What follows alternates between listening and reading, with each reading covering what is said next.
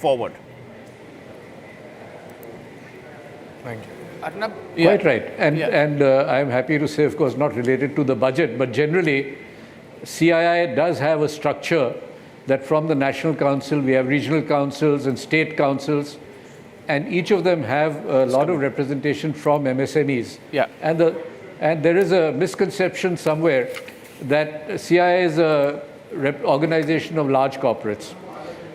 About 70% of the membership of CII is from MSMEs. Yeah. Absolutely. And apart from that, every meeting that we have, we see the large corporates are very, very supportive of MSMEs. They always talk of MSMEs, MSMEs part absolutely of the supply chain, and encourage MSMEs to come up. Yeah, Ashok Sehgal, thank you very much for joining us this afternoon. I'm joined by Mayank. Mayank is joining us, and Mayank is partner of Khaitan and Company. Hi. This is a tax segment, Mayank. Actually, the way the budget panned out, Mayank, this has completely become a focus on tax. So I'm opening up lines. Thank you for joining us. And that's your practice. And we also have with us Sanjeeva Narayan, partner at Ashwini and Associates. Two great personal finance experts with us. Thank you very much.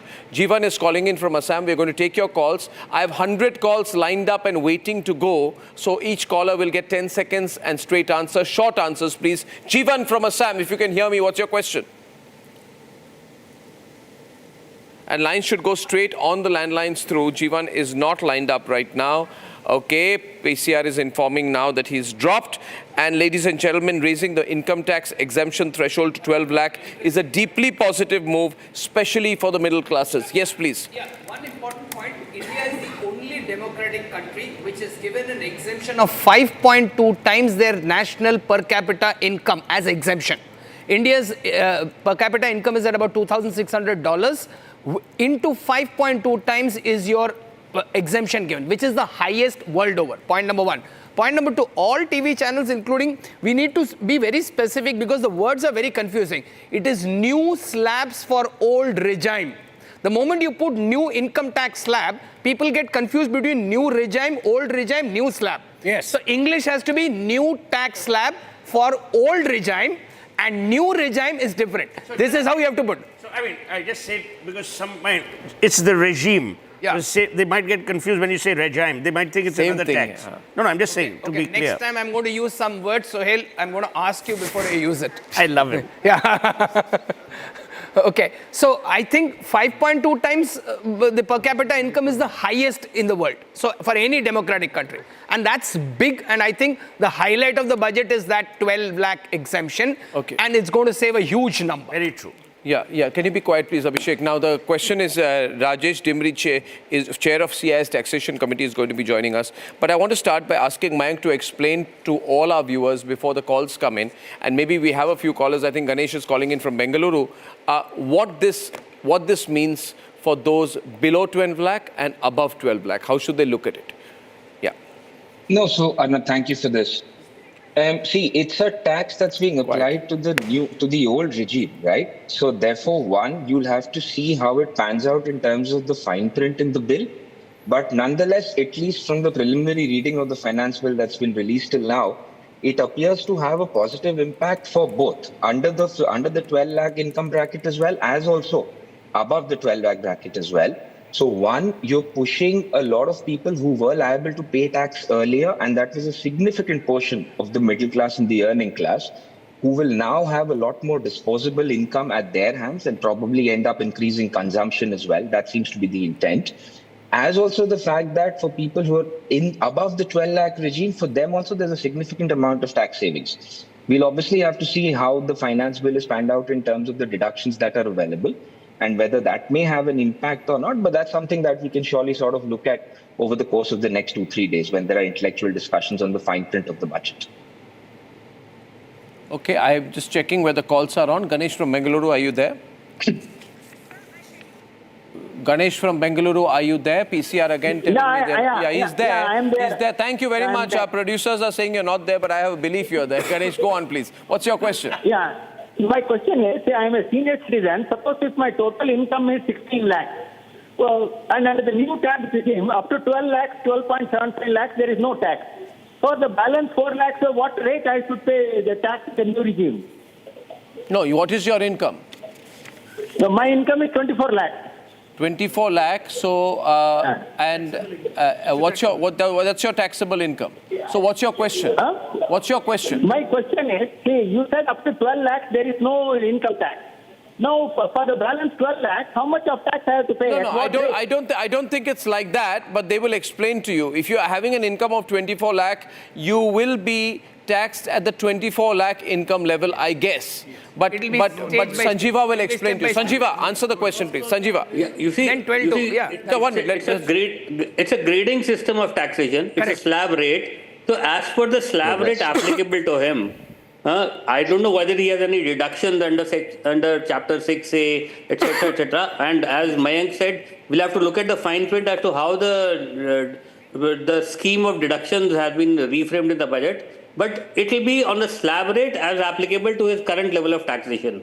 And we'll have to compare both the old and new regimes and decide what would be the effective rate and what would be his exact tax liability. But the fact remains, the basic answer is that he would be liable to pay tax as per the slab rates in force. Ganesh, I hope that about answers your question. And in case you need more information, Sanjeeva Narayan of Ashwini Associates is, of course, there to help you. Jayaraman is calling in from Hyderabad. Jayaraman ji, hi, what's your question? Jayaraman ji, are you there? Hello. I'm Ganesh from Bangalore. Hello? Yeah, you got your answer, sir, Ganesh ji? Thank you. No, I did not get my answer. See, suppose if my income is 24 lakhs, at what rate I have to pay tax? More than 12 lakhs, at what rate I have to pay tax? You need to appoint a CA first. This is becoming a chartered accountant session. It is a chartered accountant session. Let Mayank answer that. Mayank. No, so it's a progressive system of taxation. Yes. So while you are taking a very simple mathematical calculation, the 24 less 12, and therefore on 12 I'll have to pay taxes. number That's must be not on how the law works. You will have to first see what's your gross income, reduce the deductions, then come to the taxable income, and then depending on the slab in which you are, you'll be liable to pay taxes. So it's not a simple calculation that it's X percentage of 12 lakh and we'll call it a day. Unfortunately, the law is not, and in fact, income tax laws across the world are not as simple as that. But that's where the reality lies, Ganesh, for you. Plus, it will also depend on the nature of income that you have. The level, the head of income, whether it is salaries or house property or interest, each scheduler system. Louder. Yeah. It will depend on the nature of tax liable income that you have. So calculation will depend on the quality of the income that you have, whether it is salaries or pensions or interest or house property. Yeah, So, I'm asking PCR again, when do I have to take my next break? Because I'm not getting instructions, so I'm having to speak on air. So Rajesh Dimri is the head of the CIA's Taxation Committee. Rajesh Dimri ji, what do you feel about the tax suggestions, the tax relief that has been given? Are you still waiting for some clarifications? I think it's of course, we have to get into the fine print. A lot of details come in the fine print. But on an overall basis, if you look at the direct tax provisions, government is foregoing 1 lakh crores. That much money is going to be left in the hand of the taxpayers. And that on an overall basis is a great news for the taxpayers. Now, how individuals will get impacted will make it, will be different. But overall, 1 lakh crore of tax is being forgone.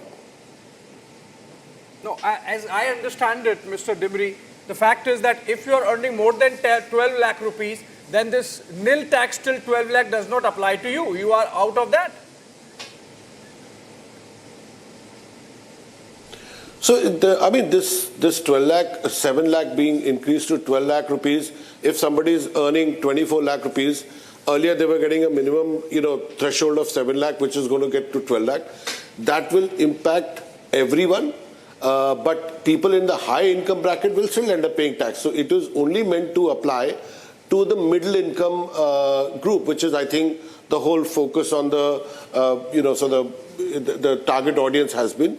It is not that everybody will have a reduction because the 30% rate still remains.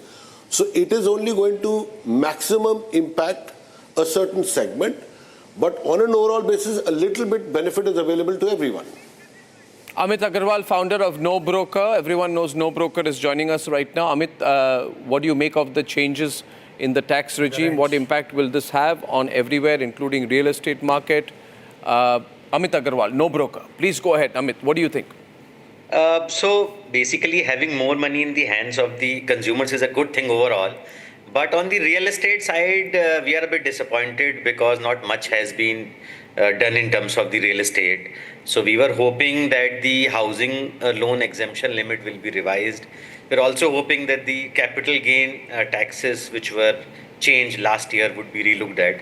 So that hasn't been looked at. So not much for real estate in this budget. But happy to note that the income tax slabs basically have become more favorable.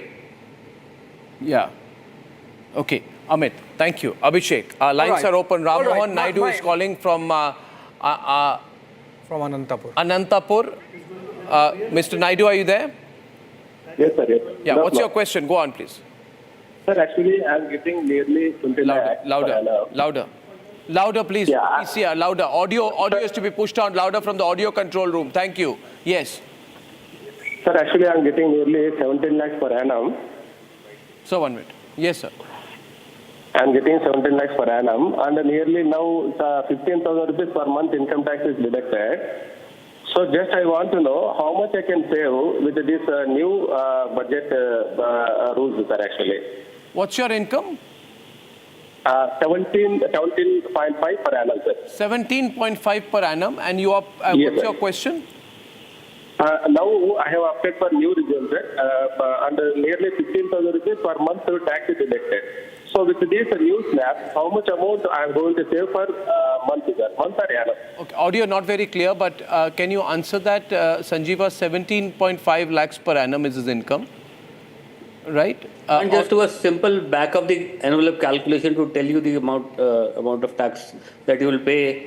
But again, as we discussed a couple of minutes earlier, it will have to depend on what kind of income that you are generating and what kind of exemptions that you have. So on that basis, we can do a calculation.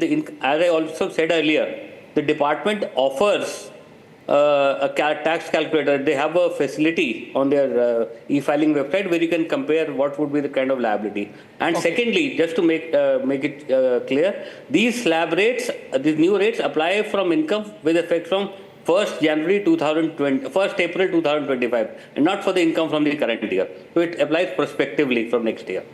Yeah. Absolutely. We have Vivek Vadhwa, Vice President of Taxman, who is joining us right now. The focus is on tax. Yeah. Naveen, I'm going to ask you to take some questions. Our next caller is B.N. Kumar Swami from Bengaluru. Mr. Swami? Yes, sir, I am here. Yeah, go on. Ask your questions, sir. We have all our experts lined up for you. Sir, I would like to convey my happiness over the budget announced. Yep. And the one thing I want to make it clear, Quite. suppose my income is 20 lakhs per annum. Are you hearing, Yes, sir? Go ahead. Suppose my income is 20 lakhs per annum. Which plan I have to adopt, whether I have to go for old plan or new plan, sir, please clarify me. Okay, I'll ask Vivek to answer that question. The question is very simple, Vivek. I'd like to put you on air. I can be on a two-window there on the left-hand side. And the question is, Vivek, the gentleman calling in right now is saying, I have an income of 20 lakhs per annum. What should I opt for? New tax regime or old tax regime? Definitely. Vivek. Now, old tax regime is out of question. The gap in the tax payable in the old tax regime and the new tax regime is now so wide. The old tax regime is I need to see the guest on air for the vision mixer. I'm saying put the guest on air. Thank you very much. Yeah, quicker. Yeah, go on. So what I'm saying, the gap in the tax payable and the old tax regime and the new tax regime is now so wide that the old tax regime is virtually not valid for anyone.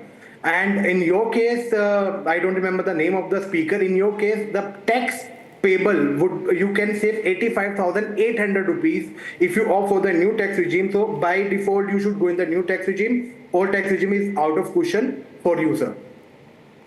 Thank you very much. Tanuja is calling from Mumbai. Tanuja, please stay on, please. Tanuja from Mumbai.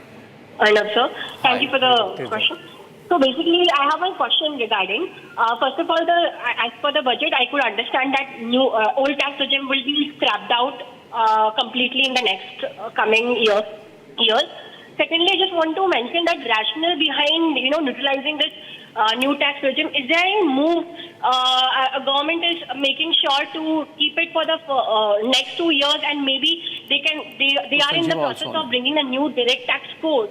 So in that new direct tax code, maybe these budget which is fancy, which is looking fancy for us right now, will definitely, come out as a drawback for the next 2 years if the new direct tax code is out there? I mean, I just want to understand the rationale behind introducing this big exemption, tax rebate. Vivek. Okay, so the rationale behind going for the new tax regime over the old tax regime is clear. The deduction and exemptions in the current income tax act, that they're so confusing and it creates a lot of scope for tax exemption, and eventually the department can harass the taxpayers. And you can see that recently the salary taxpayers have been claiming the political deduction for the political donation, and all these are, sometimes these are the fake donations and the fake deductions. So to make the thing simple, to make the tax regime simple, the income tax department has taken this move, and I do agree with your point of view. Eventually, in another 1 or 2 years, this old tax regime will be out of the Income Tax Act. Possibly, they can take even that step in the new income tax bill, which is going to be tabled in next 1 week. So I do agree, yes, it can be completely ruled out of the Income Tax Act. Rajesh is calling from Chennai. Rajesh, hi. Rajesh, hi. Yeah, can you hear me? Loud and clear. Yeah, go on. Yeah, perfect. So I was looking at the tax slabs. My question is, like, a person getting 12 lakhs and a person getting 12 lakh 1,000 rupees, right? So the net take home after taxes for a person getting 12 lakh 1,000 will be far less than a person getting 12 lakhs. Is my understanding correct? Sanjeeva, you want to take that? I think your apprehension are somewhat misplaced. This is not the case. Taking into account the overall scenario, your tax liability for a person who is marginally over 12 lakhs, he would get a marginal rebate, and so he will not be in a worse off situation than the person getting less than 12 lakhs. So yeah. I think you are somehow not warranted on that account. Yeah. Absolutely. I think that should be 100% where you write rebate. Otherwise, people will think of that as 100 rupees. Graphics team, please note. Shailesh Haribhakti is joining us right now. Please take that off, correct it and bring it back. Shailesh Haribhakti is with us right now. Shailesh Haribhakti ji, we spoke pre-budget, now post-budget. What's the headline? The headline is that this is louder, please. This is a hugely investment-provoking budget. The money that is going to be left in the hands of people on account of tax reduction, coupled with the amazing amount of institutional support for funding and financing, the absolutely out-of-the-box way in which tariffs have been reduced for things which will be used for value-added export. I think this is an incredible budget which will boost the whole climate, the whole sense regarding investing in India, and I see massive investment coming in. Look at the investment in insurance going from 74 to 100% FDI. Yeah, I think that is such a significant move. It will bring in huge long-term resources into our country. I agree. Coupled with all the other enablers that have been put in place, India is really signaling that we have arrived, we are confident, and we will be Viksit. And I think this 7% syndrome that has captured us, we will have to get out of it and start thinking about 10% compounded annual. I think this budget can do that. But what I'm happy about this budget can do that, Shailesh. Booster rocket which can take us to 10%. Yeah. I have actually created a whole game plan to do that. And I'll make it available to you, Arnab. So if you like it, you can do what you like with it. Yeah, share it with us. I'll put it on Republic World. We'll make it a talking point. You know, our job is to start conversations here, to steer conversations in the right direction. And I'm very happy because this is the highest exemption in 20 years for the middle class. And you know what Shailesh said about and they'll be happy. You know. No, but Arnab, what he said about insurance is very important. Increasing FDI in insurance actually helps recapitalize these insurance companies which were earlier hemmed and hawed in. Yeah. A. B. IRDA now needs to be more responsible in its ombudsman role. Yeah. Because one thing is opening the sector, the second is to make sure that premia and settlements and claim settlements are done with efficiency and alacrity. I will only say one thing before I leave, that Arnab, we are at a great inflection point in our country's history. Oh, yeah. Both globally as well as domestically. And I think what Nirmala Sitharaman has done is she has shown that the government is willing to be an enabler, provided we as citizens and corporates are playing and going to play our roles responsibly and respectfully. But government's also shown it's listening. Absolutely. It's beginning to listen, Sushil. Yep. And maybe that is an impact of the election result also. They're listening right now. And the elections that are about to happen. And they're listening. And it's the middle class which bears the most tax burden. I don't think you can win or lose Delhi based on this, but this is going to be a fillip for Delhi for sure. Absolutely. This is going to be a fillip for Delhi for sure. 100%. I think for the middle classes in Delhi. What do you think, Mr. Sardana? That is fine, but one point in the budget, if you go into detailing, total revenue collection is about 42 lakh crore. In the whole calculation, service tax is only 100 crore. Why don't you abolish it? Unnecessary, a compliance burden of service tax and Good only point. collection is Good 100 point. crore. That is one. Second area which government should look at is commodity transaction tax. They even don't know. 4 years ago, it was only 500 crores. One side you are giving away 1 lakh crore, keeping an account of 100 crore makes no sense. But we'll have to wait for the income tax bill, which the government has said. So I expect, good point, but I expect a follow-up on the basis of this. I expect a follow-up, and I'm sure there is some room the government has kept for the budget discussion. They would have kept some room for leveraging things where things can go. Okay, now we also have our next guest. Maybe you can go across straight to our next guest, Abhishek. Yes. And our next guest is Mr. Atul Lal, co-chair of the FICCI Committee on Mobile and Manufacturing. He's managing director of Dixon. Yeah. A manufacturing sector response would be excellent from him. Atul, what do you think? Wait.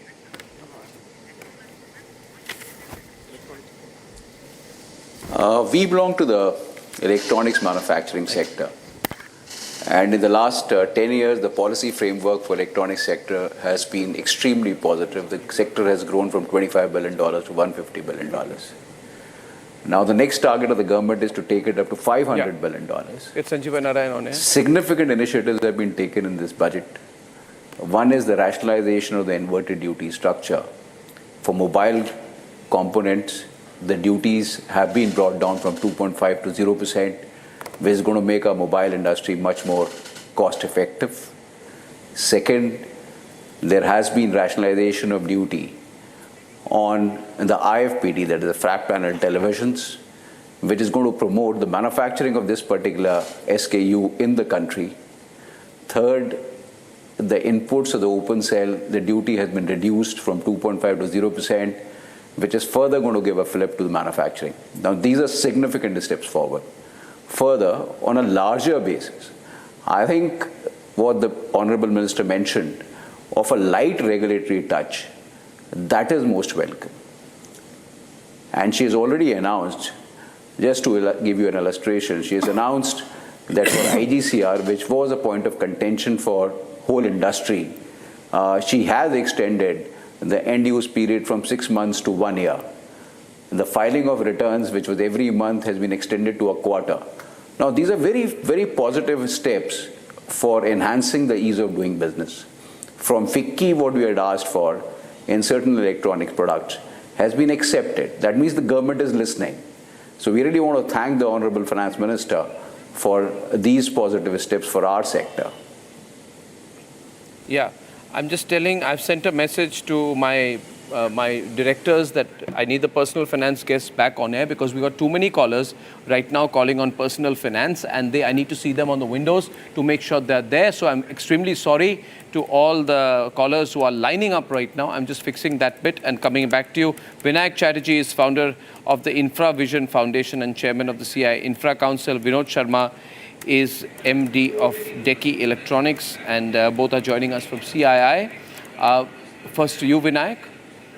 Vinayak, what do you make of this budget in terms of capex, in terms of, yes, where it's moved on from last year to now? Is it more or less in the same direction, or what's the directional move you think the government has taken regarding infra and man? Yeah.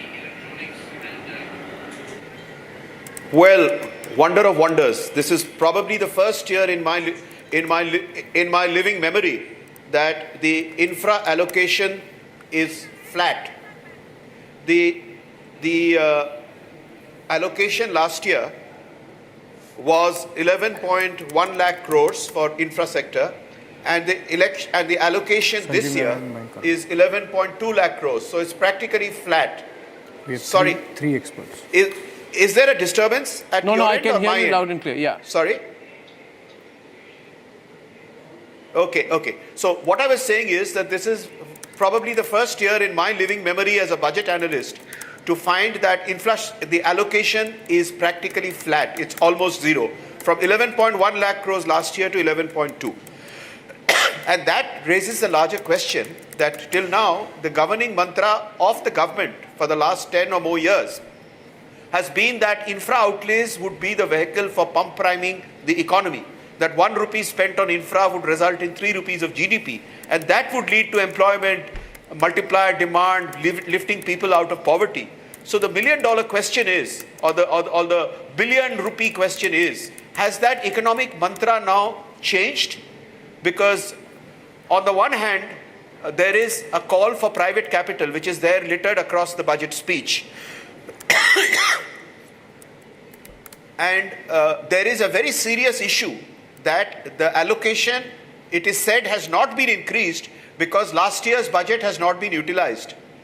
So now that's a very serious challenge facing the country, that if infrastructure and public sector outlays on building the country were supposed to take this country millions out of poverty, then this lack of project execution capacity is probably a very, very difficult challenge that we must now rise to address. You have the money and you haven't spent it. And because you haven't spent it, you're cutting the allocation. This could potentially be a vicious cycle. But let me stop here. Yeah. I think you've said it absolutely clearly out there, Vinayak, but I think the government is doing a very fine balancing act out here. If you see the way they are looking at the fiscal deficit target for next year at 4.4%, despite the capex allocation, despite foregoing a significant amount of personal tax collections, I think they are walking a very, very, very, very, very sort of, I would say, fine path on this. Vinod Sharma, how do you view it from the electronics industry sector, from the point of view of manufacturing capacity? Over to you. Yeah, so I think the 3% GDP, yes, that 3% multiple that Vinayak mentioned, which will now not be there from the infra, government hopes will come from manufacturing, and we are very, very positive about it. So at CII, we had spoken about manufacturing at great length as also an employment generation and export potential. So from all three fronts, I think, we find that Madam FM has ticked the boxes. Let me go into a little detail if you look at it from electronic manufacturing perspective. Starting with investment and the fact that NRIs, for example, have been given that special privilege to be able to invest into the electronic sector, that is one positive. On a customs duty, there's a lot of rationalization. A lot of duties have been brought down, for example, on open cell, on connectors for mobile phones, etc.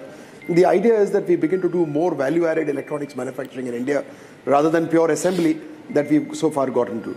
But there are also 2 points that really got my attention, which I think will have a deep impact. One is the National Manufacturing Mission that Madam announced. Don't share names. Where we believe that a GST kind of council, kind of consultative committee will happen, where center and state together can talk about contentious issues for manufacturing like labor, land and electricity. And I think that will have. Similarly on exports, and especially again electronics got a very big mention there. There is a sectoral discussion on how, because mobile phones has become the second largest merchandise export out of India now after oil. And we do hope that the entire electronic sector and the manufacturing sector will certainly not only be a factory to India, but factory to the world. Absolutely. Vinayak and Vinod, thank you for joining us from CII there. Thank you very much, Vinayak, as well. Your experience does count very much for us. Vineet Agarwal, past president of ASSOCHAM, also joining us live on Republic Business. Vineet, your reactions, industry reactions overall to the budget. It's excellent to see the budget again, looking at all the positive steps.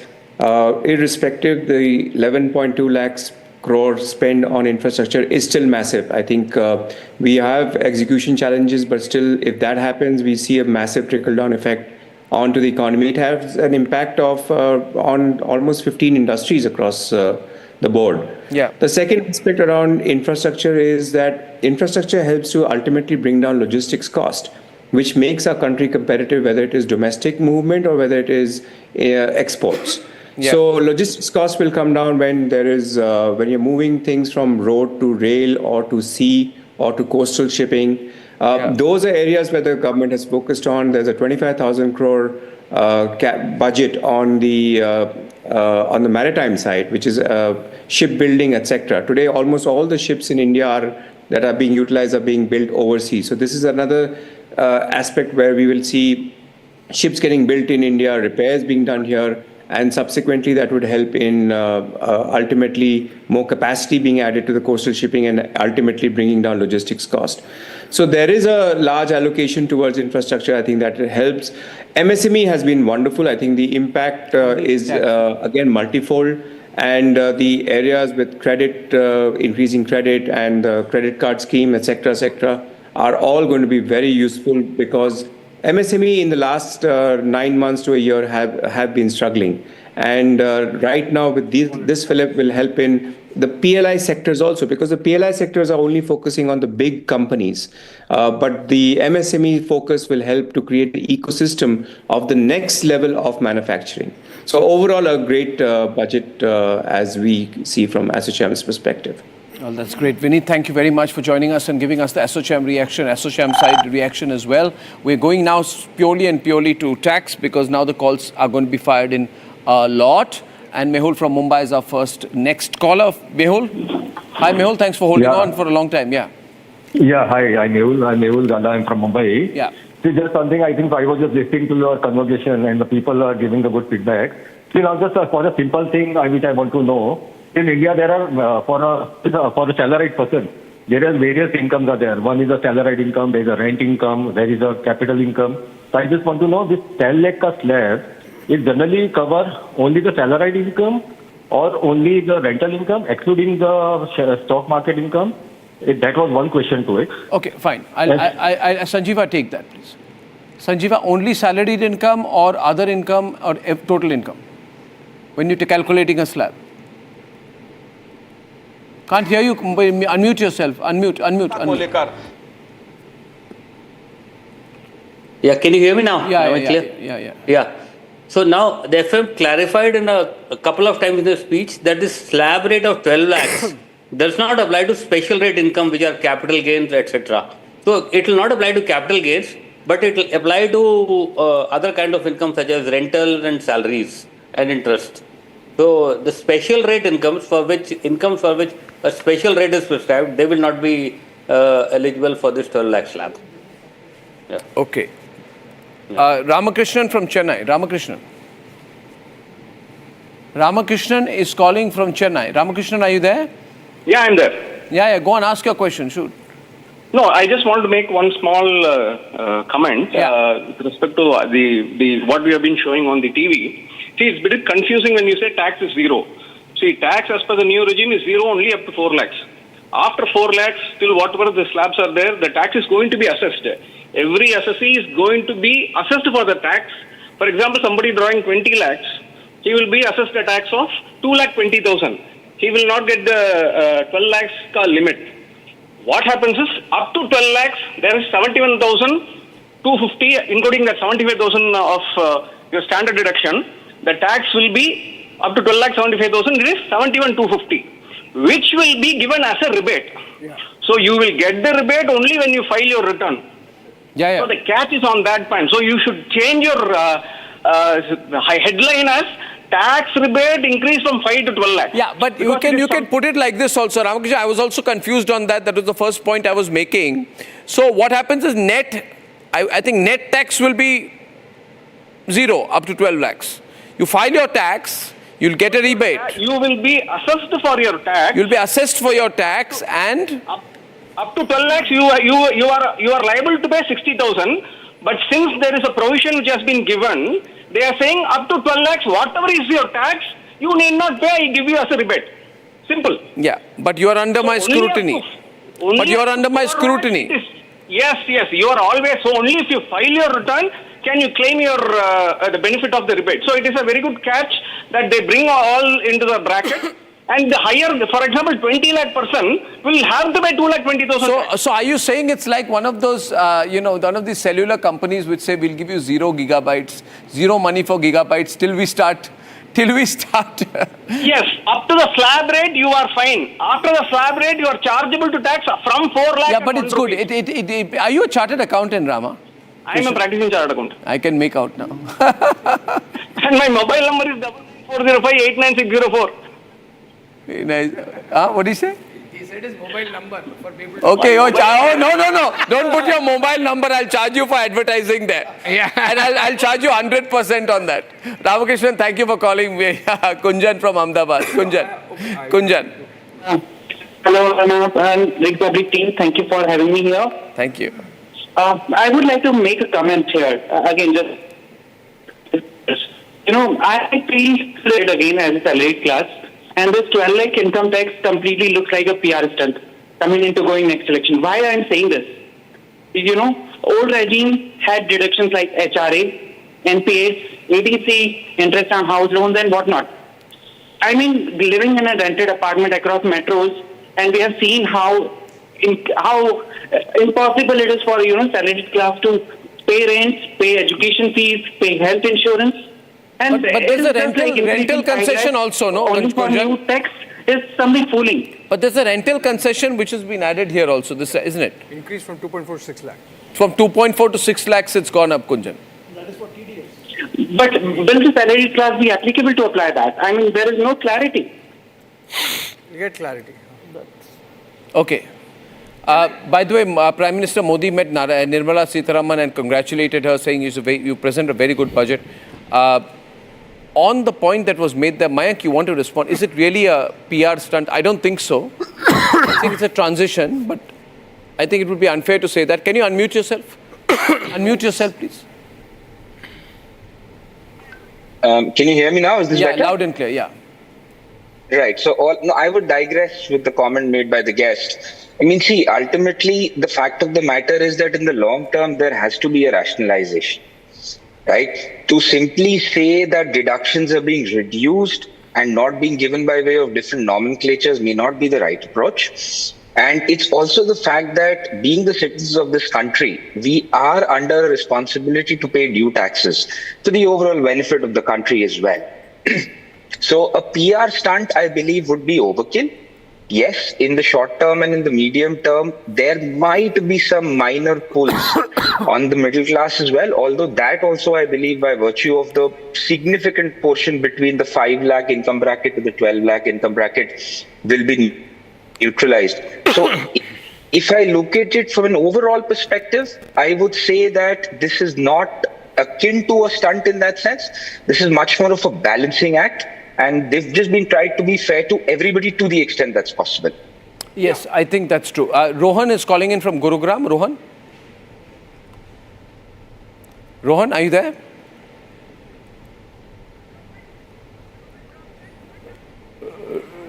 Okay, I have a question. Yeah, if I can take it to Sanjeevan Narayan. Yeah, please. Can we say, Mr. Narayan, that now the effective rate of highest tax slab is not 33%, but 21%? Does it really affect me if I'm in the top income bracket?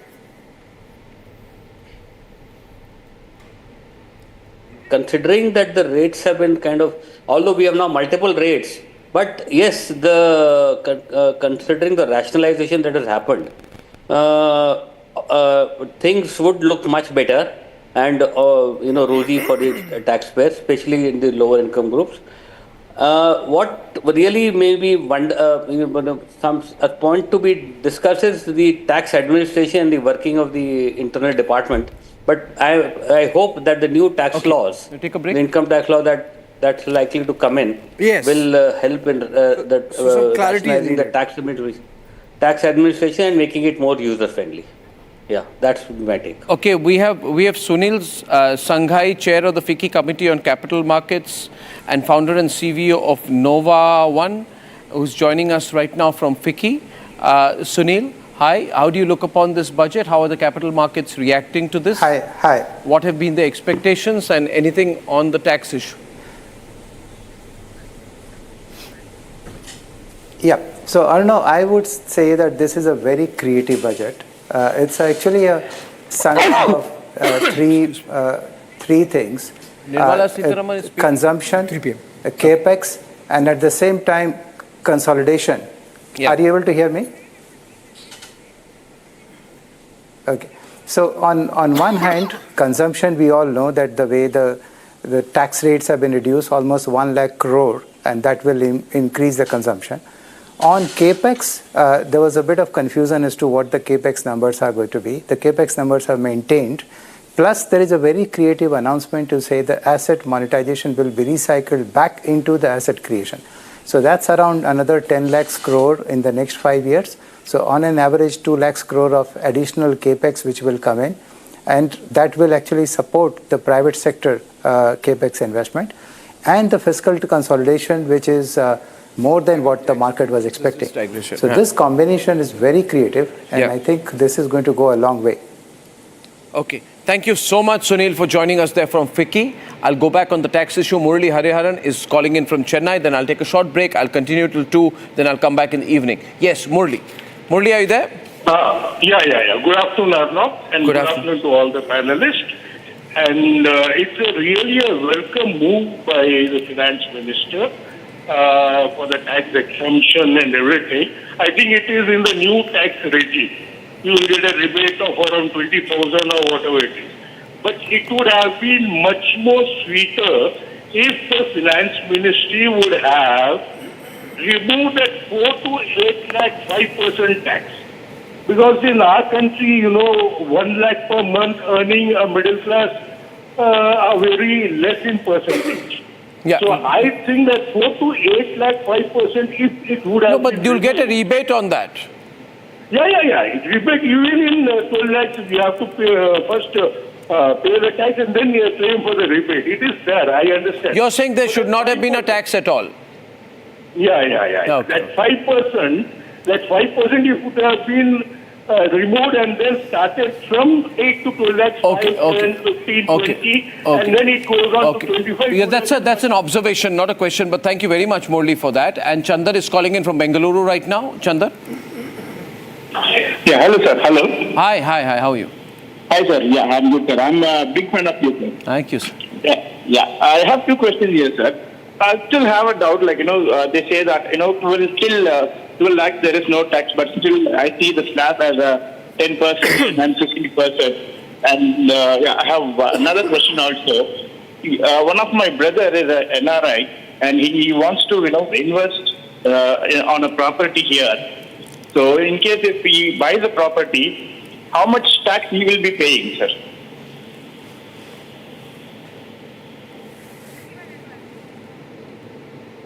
Sanjeev, you want to take that or no? Yeah.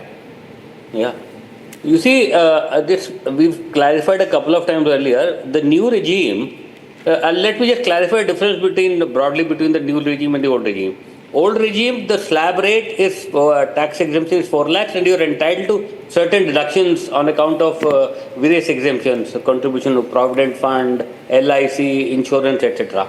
So, if you want to take advantage of that, you have to perforce opt for the old regime. Under the new regime, you get a exemption of 12 lakhs by way of a rebate to the amount of tax payable from 4 to 8 lakhs. So you forego of the exemptions, but you get a rebate of tax which is about 70,000. Now, so that is the difference between the old and the new regime. Yeah. Okay. Now, as regards NRI taxation, it will all depend on the amount of rent that he receives. He'll get a rebate for certain expenses they can cut their against, and what is his other income. It's very, very person-centric and SSE specific. Changes, So one from assessee to assessee. Okay, I'll take a break, ladies and gentlemen. I'll continue the calls after the break.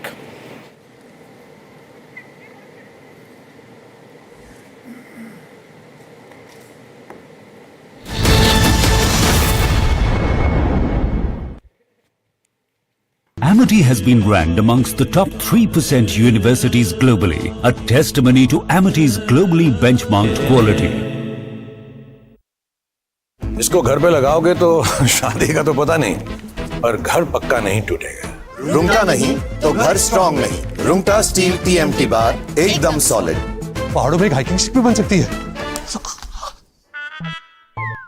the Prime Minister said today that this is one of the first sessions of Parliament, and he said this on the first day of the budget session, where the foreign hand is not visible in terms of setting the Parliament agenda for the first time after many sessions. He said 2014 से लेकर अब तक शायद ये पहला parliament का सत्र है जिसके 2 दिन पहले कोई विदेशी चिंगारी नहीं प्रकट हुई, विदेश में से आग लगाने की कोशिश नहीं हुई है. In other words, he said, literal translations from 2014, this is probably the first time that you have a session of Parliament where foreign agents and foreign organizations and foreign governments and foreign interests are not working through certain political parties in India to light a fire in our Parliament. Now, it's a big statement to make, and the Prime Minister had said after the last round of the Lok Sabha elections, and after that he also spoke after the last round of the Haryana elections, Maharashtra elections, he openly spoke about a foreign hand. Is there a foreign hand which tries to determine the agenda of the session of Parliament? Ladies and gentlemen, let me give you some examples. I believe the foreign hand is very much visible in our Parliament sessions. Otherwise, how is it that coincidentally before every session of Parliament, just 1 or 2 days before any session of Parliament, you have a foreign linked issue brought up by a party which seems obsessively in love with foreign countries, which is the Congress party.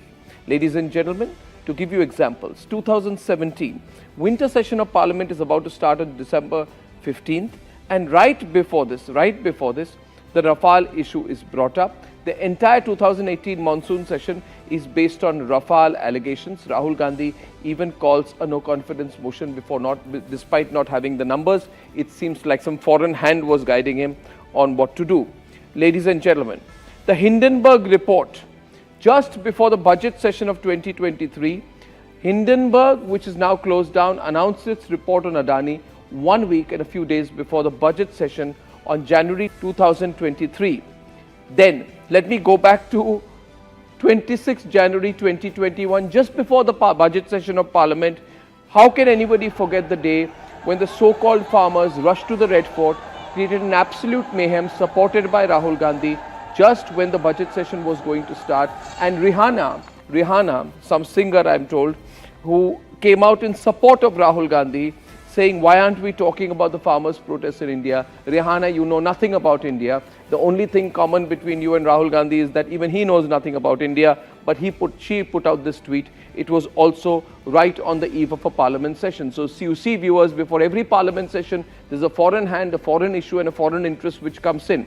2021, now mark the chronology in all of this. 2021, just before the winter session of Parliament, right on the eve of the monsoon session of Parliament, I correct myself, which was supposed to kick in from July 19th, Amnesty International foreign company, Forbidden Stories foreign hand, claimed that numerous politicians, journalists and civilians are targeted using Pegasus spyware, which was later to be proven to be wrong.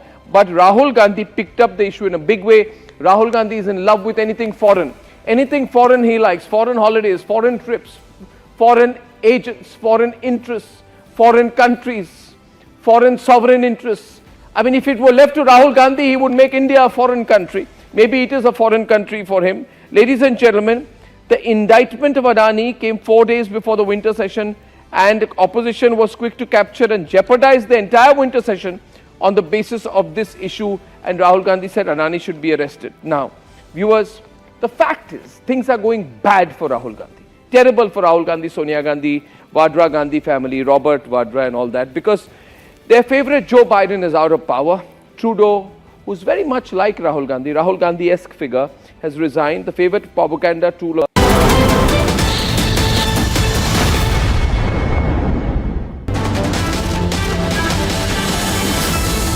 with their quality products.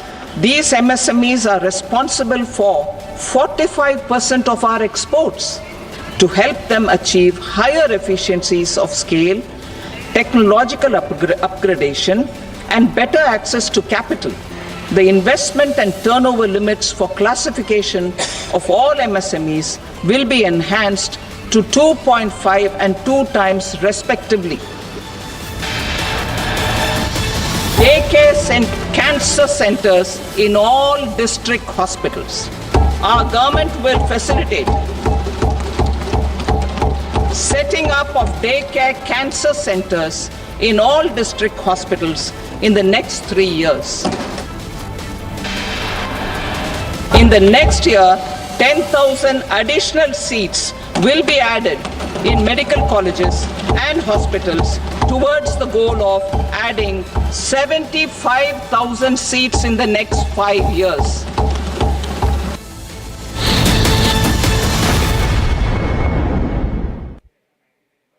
Amity has been ranked amongst the top 3% universities globally, a testimony to Amity's globally benchmarked quality.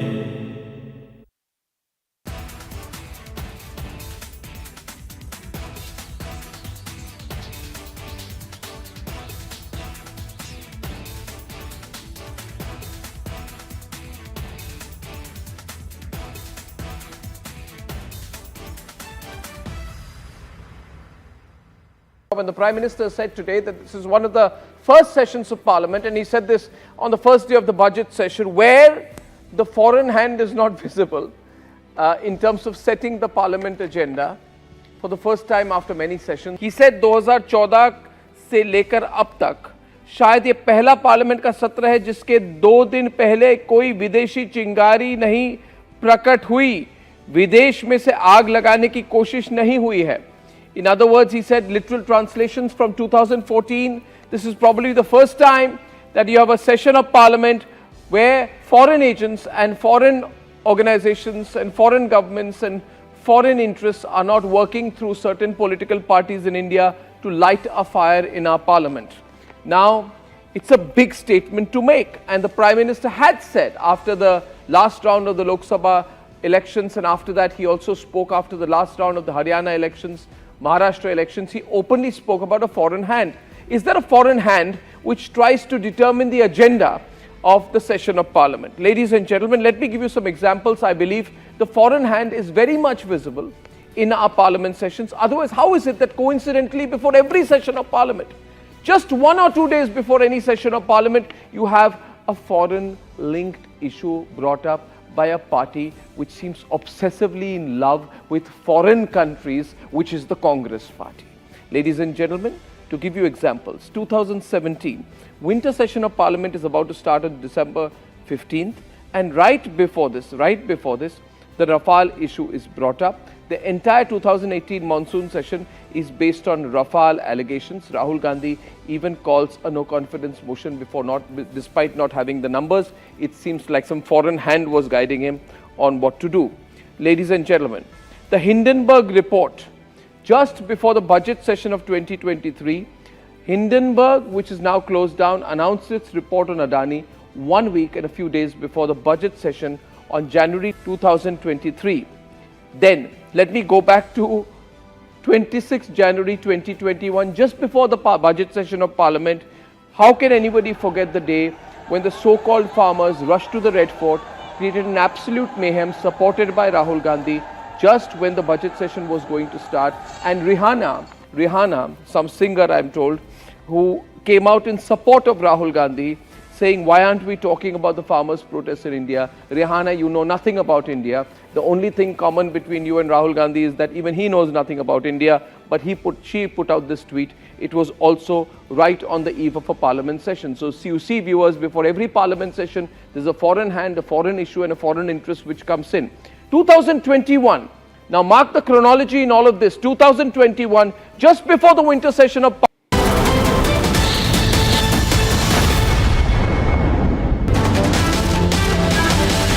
Additional infrastructure will be created in the 5 IITs started after 2014 to facilitate education for 6,500 more students. Hostel and other infrastructure capacity at IIT Patna will also be expanded. In the next 5 years, under the PM Research Fellowship Scheme, we will provide 10,000 fellowships for technological research in IITs and IISc with enhanced financial support. यदि यह कहा जाए कि अपने में अभूतपूर्व है, तो यह कहना अतिशयोक्ति नहीं होगी। वित्तीय वर्ष 2025-26 के बजट में डिफेंस मिनिस्ट्री को 6,81,000 करोड़ रुपये से अधिक का एलोकेशन किया गया है, जो पिछले साल के बजट एलोकेशन से 9.5% अधिक है। और मुझे बताते हुए प्रसन्नता हो रही है कि डिफेंस बजट यूनियन बजट का लगभग 13.44% है। डिफेंस फोर्सेस का मॉडर्नाइजेशन हमारी सरकार की यह प्राथमिकता रही है और हम इसके लिए निरंतर कार्यरत हैं। इसके लिए 2025-26 में 1,80,000 करोड़ रुपये का कैपिटल एलोकेशन किया गया है, जो हमारी सेनाओं की कैपेबिलिटी को और अधिक बढ़ाएगा। और इस बजट में हमारे डिफेंस फोर्सेस के रेवेन्यू बजट के अंतर्गत 3,11,000 करोड़ रुपये से अधिक का एलोकेशन किया गया है, जो पिछले फाइनेंशियल ईयर के एलोकेशन से 10% अधिक है। और पिछले वर्ष के तरह ही डिफेंस मॉडर्नाइजेशन बजट का 75% हिस्सा डोमेस्टिक इंडस्ट्री से प्रोक्योरमेंट में खर्च किया जाएगा। इससे माननीय प्रधानमंत्री जी ने जो डिफेंस में आत्मनिर्भरता का लक्ष्य रखा है, उसको पूरा करने में मदद मिलेगी और डोमेस्टिक डिफेंस इंडस्ट्रीज को भी बढ़ावा मिलेगा। भूतपूर्व सैनिकों और उनकी फैमिलीज को बेहतर स्वास्थ्य सुविधाएं प्रदान करने के लिए young serviceman contributory health scheme यानी ECHS को 8,300 करोड़ रुपए से अधिक का एलोकेशन किया गया है। ये पिछले साल के बजटरी एलोकेशन से लगभग 19% अधिक है।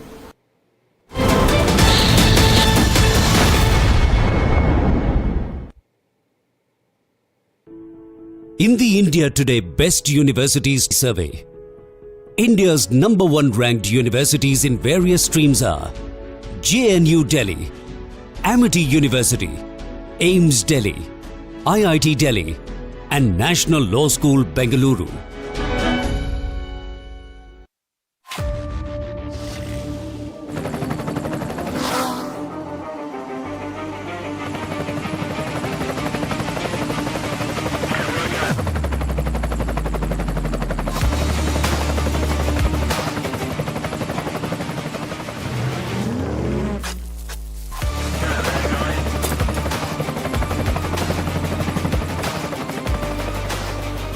Director, the taste of success.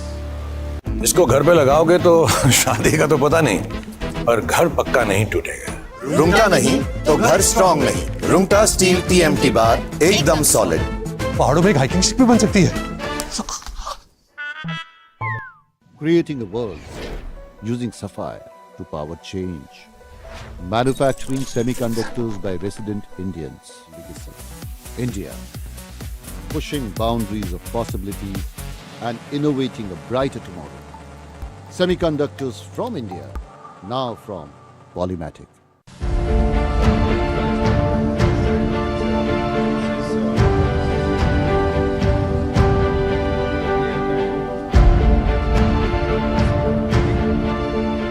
Mismanagement failure, we couldn't even enter the ground. There was a lot of crowd. And people were just rushing around. People were just entering the ground without checkup. Long queues, chaos, and a lot of mismanagement. That is exactly what we got to see when we came to cover the Ranji Trophy match between Delhi and Railways, where Virat Kohli is making a return to domestic cricket after 13 long years. The conditions inside the DDCA stadium is shabby. There was a lot of mismanagement. The security was beefed up, but the security could not manage the overflow of crowd at the Arun Jaitley Stadium over here. I've got a Virat Kohli fan over here with me who's travelled all the way from Odisha just to come and watch Virat Kohli play this match. So I'll just introduce him to you. Hello. What's your name? My name is Manoj. Hello Manoj. So where are you from? I'm from Odisha and I came all the way from Odisha just to watch the Ranji Trophy match against Railways. So Virat Kohli is coming back after 13 years. So we have came with my friends all along from the Odisha.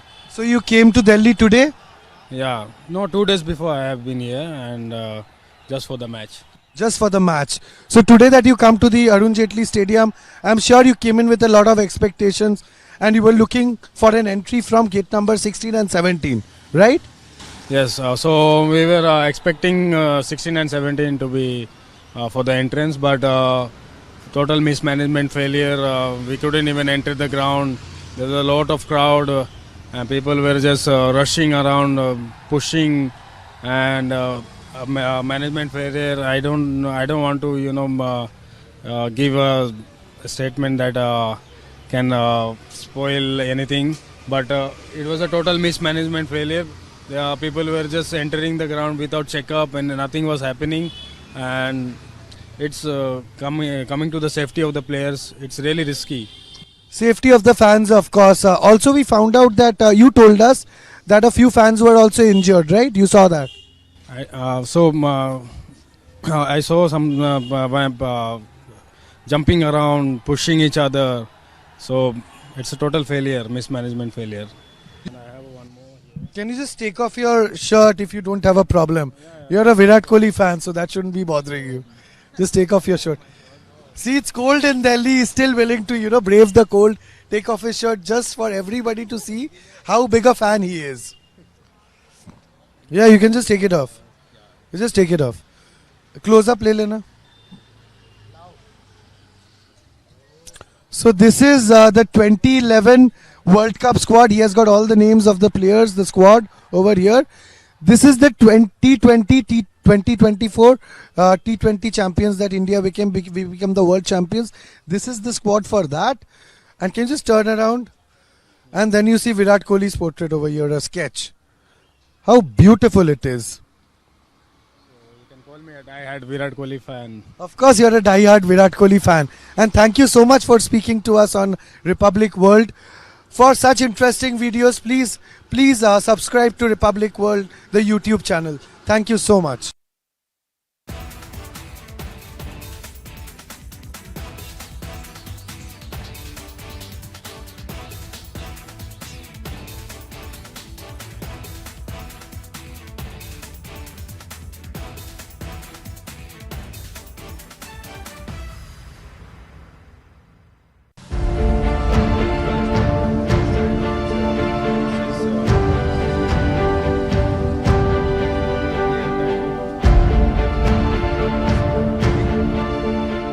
Management failure. We couldn't even enter the ground. There was a lot of crowd and people were just rushing around. People were just entering the ground without checkup. Long queues, chaos and a lot of mismanagement. That is exactly what we got to see when we came to cover the Ranji Trophy match between Delhi and Railways, where Virat Kohli is making a return to domestic cricket after 13 long years. The conditions inside the DDCA stadium is shabby. There was a lot of mismanagement. The security was beefed up, but the security could not manage the overflow of crowd at the Arun Jaitley Stadium over here. I've got a Virat Kohli fan over here with me who's traveling.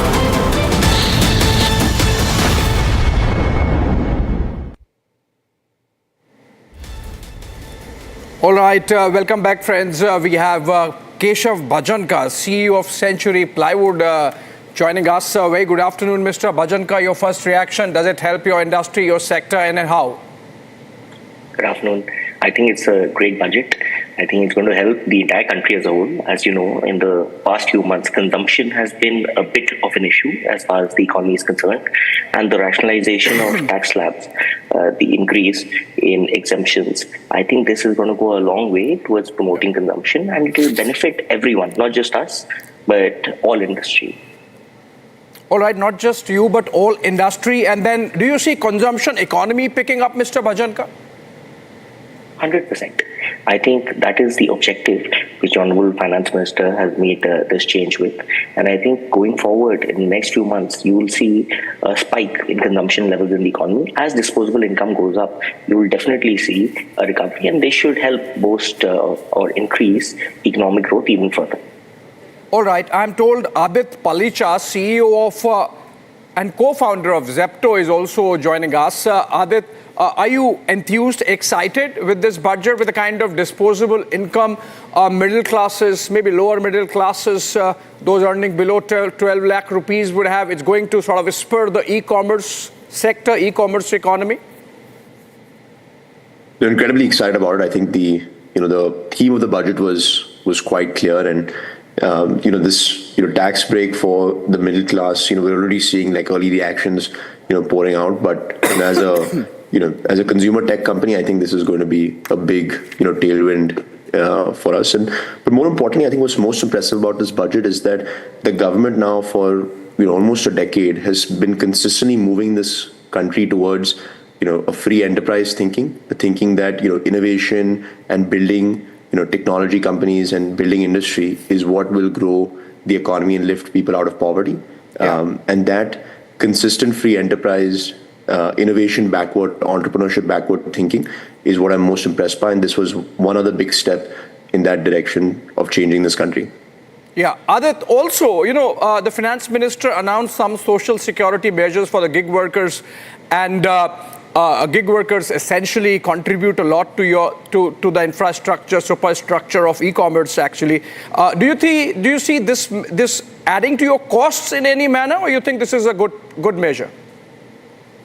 No, overall, I think it's a good measure. I mean, our first instinct as a company is to always do best for our delivery partners and our gig workers. And I think the best part about this budget is that in a big way, the government has realized, the employment value and livelihood value of, gig work and these internet companies. I think, historically people have, demonized this for some reason. But the reality is when you speak to, our delivery drivers on the ground, like as I speak to them, you'll find a, 21-year-old that's trying to get through his BCom that needs the 20,000 rupees and is able to work flexibly on Zepto and make 20,000 rupees a month, and it's a life changer for him. Or the industrial worker that's moved from Hoskote back to Bangalore and doing a much safer job, making more money from before what he was doing informal work below minimum wage. So it is actually an uplifter, and the government's recognition of that in the budget is very, very encouraging. Yeah, Adit, just stay with us. I have a couple of more questions for you, but I want to get Mr. Bhajanka also involved again in this conversation. Mr. Bhajanka,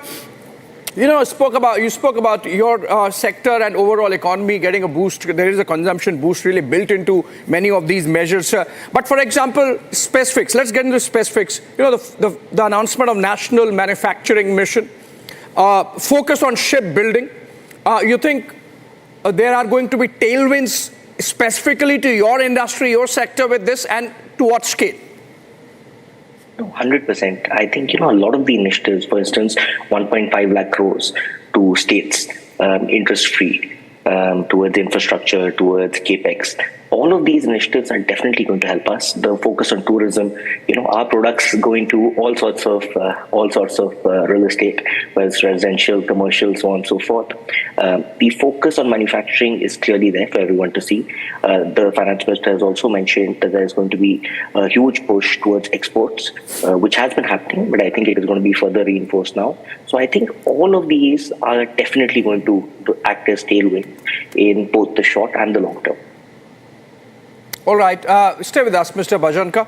Adit, coming back to you, do you see a fillip coming in for a tier 2, tier 3 town, a push coming in for e-commerce to create space for itself in tier 2, tier 3 towns? Because as of now, it seems to be limited to, those bigger metros, 10 lakh plus geographies. You think this is going to create newer markets for you, for e-commerce? 100%. I think, for us, we've already expanded pretty aggressively over the past 6 months into dozens more cities, right? We've launched, everyone from Nasik to Vizag to Kozhikode to Kota, right? Dozens of cities over the past couple of months. And actually, counterintuitively, the reaction we've gotten has actually been better than the early signs we had when we launched our metro cities, right? The counterintuitive reality is that the tier 2, tier 3 consumer in India is actively looking for better options, looking for better service, better pricing, better selection, right? And when you give them that service, similar to what you'd expect in a Bombay, Bangalore, with a lot less competition, right? At least in our space in e-commerce, right? And the offline players that exist, we actually just get better adoption rates. And I think this is just going to add buoyancy to that. I mean, they're already, tier 2 India is already growing faster for Zepto than Metro India. And I think this is just going to accelerate it. Okay, Adit, last question before I let you go. You are yourself a wonder kid, tech wonder. The manner in which you have, at such a young age, really shepherded this SaaS ecosystem and created a niche market for yourself. Do you see a fillip coming in for tech in the budget in terms of a push for a greater talent pool in the STEM sector, and then perhaps that creating a better ecosystem for your kind of enterprise? 100%. Look, I think the thousands of crores of capital has been allocated by the government to support entrepreneurship, right? When Indian talent around the world, right? I dropped out of Stanford, came back to India to build this company, right? And I know there are dozens of Indians that I know personally that are actually some of the best talent that we have that are excited about coming back to India and building interesting things, right? And when they hear the government talk about entrepreneurship, invest in entrepreneurship, right? It just gets people more and more confident about the long-term India story and dedicating their lives to building this country. And so we definitely saw that tone. But what I'll say is that, what's becoming clearer and clearer in Indian tech is that we need to have great internet and technology companies in India. If you look at the US and China, the people that are most of the companies building these foundational language models are tech companies, consumer internet companies like Facebook, like Amazon, like Alibaba, right, or Google, right? These started as consumer internet companies and then became more and more evolved and are now building foundational tech and infrastructure. We don't have large internet companies in India that are generating, thousands of crores of capital. Yeah. I think if we create that next 5 years, then you'll start seeing these, interesting technology infrastructure coming out of India as well. All right. Thank you so much, Adit, with those insights. And I would request Mr. Bhajanka to stay. We are joined in by Mr. Nilesh Shah, MD of Kotak Mutual Fund, as also Mr. Santosh Iyer, MD and CEO of Mercedes-Benz India. And let me begin with Mr. Iyer. Mr. Iyer, do you see this budget meeting your expectations for your segment of the economy? So traditionally, luxury is always a sentiment-driven demand. So in that sense, if the sentiments goes up, and that we have seen today's budget, I think it's quite positive with a consumption-driven approach. We clearly feel that should drive sentiments, and we should also be able to participate in the growth. So in general, yes, to answer to your question, but for us, significantly, we have always been saying India believed in small garden, niche, or I would say niche garden, high fences. The budget has tried to answer both the spectrum. One, they have increased the garden now by putting more money on people's pocket to spend and consume. And on the other side, there is a lot of announcement on reducing tariffs. I think that's the way to integrate ourselves into the global supply chain and also become more global. So I think it addresses both in a very pragmatic manner. Okay, one more question, Mr. Iyer. There has been this talk that there are headwinds insofar as the auto sector is concerned. You see some of those concerns getting addressed insofar as, for example, overcapacity is concerned? No, absolutely. I think the headwinds was because of high interest rate and inflation also to a bit with a lesser disposable income, and car is a discretionary purchase or even two-wheelers for that matter in that segment, because consumers would not shift from public transport to two-wheelers and two-wheelers to cars and later on to luxury cars. So in that sense, I think the budget with more money available for consumption, definitely consumers will now be able to shift, and auto sector should be positively also benefited from this. Right. Thank you so much, Mr. Iyer, with those insights. Let me introduce Mr. K.K. Mistry, is non-executive director of HDFC. He's also joined in. But I want to go to Mr. Nilesh Shah. He joined before. And Mr. Shah, everyone would be wanting to hear from you, your insights. The economic survey yesterday talked about overbought markets, not just in India, around the world, sort of suggested that there is already an element of heating happening. And yet the Sensex was up 600 points. Today it does not seem that enthused. How do you read that? I don't think so. We should waste time in analyzing day-to-day movement of market. That's futile exercise. I haven't met anyone who can predict tomorrow. That's, as always, pithy and beautiful, Mr. Shah. But then your takeaways from the budget? I think the budget has delivered Triveni Sangam as expected by the market. The first was fiscal prudence. Not only we have decided 4.8% lower than budgeted estimate this year, 4.4 next year is also lower than expectation. Yes. And the 6-year guidance map to reduce debt to GDP ratio will ensure that we'll leave more assets for our kids than the debt burden on them. The second thing was to support urban consumption. and Keshav Bhai will agree that this budget has provided boost to urban consumption through tax concession, especially at the middle class. The third was continue focus on capex as private capex is on the back foot. Collectively, between state, central and PSUs, the capex will be revised, will be up by about 17%.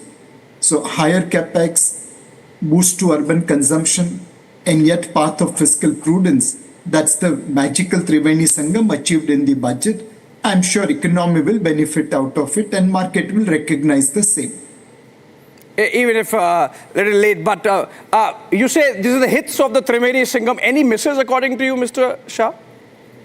So one big miss according to me is India has about $1,100 billion, $1.1 trillion in FX reserves and market cap. Now, we don't know what is the actual what is the actual investment in PSUs, but I'm saying that PSU bank trades at 1x price to book and PSU trade at 2x price to book. So let's just take for a simplification market cap as the total investment of government. On about $1.1 trillion of investments, the dividend income is just about 3%. That's a fairly low number. We don't want to compete with hedge funds who will generate 10, 11%. But there are many sovereign wealth funds which generate 8, 9, 10%. If we can move this 3% dividend yield or return on sovereign assets to, let's say, 6, 7, 8%, imagine the money which will be available to the government. I think government should seriously consider launch of Bharat Wealth Fund on the lines of GIC, Temasek, ADIA and Norges, so that this 3% return on investment can double. All right. I had a couple of more questions with you, Mr. Nirmala Shah, if you could stay, because I have to get in Mr. K.K. Mistry also on this. Mr. Mistry, are you sort of disappointed that there is not much focus or as much as you would have wanted on the housing sector, for example? Though, of course, it's a big plus, I believe, for insurance coming in with 100% FDI. No, I think we have to look at this as a very, very comprehensive budget, which looks at every segment of the economy, whether you are looking at agriculture, you are looking at MSME, you are looking at education, tourism, energy, exports. So every segment of the economy has been looked at. Now, what was it that we were really, what at least I was looking for from the budget? There were maybe 4 or 5 things. First, I was looking for a boost to consumption, which I thought was extremely critical in the current environment, because ours is a domestic consumption-driven economy. And by leaving more money in the hands of people, by increasing the exemption limit for taxation, clearly money has been left in the hands of people. And this will boost consumption, and consumption will boost growth. So one way to look at growth is government continuously spending money, which they are, which there is an increase in the amount that they are going to spend on infra. But more importantly, by boosting consumption, by increasing demand, demand for goods and services will increase. And if demand increases, then with a lag, companies will be required to put in more capacity, put in more capex to be able to satisfy that demand. So we meet the growth criteria, we meet the consumption criteria. Thirdly, we meet the job creation criteria, because all the reforms that have been brought about will create more and more jobs. Right. Mr. Mistry, you know, there was this overhang that credit offtake is going down. The finance minister more than a couple of times mentioned how she intends to, focus on this. So be it through personal loans, be it through MSME credit offtake.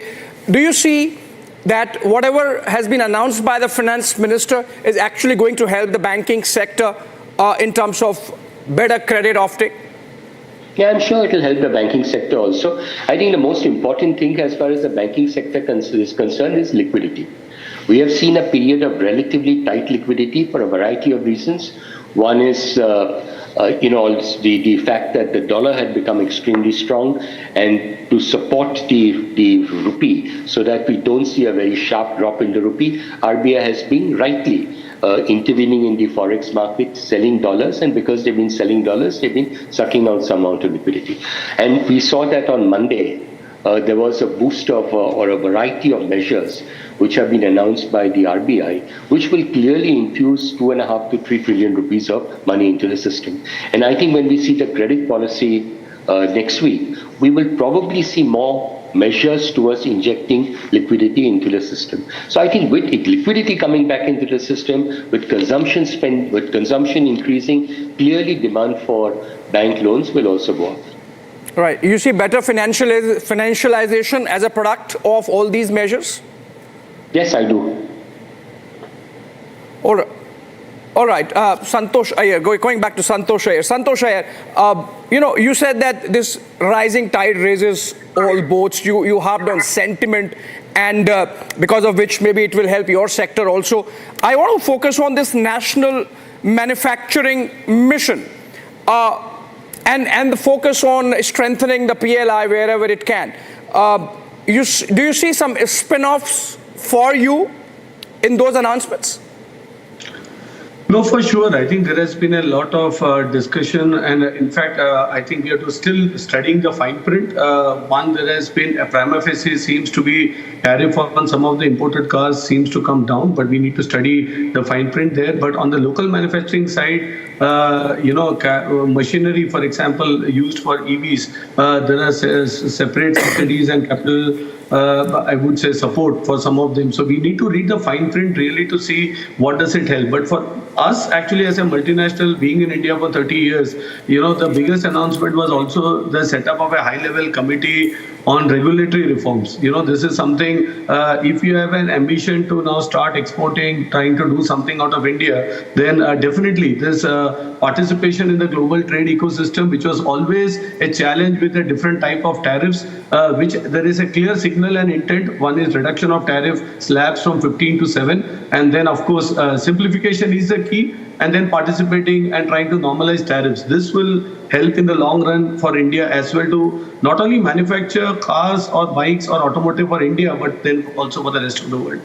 Right. Nilesh bhai, I want to come back to you. You were mentioning about whether the dividend kitty of the government can be increased. I was going through numbers. This year, for example, the government got about 55,000 crore rupees from dividend from the PSUs that it owns, vis-a-vis just about 8,000 crore rupees by way of divestment. So the government already treats the public sector as a family silver. It's not wanting to now give it up. So you're saying that the government can actually, there is a scope to increase the dividend income even further? I'm talking about return on those investments where dividend is just one portion.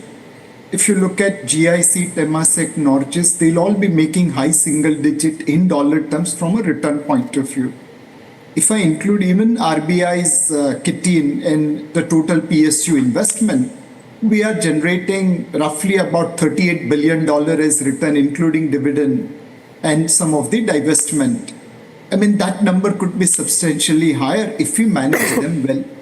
For example, let's look at our oil marketing companies. They all trade in mid-single digit PE valuation because there's no clarity on whether they will be allowed to price their product professionally. Sometimes when crude prices are higher globally, they still keep on selling at losses. Now, if that comfort is given to market that they will be pricing their products commercially, then certainly those PE ratios can go up, and on the divestment of those OMCs, we'll get better revenue.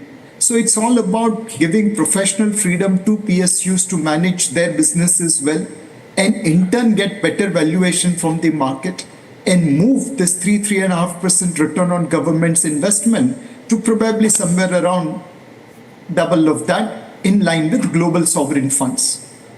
Right. One more question to you, Mr. Shah. Mr. Mistry was mentioning about the tight liquidity situation that existed, though RBI sort of has tried to address that. On the side of the North Bloc, you think the finance minister, through her statement today, has shown herself to be aware of the liquidity situation and then has done something about it? So as Kekiji mentioned, undoubtedly there is a squeeze on durable liquidity driven by a couple of things. One, government balances earlier were kept with PSU banks. Now it is parked with the RBI. That takes away about 2 to 2.5 lakh crore on an average from the banking system. Second is the FX intervention, which is running into lakhs of crore. And third is the currency in circulation increase, which leaks away liquidity. RBI did wonderful work by giving OMOs, buy-sell swaps and VRR to provide liquidity to the market. But still, they need to do a little bit more to increase durable liquidity. Liquidity is like oxygen. If it's not there, it's not there. So we believe between this budget, which is on the path of fiscal prudence, RBI will get more confidence to provide durable liquidity and also cut rates on February 7th, which should be growth supportive. All right. You think it's not going to be inflationary? Inflation, if we see, our core inflation is about 3% in line with our trade partners. It is the food inflation which remains on the higher side. Now, in the CPI basket, food inflation is about 45% weight. But if we see household surveys, food spending is about 35%. There is a 10% higher representation of food in the CPI basket, which increases headline inflation by 50 basis points. If you make that adjustment, our inflation is lower and within the RBI's target range. Yeah. And with this kind of fiscal prudence, I think inflation should remain under control. Obviously, we need divine intervention. The rain god has to be kind enough for our food inflation to remain under check. Yeah. Okay. I have one more question to you, Mr. Nilesh, but let me get Mr. Mistry also. On the insurance bit, I think he left unanswered. Mr. Mistry, this announcement on 100% FDI in the insurance sector, what are the spin-off benefits you see of that coming in, like in terms of more funds, more insurance funds coming in, more FII, FDI, more money coming in and having benefits for the infrastructure sector, among others? What are the spin-offs you see of this decision? I think it is a signaling more than actual money coming in at this moment. Over a period of time, more money will come in, but immediately it is a signaling to the Western world, signaling to the rest of the world. India's economy is opening up even further. Now, one other thought could have been if they had increased the foreign ownership limit to 100% for the banking sector. And the reason is that the banking sector has a very large weightage in various indexes. If you look at, and Nilesh would probably be the best person to talk about it, but if you look at the MSCI index, the weightage of Indian banks in the MSCI index is curtailed by the fact that the foreign ownership limit is capped at 74%. If you were to increase that to 100%, you could get a lot more money coming in almost immediately, because weightage in the MSCI would go away straight away, and there were enough checks and balances to make sure that the banking sector does not fall into wrong hands. Yeah, Nilesh bhai, you agree that that's a miss, because the kind of fantastic capitalization of banks we are seeing, fantastic health insofar as their margins, their NPAs are concerned, it's a bet that the government missed, like the finance minister missed taking? So undoubtedly we should ensure that India's weightage in the MSCI index or FTSE index is fairly represented. And what KK mentioned is one trick through which our weight in the index can increase. Moment our weight increases, passive flows increases, and the active money becomes underweight India, and then they start looking to invest in India. Now, this was one low-hanging fruit, whereby one can increase FDI limit in banking to 100%, and you can still control that through that 10% cap on voting. So there are ways and means in which you can convince index agencies that we are talking right, and actually we will be walking left. Right. Fair enough. So maybe I think the finance minister is keeping the powder dry for later. Thank you so much, Mr. Nilesh Shah, Mr. KK Mistry, and of course, Mr. Santosh Iyer and Keshav Bhajanka for joining us. We're still in a short break. Coming back on the other side, the conversation on the budget continues. Thank you.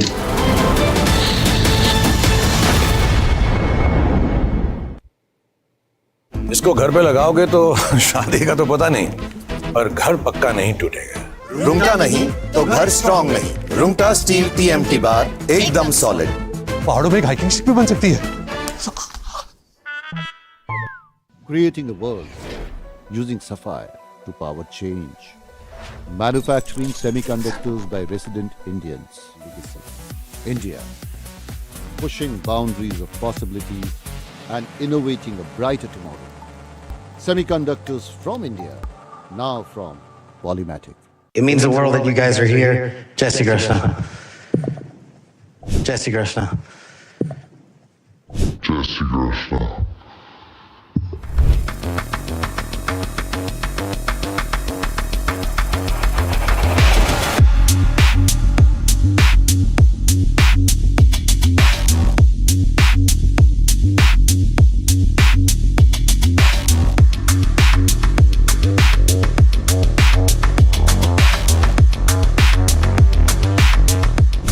Chairman Grassley, Ranking Member Durbin, and members of the Judiciary Committee, thank you for the opportunity to appear today.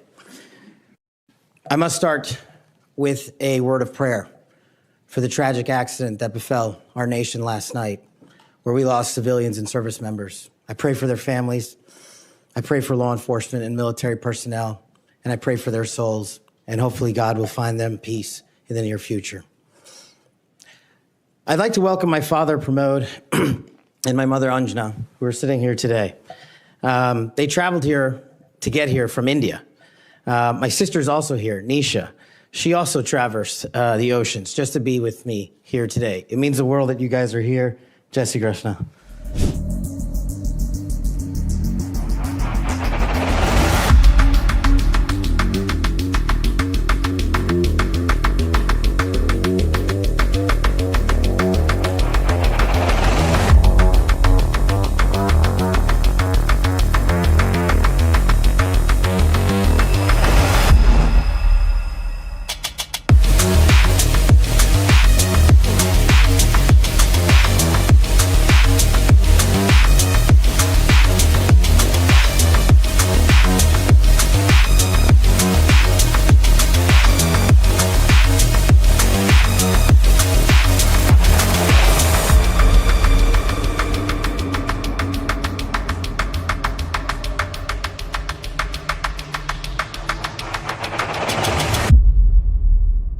I wouldn't be here today without their guidance, their unwavering support, and their relentless love.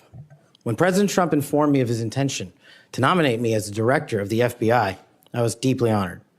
Sitting here today, I carry not only the dreams of my parents, but also the hopes of millions of Americans who stand for justice, fairness, and the rule of law. My commitment to these principles is deeply rooted in my family's history, which has profoundly shaped my worldview. My father fled Idi Amin's genocidal dictatorship.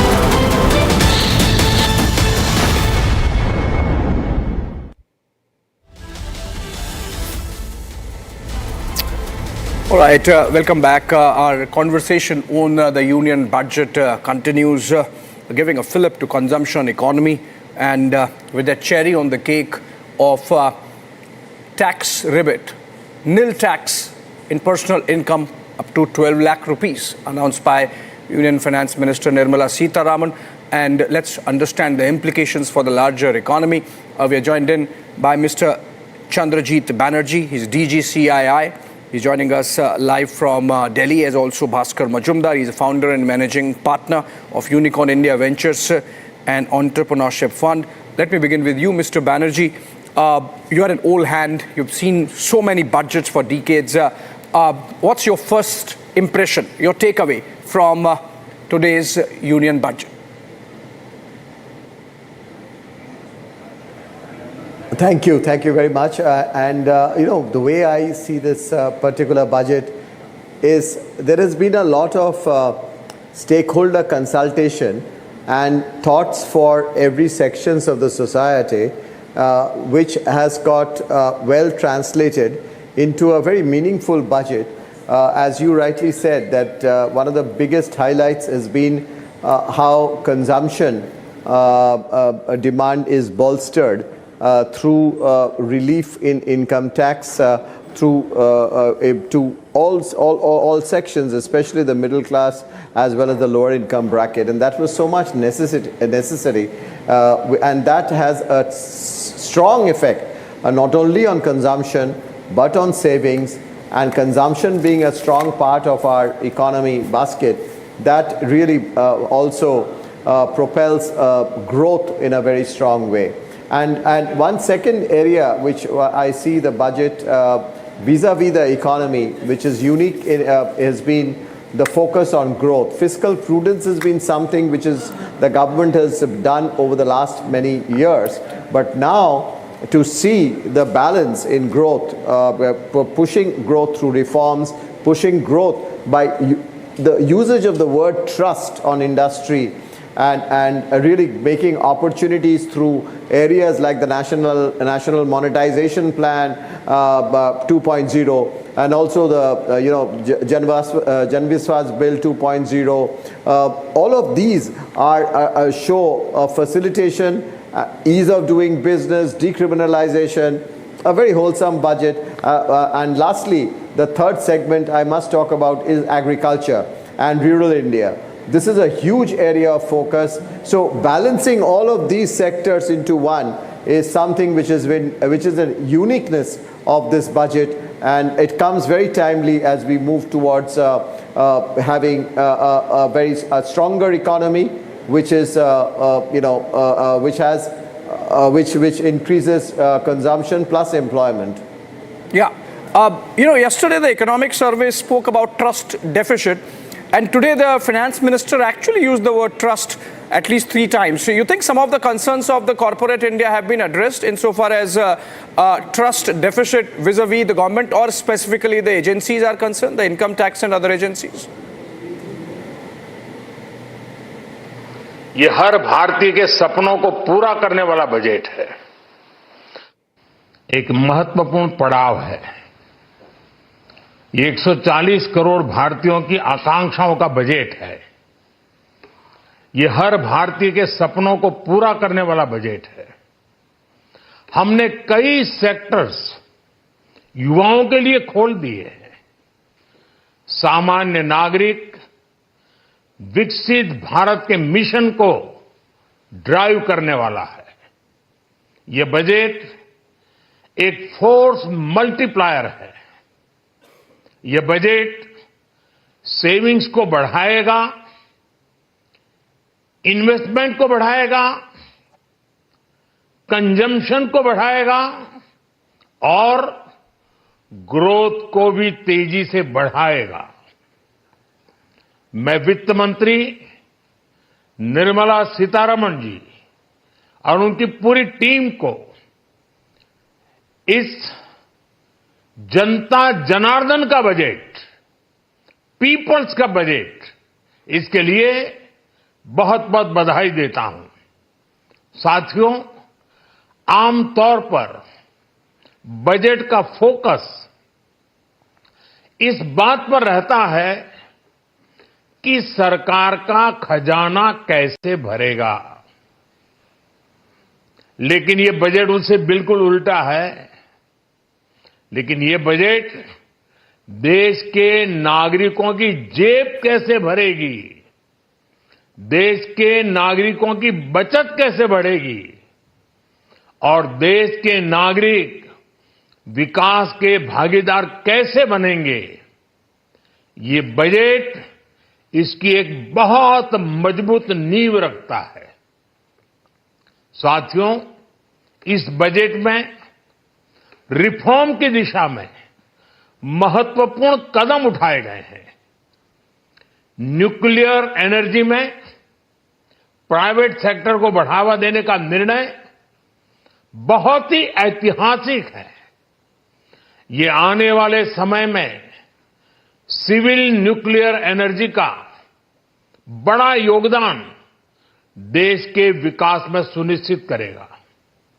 Budget में रोजगार के सभी क्षेत्रों को हर प्रकार से प्राथमिकता दी गई है।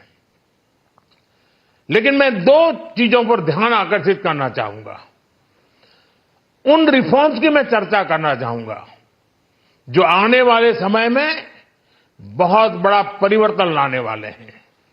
एक, इंफ्रास्ट्रक्चर स्टेटस देने के कारण भारत में बड़े शिप्स के निर्माण को बढ़ावा मिलेगा। आत्मनिर्भर भारत अभियान को गति मिलेगी। और हम सब जानते हैं कि शिप बिल्डिंग ये सर्वाधिक रोजगार देने वाला क्षेत्र है। उसी प्रकार से देश में टूरिज्म के लिए बहुत संभावना है। महत्वपूर्ण 50 टूरिस्ट डेस्टिनेशन, वहां पर जो होटल्स बनाएंगे, उस होटल को पहली बार इंफ्रास्ट्रक्चर के दायरे में लाकर टूरिज्म पर बहुत बल दिया है। इससे हॉस्पिटैलिटी सेक्टर को, जो रोजगार का बहुत बड़ा क्षेत्र है, और टूरिज्म जो रोजगार का सबसे बड़ा क्षेत्र है, एक प्रकार से चारों तरफ रोजगार के अवसर पैदा करने वाला एक क्षेत्र को ऊर्जा देने वाला काम करेगा। आज देश विकास भी विरासत भी इस मंत्र को लेकर चल रहा है। इस बजट में भी इसके लिए भी बहुत महत्वपूर्ण और ठोस कदम उठाए गए हैं। 1 करोड़ पांडुलिपियों के लिए संरक्षण के लिए, मैन्युस्क्रिप्ट के लिए ज्ञान भारतम मिशन लॉन्च किया गया है। साथ ही भारतीय ज्ञान परंपरा से प्रेरित एक नेशनल डिजिटल रिपोजिटरी बनाई जाएगी। यानी टेक्नोलॉजी का भरपूर उपयोग किया जाएगा और हमारा जो परंपरागत ज्ञान है उसमें से अमृत निचोड़ने का भी काम होगा। साथियों, बजट में किसानों के लिए जो घोषणा हुई है वो कृषि क्षेत्र और समूची ग्रामीण अर्थव्यवस्था में नई क्रांति का आधार बनेगी।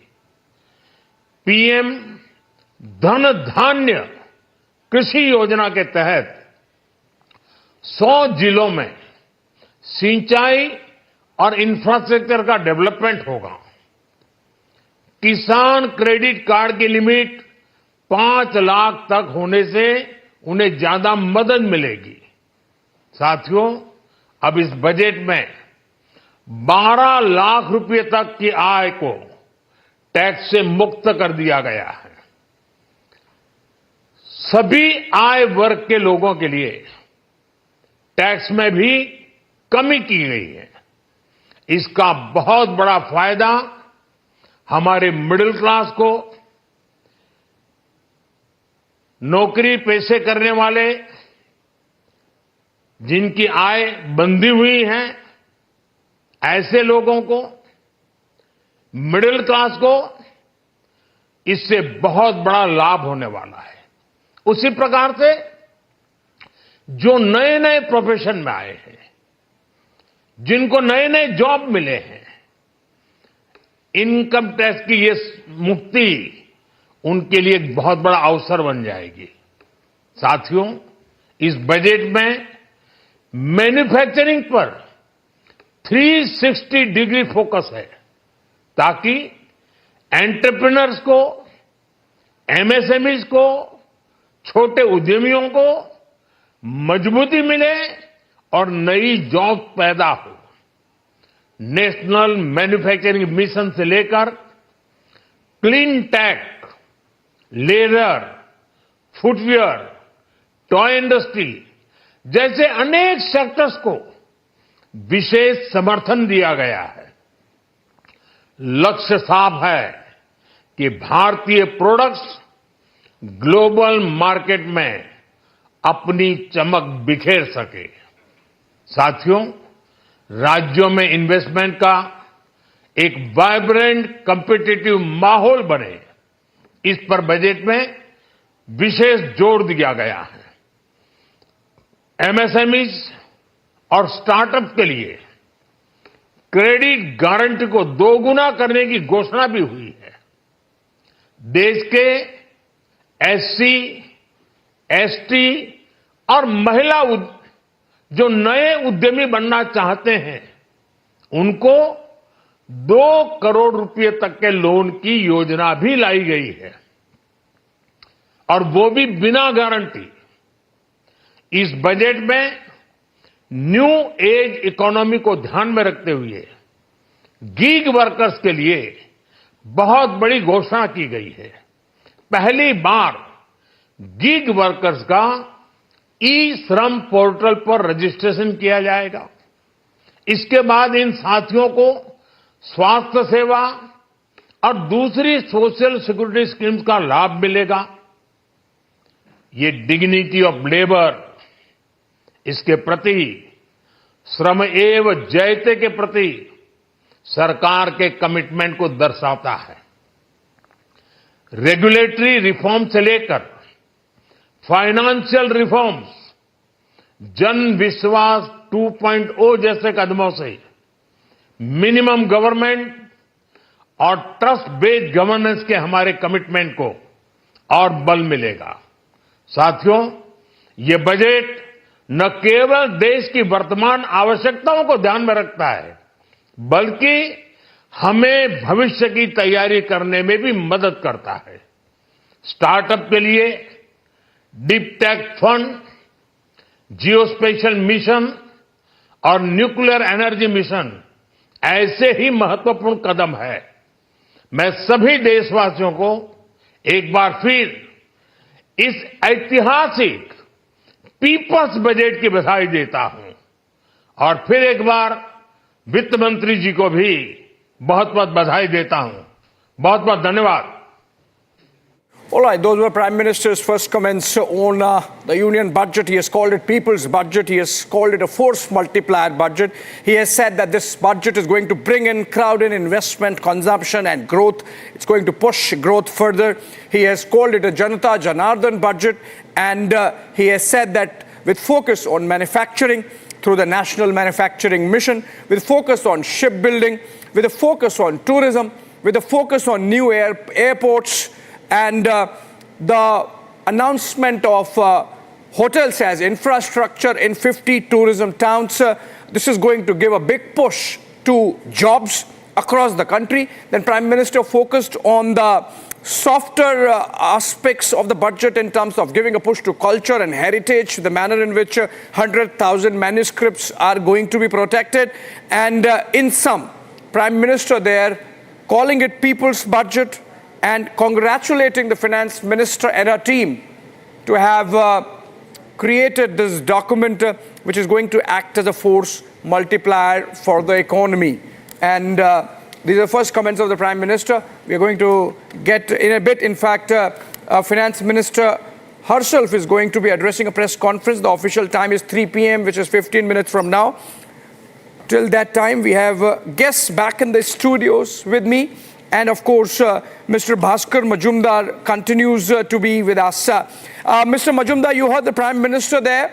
And I am going through a post by Krishnamurthy K.V. Subramaniam, the former CEA, is saying that the cut in the personal income tax that the Finance Minister has announced, it's going to have a huge consumption push.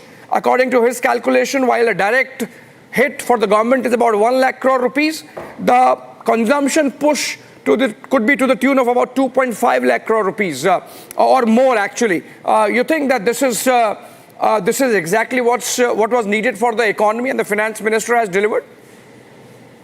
I totally agree with what the former CEA has said, and this is definitely was very needed to put money into the pockets of the consumers. This was a crying need, and for the last 2-3 budgets, this has been the need of the hour. And I think finally the demand for the middle class has been addressed. I think this will have a natural impact on the consumption.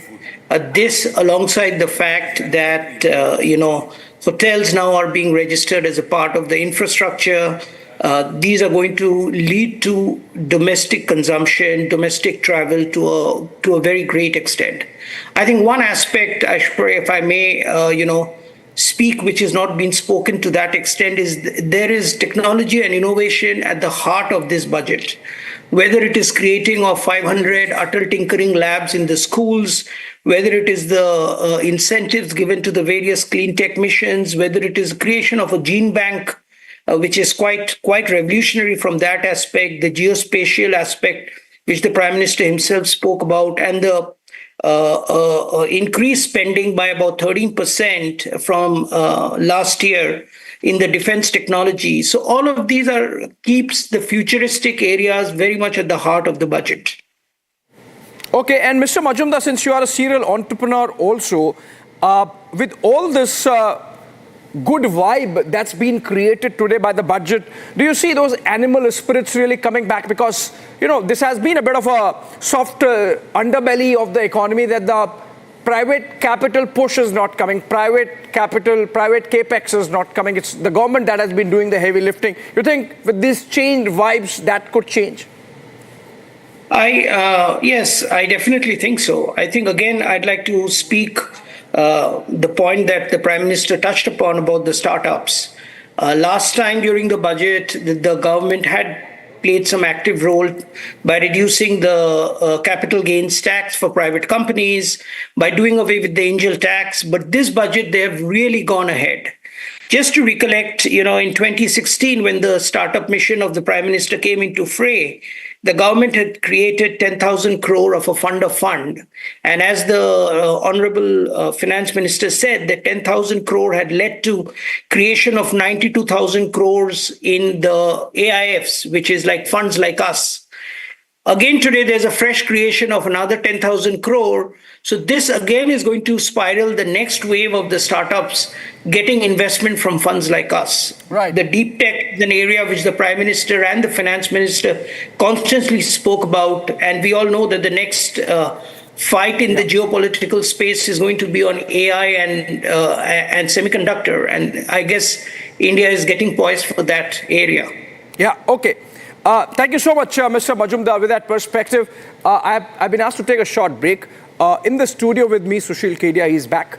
And we have Ms. Nirupama Soundarajan. She's CEO and co-founder of Policy Consensus Group. And we are going to continue this conversation on the other side of a short break. Be right back.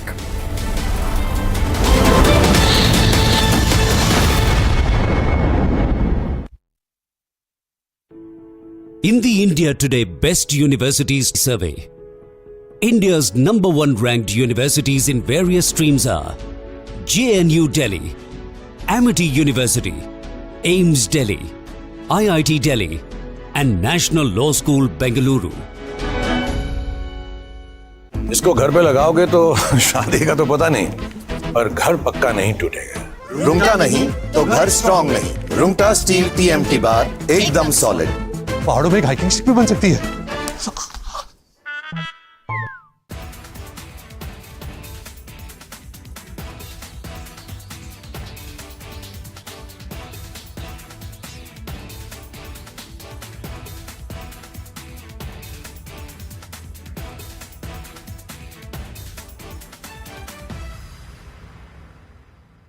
It means the world that you guys are here. Jai Shri Krishna. Jai Shri Krishna. Jai Shri Krishna.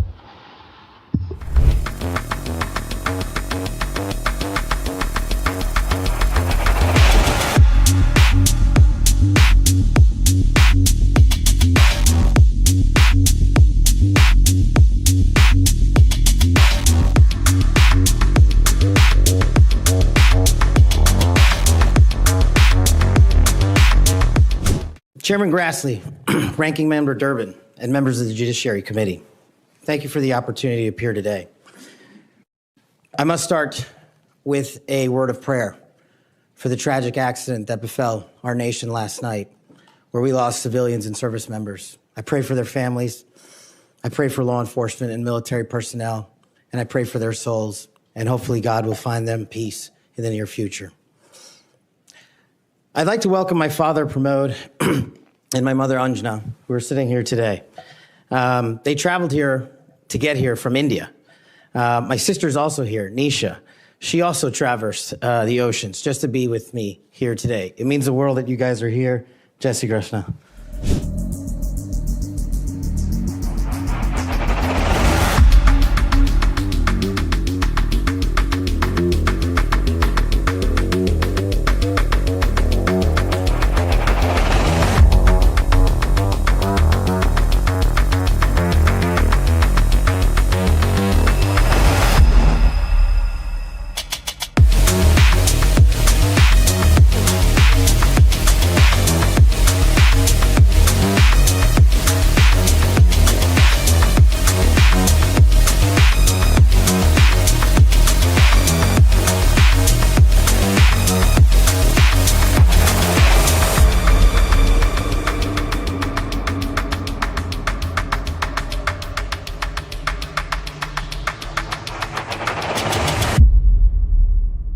wouldn't be here today without their guidance, their unwavering support, and their relentless love.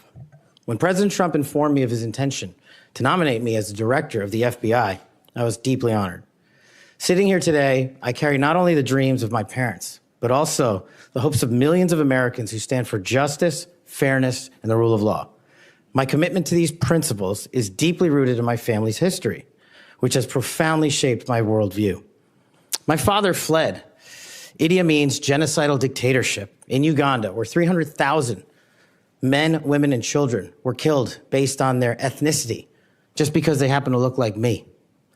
My mother is originally from Tanzania. She studied in India, as did my dad, and they were married there. They would later emigrate to New York, as the senator pointed out, where I was born, and we were raised in a household of my father's 7 siblings, their spouses, and at least half a dozen children. That's the only way we knew how to do things at the time, in the 70s and 80s, the Indian way. But we would soon learn the American way. When the Prime Minister said today that this is one of the first sessions of Parliament, and he said this on the first day of the budget session, where the foreign hand is not visible in terms of setting the Parliament agenda for the first time after many sessions. He said 2014 से लेकर अब तक शायद ये पहला parliament का सत्र है जिसके 2 दिन पहले कोई विदेशी चिंगारी नहीं प्रकट हुई, विदेश में से आग लगाने की कोशिश नहीं हुई है. In other words, he said, literal translations from 2014, this is probably the first time that you have a session of Parliament where foreign agents and foreign organizations and foreign governments and foreign interests are not working through certain political parties in India to light a fire in our Parliament. Now, it's a big statement to make, and the Prime Minister had said after the last round of the Lok Sabha elections, and after that he also spoke after the last round of the Haryana elections, Maharashtra elections, he openly spoke about a foreign hand. Is there a foreign hand which tries to determine the agenda of the session of Parliament? Ladies and gentlemen, let me give you some examples.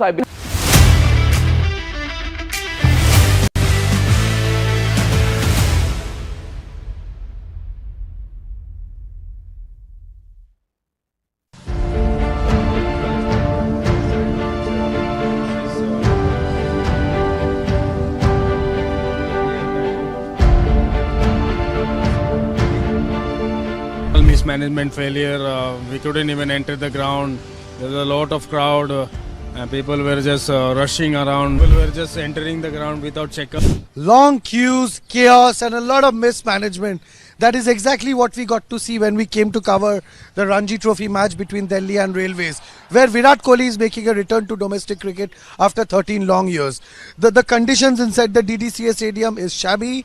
There was a lot of mismanagement. The security was beefed up, but the security could not manage the overflow of crowd at the Arun Jaitley Stadium over here. I've got a Virat Kohli fan over here with me who's travelled all the way from Odisha just to come and watch Virat Kohli play this match. So I'll just introduce him to you.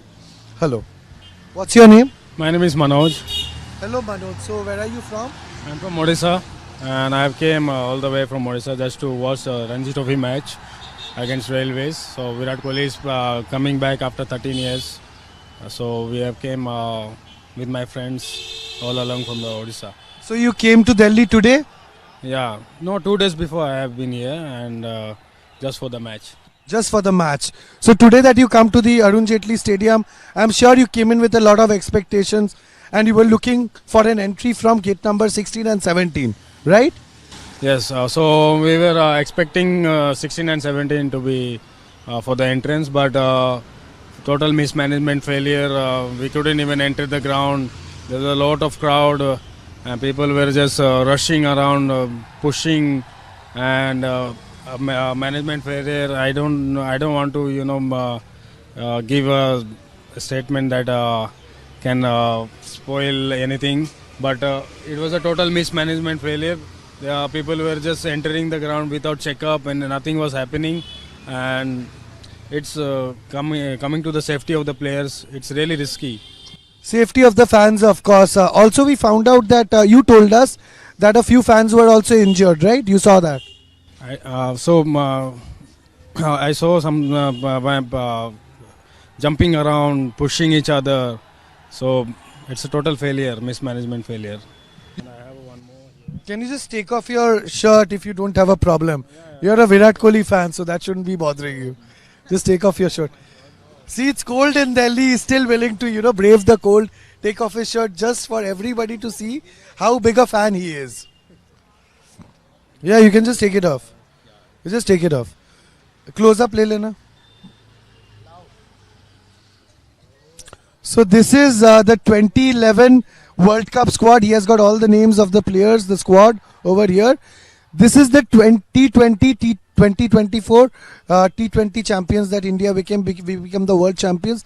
This is the squad for that. And can you just turn around? And then you see Virat Kohli's portrait over here, a sketch. How beautiful it is. You can call me a die-hard Virat Kohli fan. Of course, you're a die-hard Virat Kohli fan. And thank you so much for speaking to us on Republic World.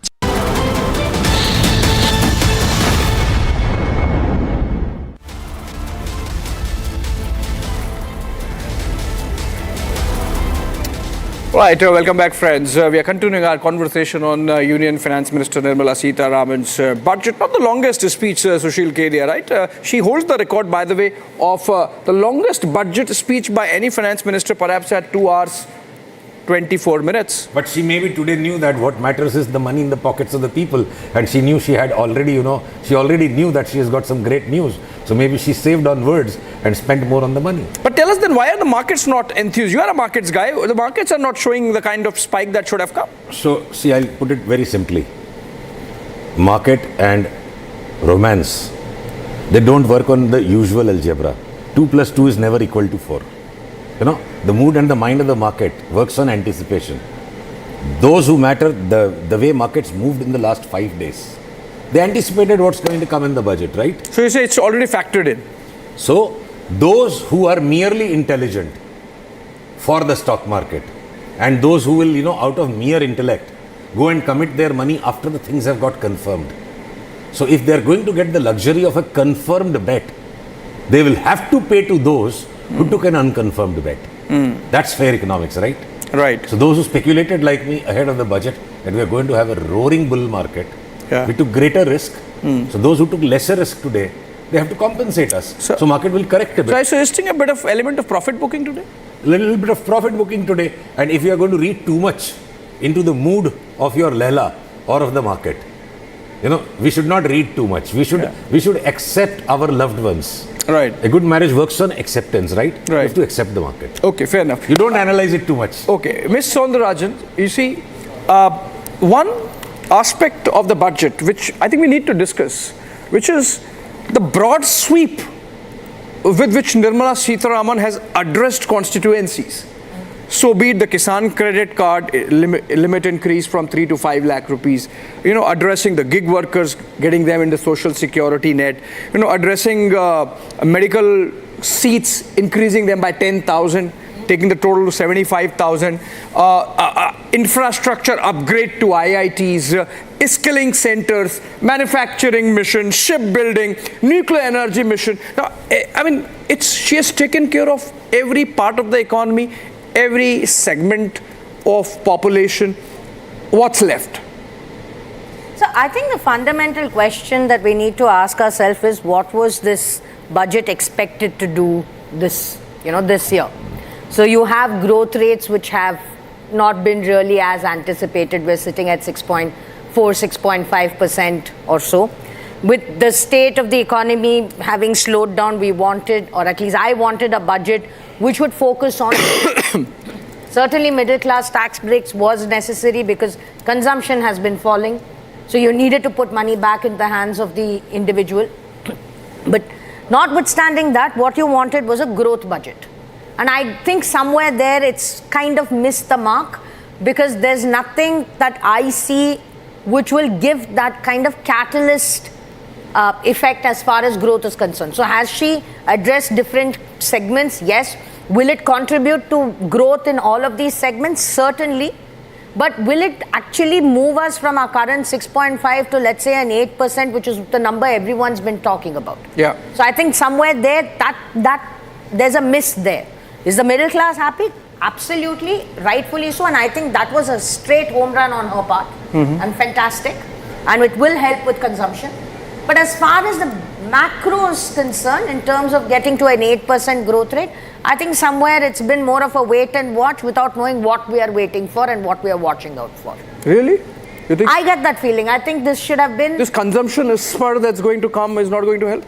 It will. But is it going to be enough for just that consumption? Look at how much money it's actually going to effectively put in the hands of the individual. With the former CEA, KV Subramaniam, calculated that it could be about 5 lakh crore rupees. Or multiply, like 1 lakh crore rupees what the government, Nirmala Sitharaman herself announced that they're going to forego. I'm saying, and the multiplier effect is about 5 lakh crore. I'm saying bring it down to the individual. How much extra cash are you going to have in your hand because of this? Somewhere to the tune of 6 to 10 is, I think, the numbers are... Oh, if you look at the national picture, overall economy, so 1 lakh crore is what the government is foregoing. That comes to the people. Absolutely. But that's what, when you break it down into hands of whom, how, because there will be certain tax exemptions, etc.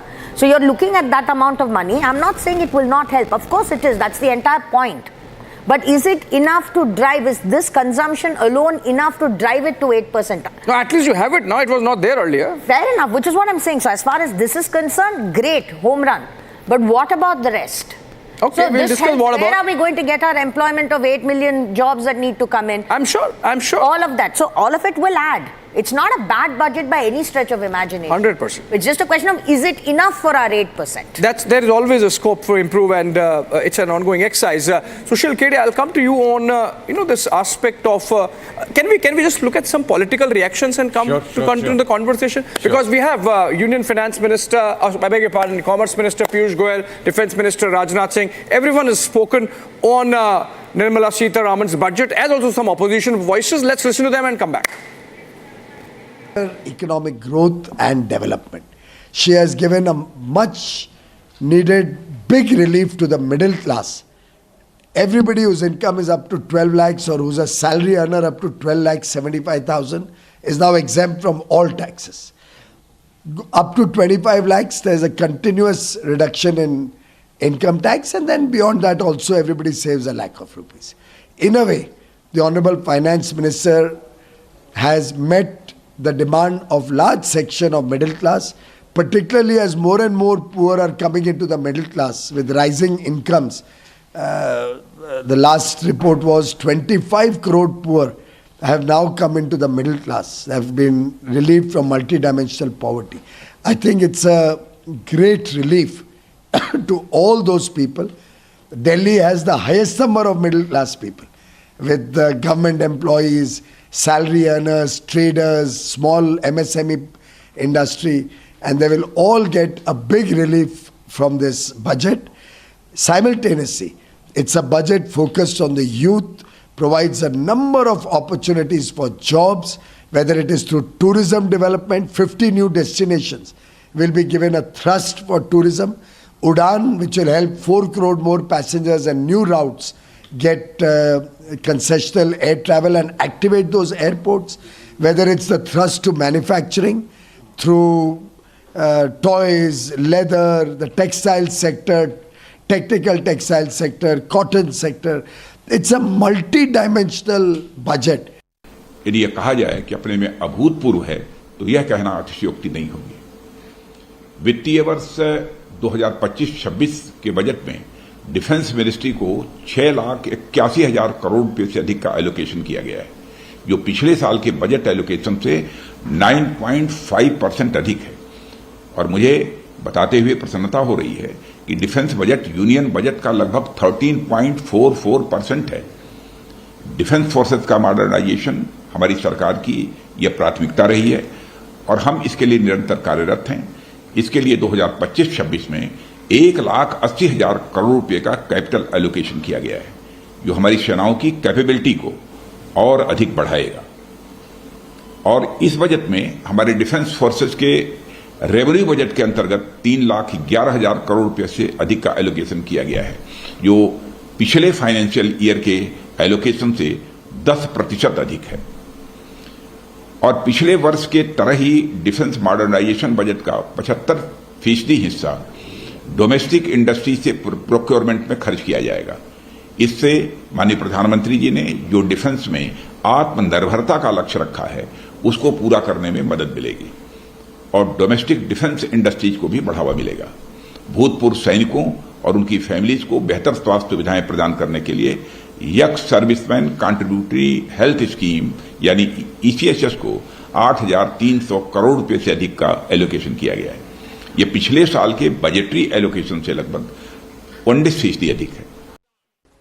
केंद्रीय वित्त मंत्री ने आज देश का budget प्रस्तुत किया और जिसको लेकर के काफी अपोजिशन द्वारा भी ये बात कही जा रही है कि ये बजट बिहार के लिए ज्यादा बड़ी सौगात लेकर के हमारे साथ बात करने के लिए यूनियन मंत्री गिरिराज सिंह मौजूद है। गिरिराज जी, आप बिहार से आते हैं, लेकिन जो पूरा केंद्र रहा आज बजट का, काफी तमाम चीजें रही, लेकिन अब विपक्ष का कहना है कि बिहार के चुनावों को मद्देनजर रखते हुए बिहार के लिए तो मौज है इस बजट में। क्या मैं उन लोगों से पूछना चाहता हूं जो लोग इसे बिहार के ऊपर मजाक उड़ा रहे हैं विपक्ष, क्या बिहार के लोगों का विकास नहीं होना चाहिए? प्रधानमंत्री ने शुरू से कहा जब सत्ता में आए थे कि देश के विकास को करना है तो पूर्वांचल का विकास करना है, पूर्वांचल का विकास करना है तो गेटवे ऑफ पूर्वांचल बिहार है। इसीलिए प्रधानमंत्री ने इस वादे को पूरा करते हैं कि देश का विकास करना है। All right, those were reactions from the Treasury benches. I found it interesting that Piyush Goyal slipped in the fact that Delhi is going to benefit. Of course, it's in the midst of elections, and the BJP has been facing the Kejriwal challenge of a middle-class manifesto. We'll discuss that. Let's listen to some of the opposition voices also and come back. अगर मेरी जानकारी सही है तो ये सरकार का 12वां budget है। 12वां ही है? 11वां। क्यों 11वां है? अच्छा ठीक है, जो भी कुछ है। ये जो बजट है, अगर हम इसको 12वां मान लें, 11वां मान लें, 12 साल बाद कुंभ आता है। जो सरकार को आंकड़े देने चाहिए थे, हमारे लिए आज बजट के आंकड़ों से ज्यादा जरूरी है कि जिन लोगों की जान गई है वो आंकड़े। जो सरकार मरने वालों का आंकड़ा न दे सके, जो सरकार खोए लोगों का आंकड़ा न दे सके, जो खोया पाया केंद्र है उसमें बड़ी संख्या में लोग भटक रहे हैं। कुंभ में लोग अपने मोबाइल पे अपने परिवार के सदस्यों की तस्वीर लेकर के, कोई अपनी मां की तस्वीर लेकर के, कोई अपने बेटे की तस्वीर लेकर के, कोई अपने परिवार के सदस्य की तस्वीर लेकर के कुंभ में लोग भटक रहे हैं, लेकिन सरकार उसकी जानकारी के लिए कोई इंतजाम नहीं किया है। देखिए, ऐसा है कि 20 साल से वहाँ डबल इंजन की सरकार है। 11 साल से केंद्र में मोदी जी के प्रधानमंत्री उनके लीडरशिप में सरकार है, तो ये काम पहले भी किया जा सकता था, लेकिन ये साफ जाहिर हो रहा है कि चूँकि चुनाव है आने वाले दिनों में, इसलिए जो भी कंसेशन या फोकस किया गया है बजट में बिहार को लेकर, हमको लगता है कि ये एक चुनावी घोषणा है। और अगर सही मानों में सरकार या मोदी जी गंभीर थे तो 11 साल से क्यों नहीं बिहार की तरफ ध्यान दिया गया? आज सबसे ज़्यादा बेरोज़गारी बिहार में है, सबसे ज़्यादा पलायन बिहार से है, गरीबी बिहार में है, तो ये तमाम इश्यूज़ को टेकअप किया जा सकता था।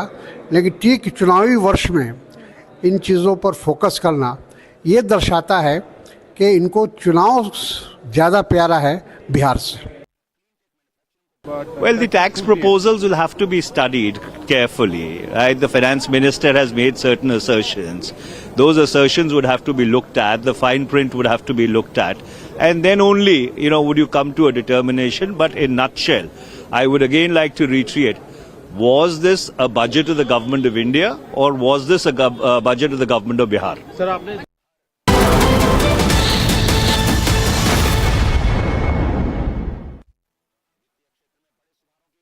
Amity has been ranked amongst the top 3% universities globally, a testimony to Amity's globally benchmarked quality.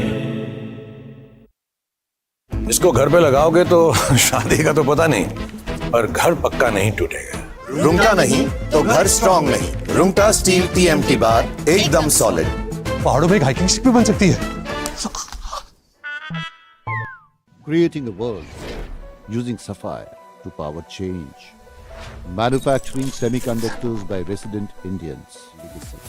India, pushing boundaries of possibilities and innovating a brighter tomorrow. Semiconductors from India, now from Polymatic. When the Prime Minister said today that this is one of the first sessions of Parliament, and he said this on the first day of the budget session, where the foreign hand is not visible in terms of setting the Parliament agenda for the first time after many sessions. He said 2014 से लेकर अब तक शायद ये पहला parliament का सत्र है जिसके 2 दिन पहले कोई विदेशी चिंगारी नहीं प्रकट हुई, विदेश में से आग लगाने की कोशिश नहीं हुई है. In other words, he said, literal translations from 2014, this is probably the first time that you have a session of Parliament where foreign agents and foreign organizations and foreign governments and foreign interests are not working through certain political parties in India to light a fire in our Parliament. Now, it's a big statement to make, and the Prime Minister had said after the last round of the Lok Sabha elections, and after that he also spoke after the last round of the Haryana elections, Maharashtra elections, he openly spoke about a foreign hand. Is there a foreign hand which tries to determine the agenda of the session of Parliament? Ladies and gentlemen, let me give you some examples. I believe the foreign hand is very much visible in our Parliament sessions. Otherwise, how is it that coincidentally before every session of Parliament, just 1 or 2 days before any session of Parliament, you have a foreign linked issue brought up by a party which seems obsessively in love with foreign countries, which is the Congress party. Ladies and gentlemen, to give you examples, 2017, winter session of Parliament is about to start on December 15th, and right before this, the Rafale issue is brought up. The entire 2018 monsoon session is based on Rafale allegations. Rahul Gandhi even calls a no-confidence motion despite not having the numbers. It seems like some foreign hand was guiding him on what to do. Ladies and gentlemen, the Hindenburg report, just before the budget session of 2023, Hindenburg, which is now closed down, announced its report on Adani 1 week and a few days before the budget session on January 2023. Then, let me go back to 26 January 2021, just before the budget session of Parliament. How can anybody forget the day when the so-called farmers rushed to the Red Fort, created an absolute mayhem supported by Rahul Gandhi, just when the budget session was going to start, and Rihanna, some singer I'm told, who came out in support of Rahul Gandhi, saying, why aren't we talking about the farmers' protests in India? Rihanna, you know nothing about India. The only thing common between you and Rahul Gandhi is that even he knows nothing about India, but she put out this tweet. It was also right on the eve of a Parliament session. So you see, viewers, before every Parliament session, there's a foreign hand, a foreign issue and a foreign interest which comes in. 2021.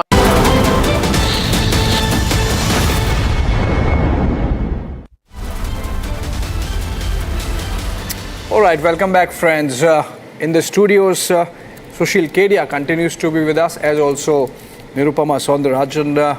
And let me take this to you, Sushil Kedia. The markets are closing, not very enthused, but there are other aspects of the budget which are going to really make the economy become of steel, in terms of the capital push, in terms of the reforms push, in terms of the mission mode push for sectors like manufacturing.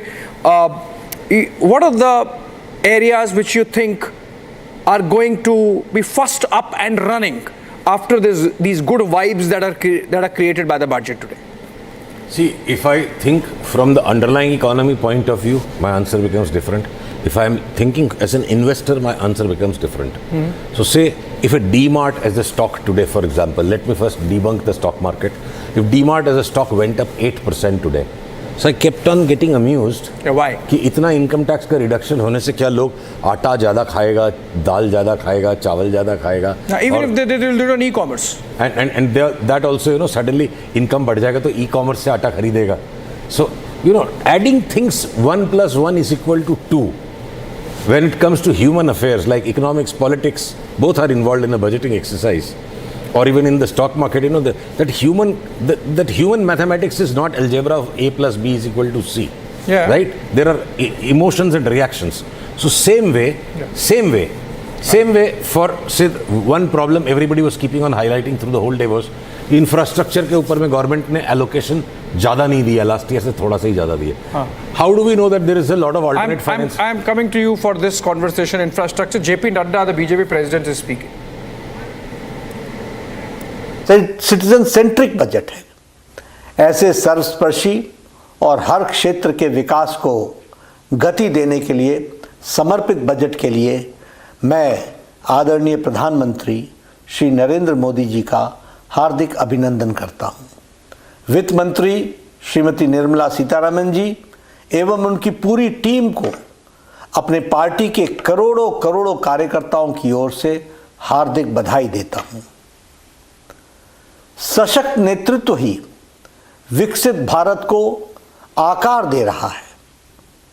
प्रधानमंत्री नरेंद्र मोदी जी के कुशल नेतृत्व में देश विकसित भारत की यात्रा का साक्षी बन रहा है.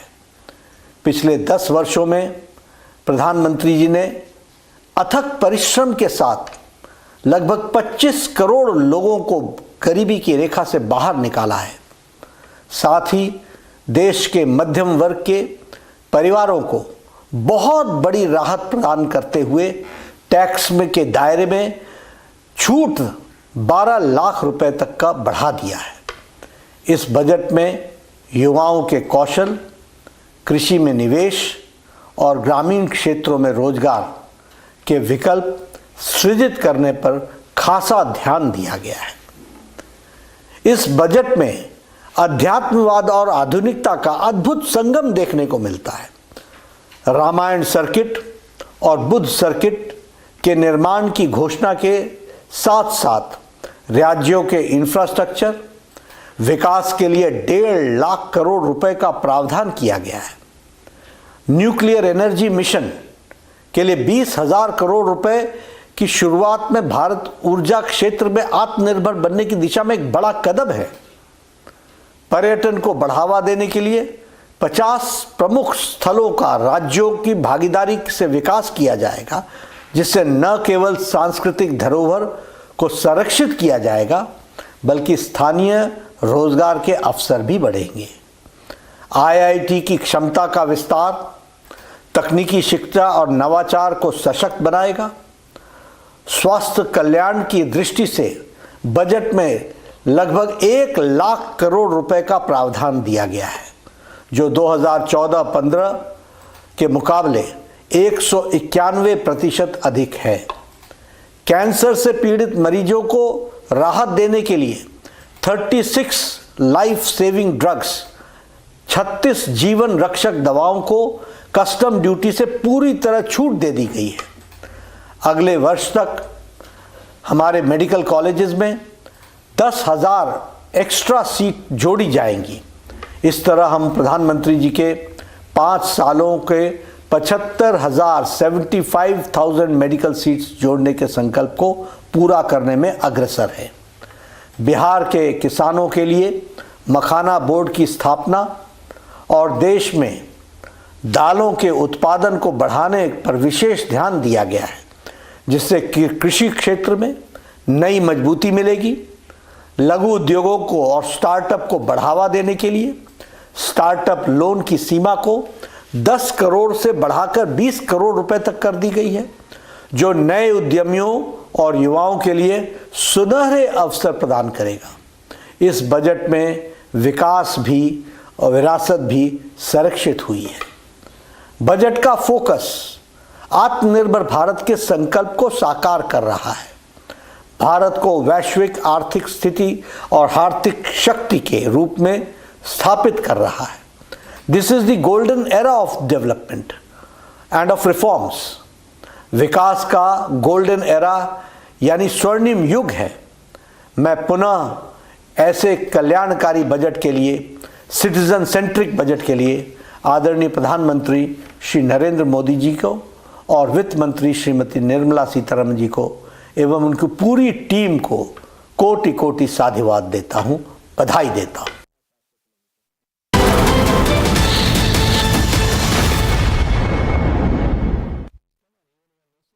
Creating a world using sapphire to power change.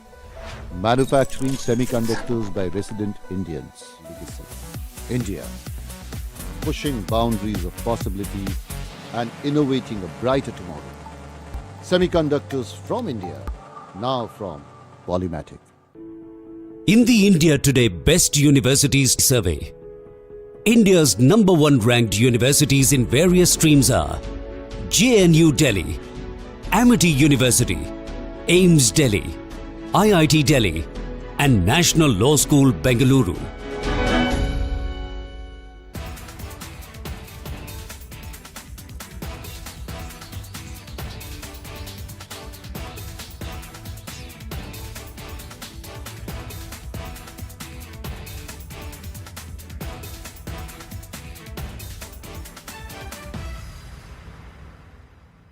When the Prime Minister said today that this is one of the first sessions of Parliament, and he said this on the first day of the budget session, where the foreign hand is not visible in terms of setting the Parliament agenda for the first time after many sessions. He said 2014 से लेकर अब तक शायद ये पहला parliament का सत्र है जिसके 2 दिन पहले कोई विदेशी चिंगारी नहीं प्रकट हुई, विदेश में से आग लगाने की कोशिश नहीं हुई है.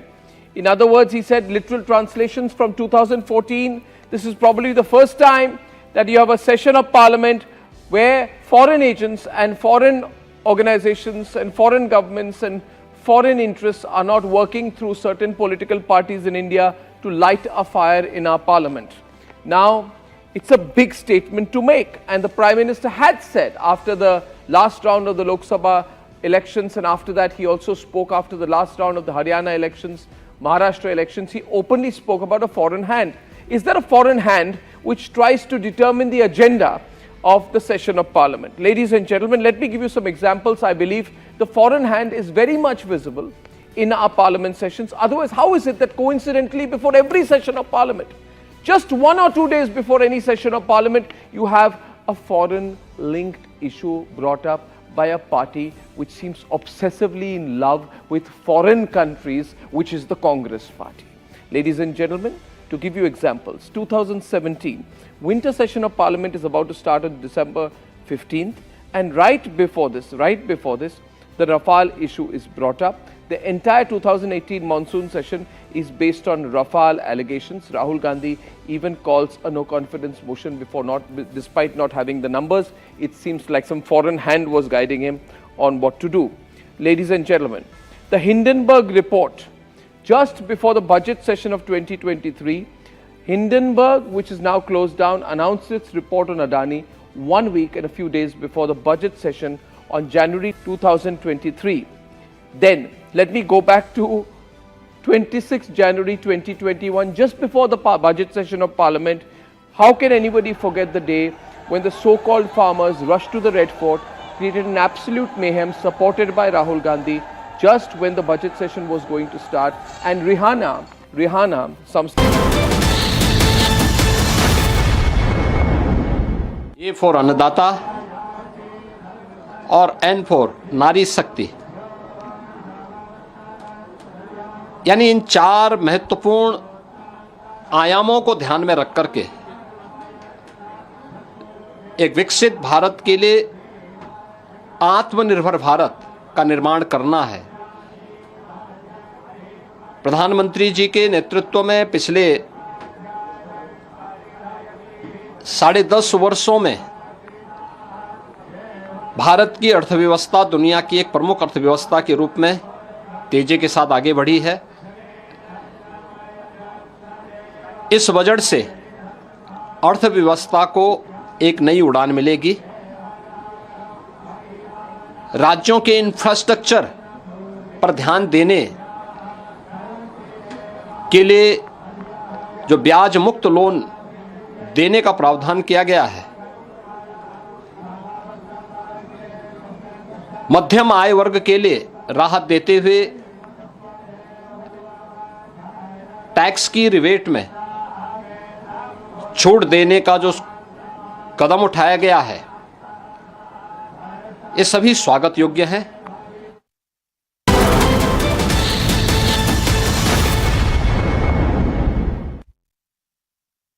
Amity has been ranked amongst the top 3% universities globally, a testimony to Amity's globally benchmarked quality. इसको घर पे लगाओगे तो शादी का तो पता नहीं, पर घर पक्का नहीं टूटेगा। रूंगटा नहीं तो घर स्ट्रांग नहीं। रूंगटा स्टील TMT बार एकदम सॉलिड। पहाड़ों में एक हाइकिंग शिप भी बन सकती है।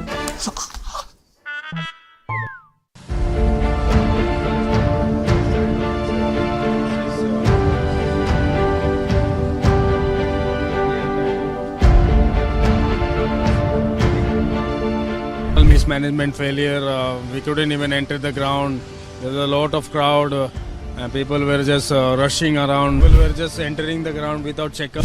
Long queues, chaos, and a lot of mismanagement. That is exactly what we got to see when we came to cover the Ranji Trophy match between Delhi and Railways, where Virat Kohli is making a return to domestic cricket after 13 long years. The conditions inside the DDCA stadium is shabby. There was a lot of mismanagement. The security was beefed up, but the security could not manage the overflow of crowd at the Arun Jaitley Stadium over here. I've got a Virat Kohli fan over here with me who's travelled all the way from Odisha just to come and watch Virat Kohli play this match. So I'll just introduce him to you. Hello. What's your name? My name is Manoj. Hello Manoj. So where are you from? I'm from Odisha, and I came all the way from Odisha just to watch the Ranji Trophy match against Railways. So Virat Kohli is coming back after 13 years. So we have came with my friends all along from the Odisha. So you came to Delhi today? Yeah, no, 2 days before I have been here, and just for the match. Just for the match. So today that you come to the Arun Jaitley Stadium, I'm sure you came in with a lot of expectations and you were looking for an entry from gate number 16 and 17, right? Yes, so we were expecting 16 and 17 to be for the entrance, but total mismanagement failure. We couldn't even enter the ground. There was a lot of crowd, and people were just rushing around, pushing, and management failure. I don't want to give a statement that can spoil anything, but it was a total mismanagement failure. People were just entering the ground without checkup, and nothing was happening, and it's coming to the safety of the players. It's really risky. Safety of the fans, of course. Also, we found out that you told us that a few fans were also injured, right? You saw that. I saw some jumping around, pushing each other. So it's a total failure, mismanagement failure. Can you just take off your shirt if you don't have a problem? You're a Virat Kohli fan, so that shouldn't be bothering you. Just take off your shirt. See, it's cold in Delhi. He's still willing to, brave the cold, take off his shirt just for everybody to see how big a fan he is. Yeah, you can just take it off. You just take it off. Close up, le lena. So this is the 2011 World Cup squad. He has got all the names of the players, the squad over here. This is the 2020 2024 T20 champions that India became. We became the world champions. This is the squad for that. And can you just turn around?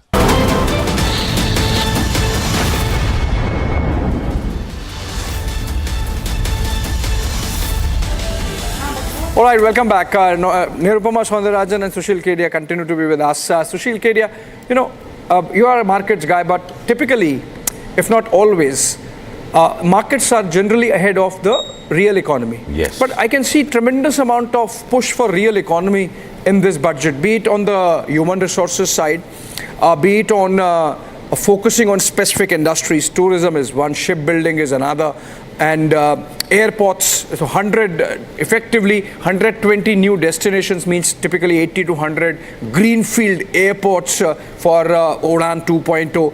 I think this is going to be a long-term dividend-giving budget. Absolutely.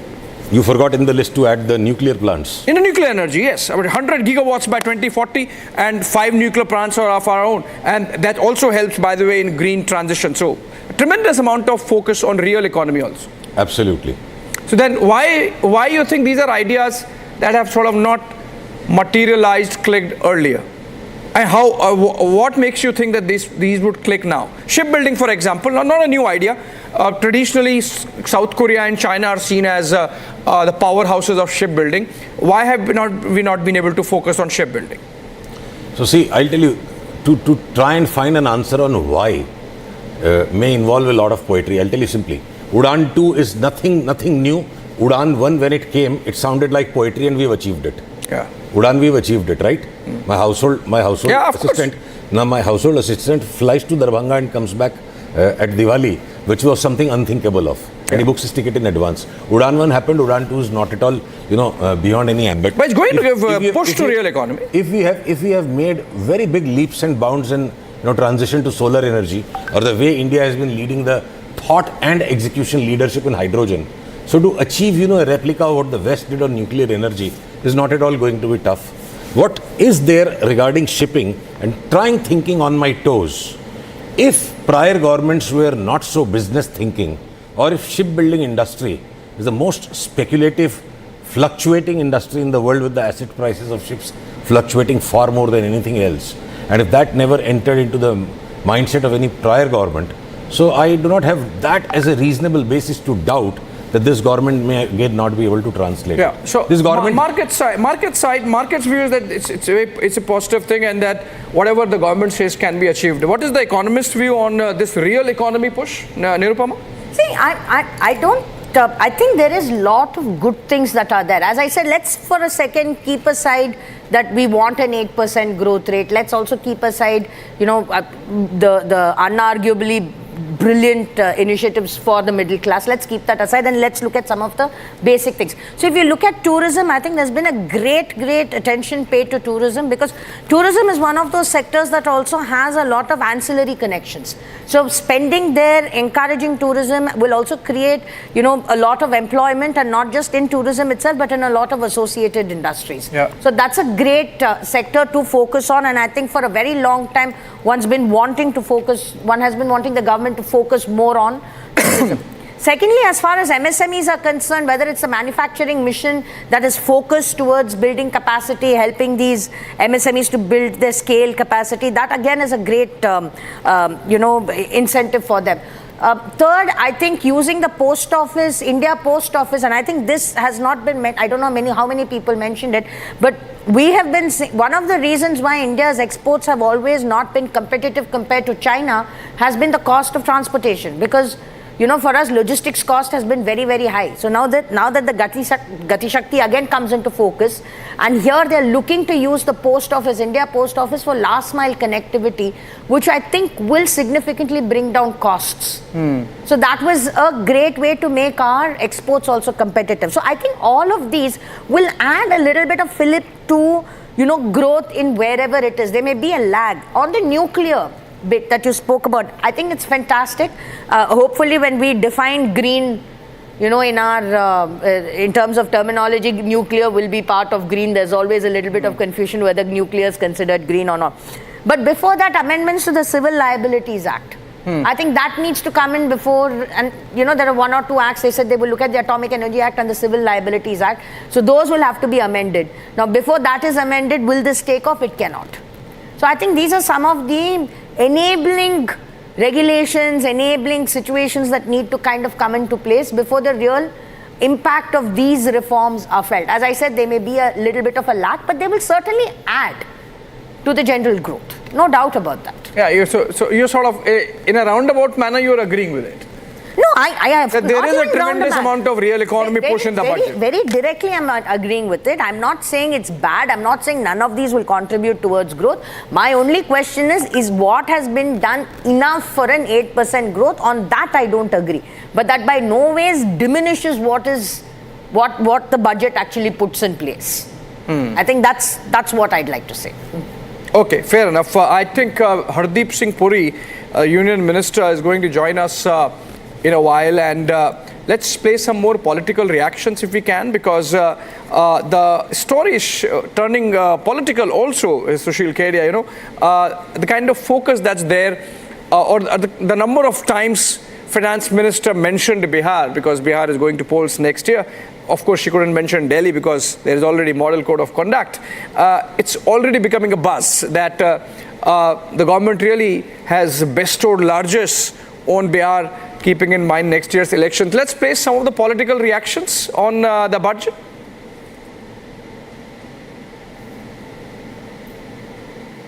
एक विकसित भारत का ये budget है, प्रधानमंत्री जी की संकल्प, एक नया ऊर्जावान युवा भारत के सपने को साकार करने का।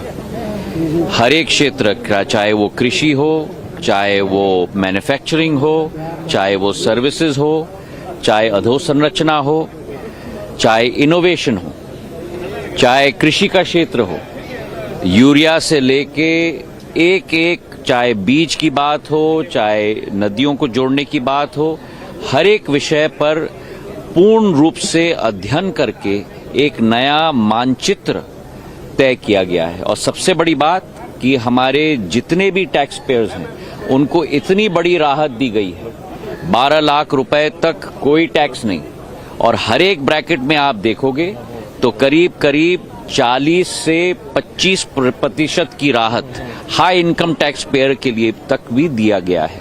तो ये एक कॉम्पोजिट बजट है, एक बजट है जो भारत को आगे ले जाएगा, और एक ऐसा बजट है जो भारत को केवल आत्मनिर्भर नहीं लेकिन भारत को एक विश्व गुरु के रूप में स्थापित करेगा।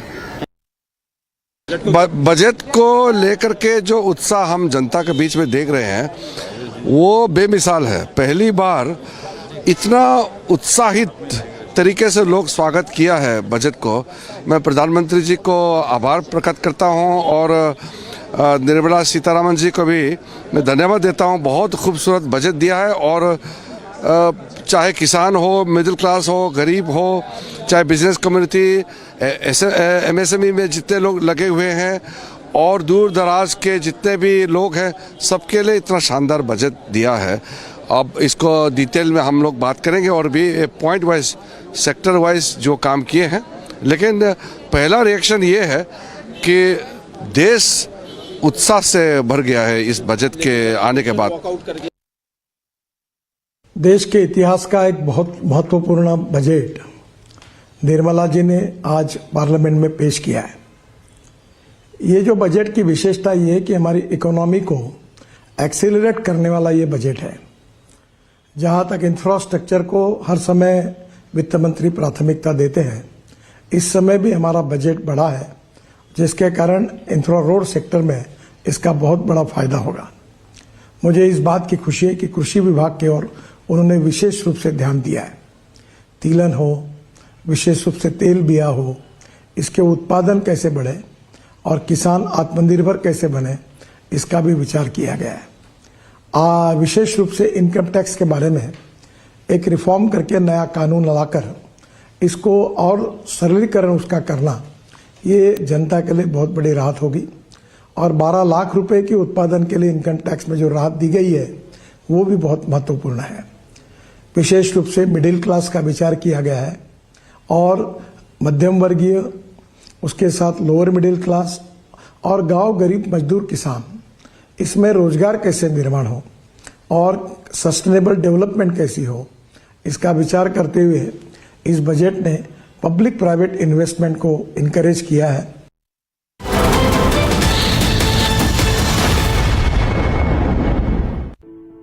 In the India Today Best Universities Survey, India's #1 ranked universities in various streams are JNU Delhi, Amity University, AIMS Delhi, IIT Delhi and National Law School Bengaluru. इसको घर पे लगाओगे तो शादी का तो पता नहीं, पर घर पक्का नहीं टूटेगा। रुंगटा नहीं तो घर स्ट्रॉन्ग नहीं। रुंगटा स्टील TMT बार एकदम सॉलिड। पहाड़ों में एक हाइकिंग शिप भी बन सकती है। Creating a world using sapphire to power change. Manufacturing semiconductors by resident Indians. India, pushing boundaries of possibility and innovating a brighter tomorrow. Semiconductors from India, now from Polymatic.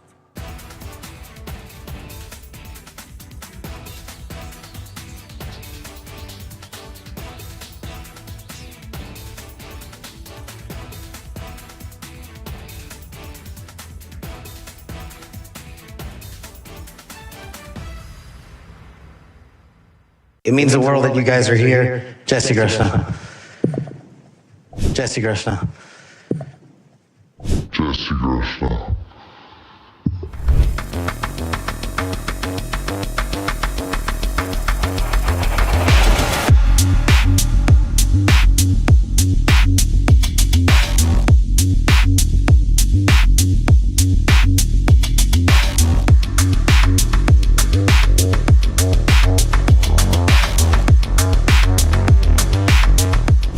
Chairman Grassley, Ranking Member Durbin, and members of the Judiciary Committee, thank you for the opportunity to appear today. I must start with a word of prayer for the tragic accident that befell our nation last night, where we lost civilians and service members. I pray for their families. I pray for law enforcement and military personnel, and I pray for their souls, and hopefully God will find them peace in the near future. I'd like to welcome my father, Pramod, and my mother, Anjana, who are sitting here today. They traveled here to get here from India. My sister's also here, Nisha. She also traversed the oceans just to be with me here today. It means the world that you guys are here. Jai Shri Krishna.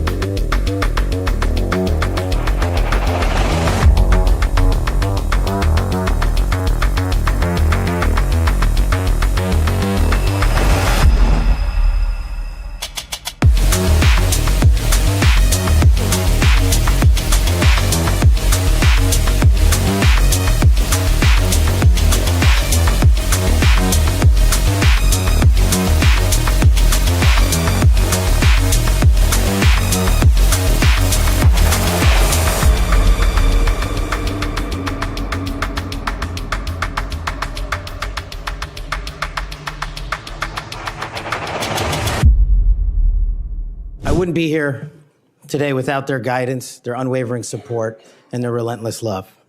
When President Trump informed me of his intention to nominate me as the director of the FBI, I was deeply honored. Sitting here today, I carry not only the dreams of my parents, but also the hopes of millions of Americans who stand for justice, fairness, and the rule of law. My commitment to these principles is deeply rooted in my family's history, which has profoundly shaped my worldview. My father fled Idi Amin's genocidal dictatorship in Uganda, where 300,000 men, women, and children were killed based on their ethnicity, just because they happen to look like me. My mother is originally from Tanzania. She studied in India, as did my dad, and they were married there. They would later emigrate to New York, as the senator pointed out, where I was born, and we were raised in a household of my father's 7 siblings, their spouses, and at least half a dozen children. That's the only way we knew how to do things at the time, in the 70s and 80s, the Indian way. But we would soon learn the American way. When the Prime Minister said today that this is one of the first sessions of Parliament, and he said this on the first day of the budget session, where the foreign hand is not visible.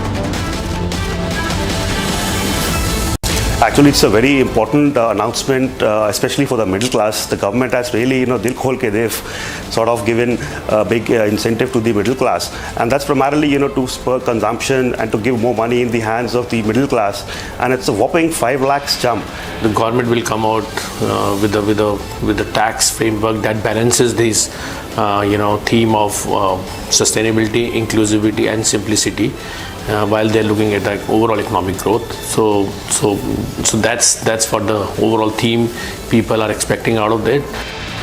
The government has reaffirmed its commitment towards infrastructure investment, and we've seen how the announcement of a 3-year pipeline in different infrastructure ministries takes views from all the ministries and all stakeholders in introducing PPPs. Relief to the middle class is very welcome. It will, boost consumption and therefore investment and employment. It'll contribute towards setting a virtuous cycle in the economy.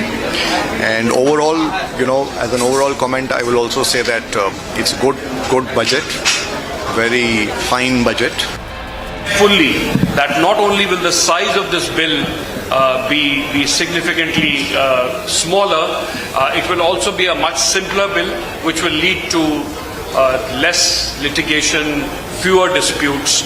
I think the finance minister also spoke about extending amnesty schemes, settlements and so on and so forth. So the accent very much seems to be on productivity, getting rid of disputes, reducing litigation, and all those are extremely welcome steps.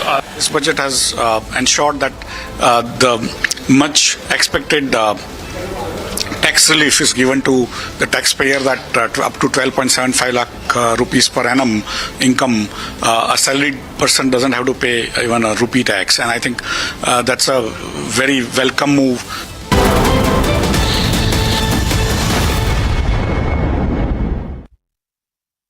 इसको घर पे लगाओगे तो शादी का तो पता नहीं, पर घर पक्का नहीं टूटेगा। रूंगटा नहीं तो घर स्ट्रॉन्ग नहीं। रूंगटा स्टील TMT बार एकदम सॉलिड। पहाड़ों में एक हाइकिंग शिप भी बन सकती है।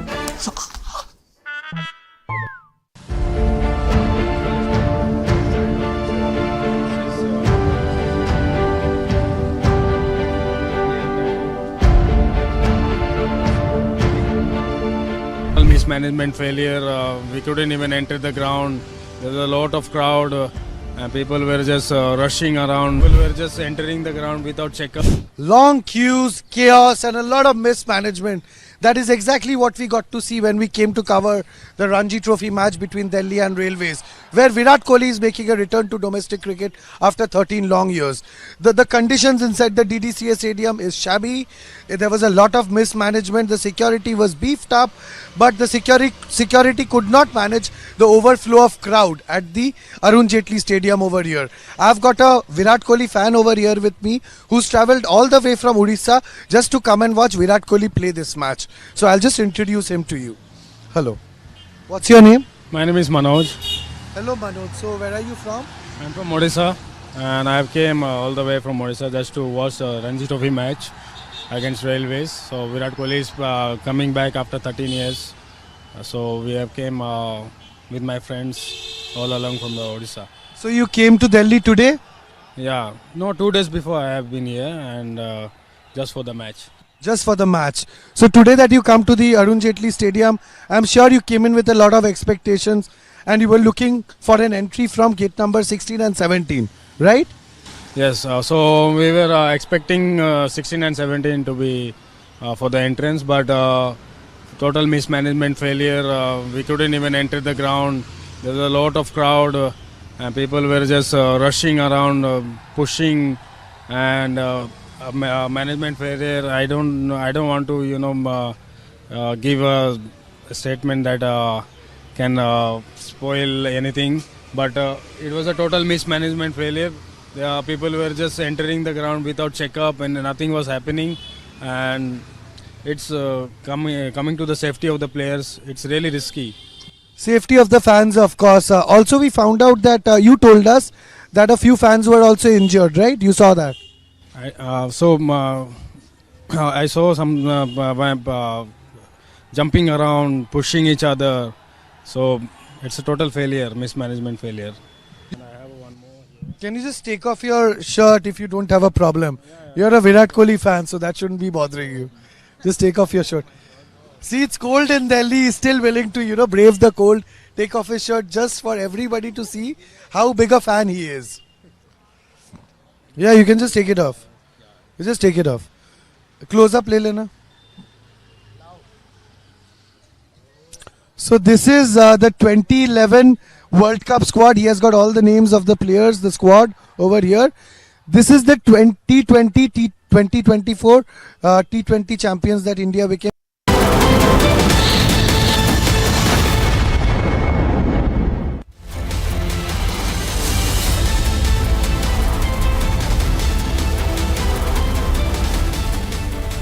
All right, welcome back. The markets did indeed close in the green, though marginally, but that really is indicative of the larger sentiment that the budget has managed to attract, particularly so far as the consumption economy and the middle class is concerned. In the studios, Sushil Kedia continues to be with me, or to my left, and to our right, Nirupama Soundarajan, and of course, PK Basu is back. Very good afternoon, Mr. Basu. You were missing for a while.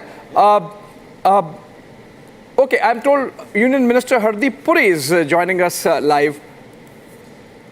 And very good afternoon to you, sir. Are you able to hear me, listen to me? Am I clear? Am I audible? Arnab ji, your voice is coming through loud and clear, and I can feel the enthusiasm in your voice here. Of course, sorry sir, this is Abhishek Kapoor. I'm sorry, Abhishek Kapoor. Yes, okay. And of course everyone is excited because finally... Abhishek ji, your enthusiasm is clear. Yeah, finally the announcement that everyone was waiting for the last few budgets has happened. Why it took so much time, Mr. Puri, if I could begin by asking?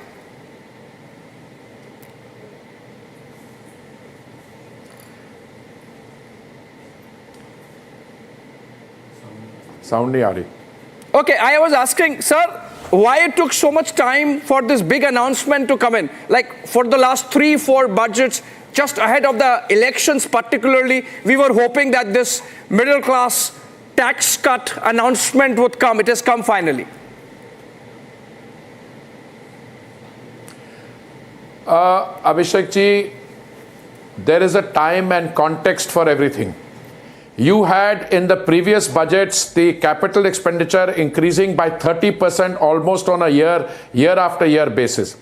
And insofar as the tax exemption for the middle class is concerned, I mean, it's a question of a call, whether you wanted to do it before the 24 elections or after. But, you know, at the end of the day, I am one of those who saying, Abhi aaya, you know, we are welcoming it even though it has come at this stage. And it is going to be widely welcome, not because of the announcement in this budget, but this was preceded a few days ago by a cabinet decision on the announcement of the appointment of a pay commission. Now we have come a very long way on boosting the income of salaried middle classes. You know, when I first started working in the year 1974, my basic pay was 400 rupees. Both in the university and when I joined the government as a foreign service probationer. Yeah. हम कहाँ के कहाँ पहुँच गए? At that time in Indira ji's time, the maximum tax rate was 97%. If you earned 12 lakhs of rupees, you paid 11 lakh 29,000 as tax.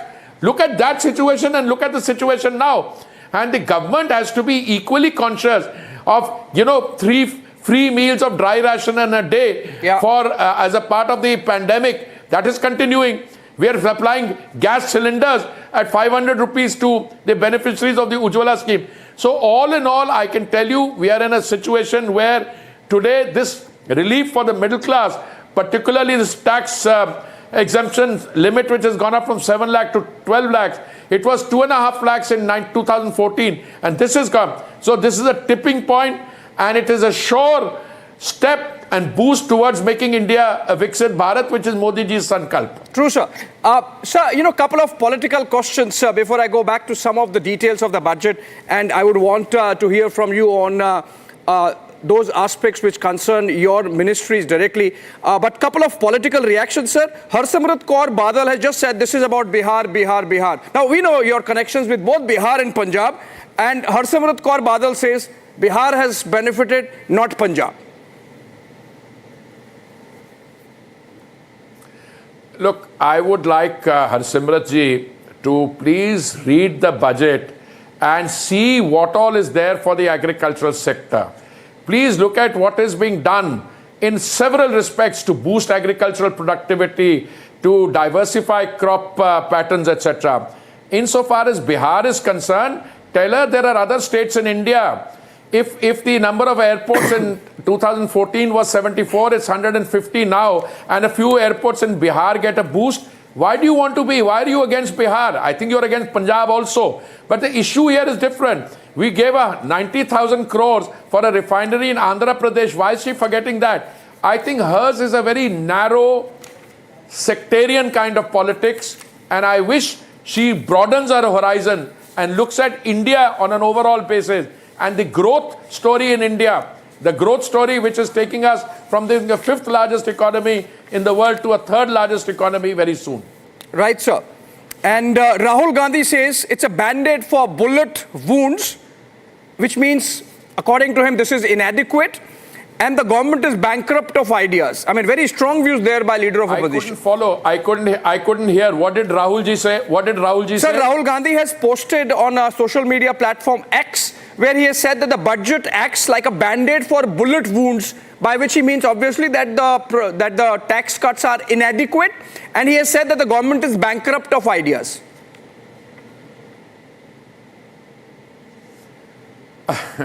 How can I respond to a statement which is so low on intelligence and content? This is a budget which is being widely welcomed, and it is being hailed as one of the historical budgets of the recent past. And if Rahulji thinks this has a bankruptcy of ideas, I would like to take him to what is being done for centers of excellence in artificial intelligence, what is being done in terms of the nuclear energy to take it up to 100 gigawatts. You know, his relatives started it, but there wasn't any time, not a single dollar of commercial contracting took place. I want to take him to what is being done for the IITs, for the increase in the number of enrollments we can ensure. I want to take him to the cancer patient and how many medicines are being exempt from basic custom duty. So Rahul ji, instead of looking bored, instead of acting bored, just take a little time, read the budget, and if you're not able to understand it, get one of your educated advisors to just brief you on what all is in the budget. Right. So a couple of questions on your ministry, sir. The finance minister spoke about urban housing, particularly for the affordable segment. How big is that push, according to you, given both the bird's eye view and the worm's eye view you have of the sector? Abhishek ji, I must correct you. That is not my ministry any longer. I used to be Housing and Urban Affairs Minister from September 2017 till July of 2024. So this is a question that should be addressed to Khattar ji. But I'm happy to say that the urban sector, both in terms of more urban affordable housing, all that, it's all should be taken in. Pradhan Mantri Awas Yojana, 4 crore Awas were there for Grameen and Shahri Kshetra. PM has talked about another 3 crore. Then they're talking about other factors. All of them excellent. And I would say what Modi ji said some time ago, more money in your pocket is more power to the nation. And the urban sector is a vibrant sector. And I welcome, on behalf of Khattar ji, all the announcements on the urban sector in the budget. Right. So also on the energy sector, the manner in which this budget really talks about energy transition with special focus on nuclear energy, 100 gigawatts by 2040. This was an idea whose time had come, but somehow a focused push was not coming. The budget now talks about it. How long before we actually see it getting materialized on the ground? Abhishek ji, I would say that, and I don't want to be cynical, if you want to get to net zero by 2070, you have to go down the nuclear energy route. Our exploration and production is increasing massively. We are going to get over the shortfall and shortcomings of the dull decade between 2006 and 16. Our biofuel blending is going up. Green hydrogen is going up. But, great work was done on the nuclear energy through the India-US Civilian Nuclear Energy Agreement, the India-specific safeguards agreement, our signature of the chemical weapons and Australia group. But nothing happened. So I think Modi ji's decision to resurrect the nuclear issue and to look at nuclear 100 gigawatts by 2040 is a very welcome decision, and it will help the energy transition in a very big way. So my last question, you've been a top diplomat. There are global, both geo-economic and geopolitical headwinds. You think the budget takes them head on and is going to shepherd the Indian economy out of those headwinds ably? Abhishek ji, I am quite happy to acknowledge my long-standing education in diplomacy. I was a Foreign Service officer for 39 years. I worked in the international think tank circuit for 6 years. I've been a minister, my 8th year going. But I don't know whether the budget by itself can help us navigate through global turbulence. But the budget can help strengthen the economy, give us confidence. So when the headwinds come, if at all they come, we have a greater degree of confidence and resilience to navigate past that. Right. Thank you so much, Ms. Nirmala Sitharaman, the Finance Minister, has reached the National Media Center. Thank you for joining us with that perspective. Always a nice jousting whenever it comes to taking on the opposition. Minister Hardeep Singh Puri. And now we go to the National Media Center, from where Union Finance Minister Nirmala Sitharaman is going to address the press, and through the press, the larger national audience. She has just reached. Can we cut to the pictures? Yes. On air. She's there at the National Media Center along with the entire team of I'm happy to be here. Bureaucrats. Let's cut to the audio there.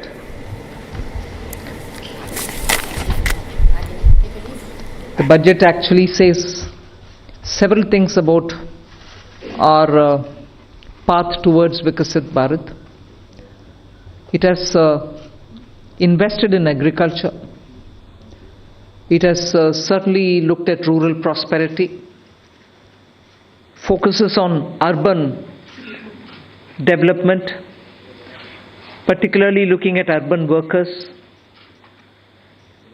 and continues to lay emphasis on reforms.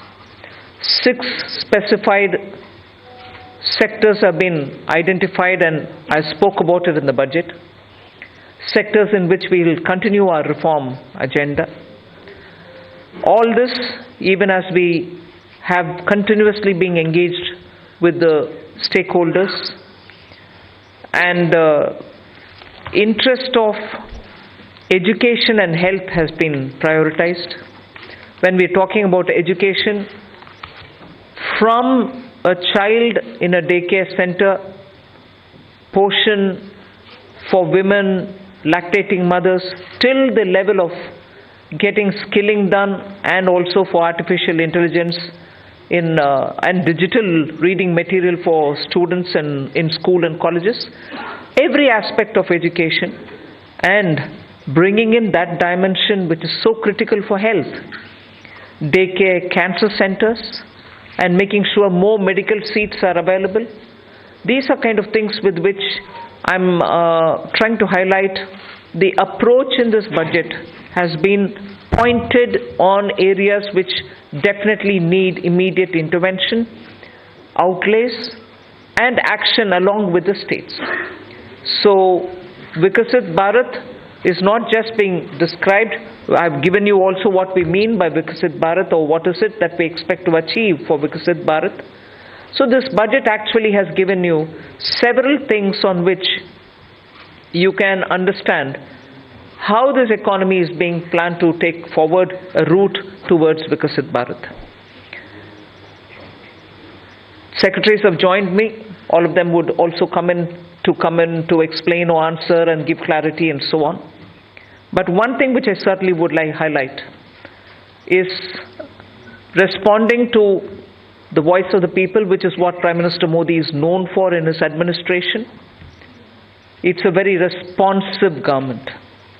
And as a result, the income tax simplification, which I announced in July, is already completed in its works, and we shall bring the bill in the next week. So the income tax simplification, about which in July budget I have gone in detail to say, the work is completed within 6 months is what I said. Within 6 months we've brought the bill. It will be coming into the parliament next week. So if we are talking of reform, inclusive of taxation, the work is done. This budget also speaks about rationalization in customs.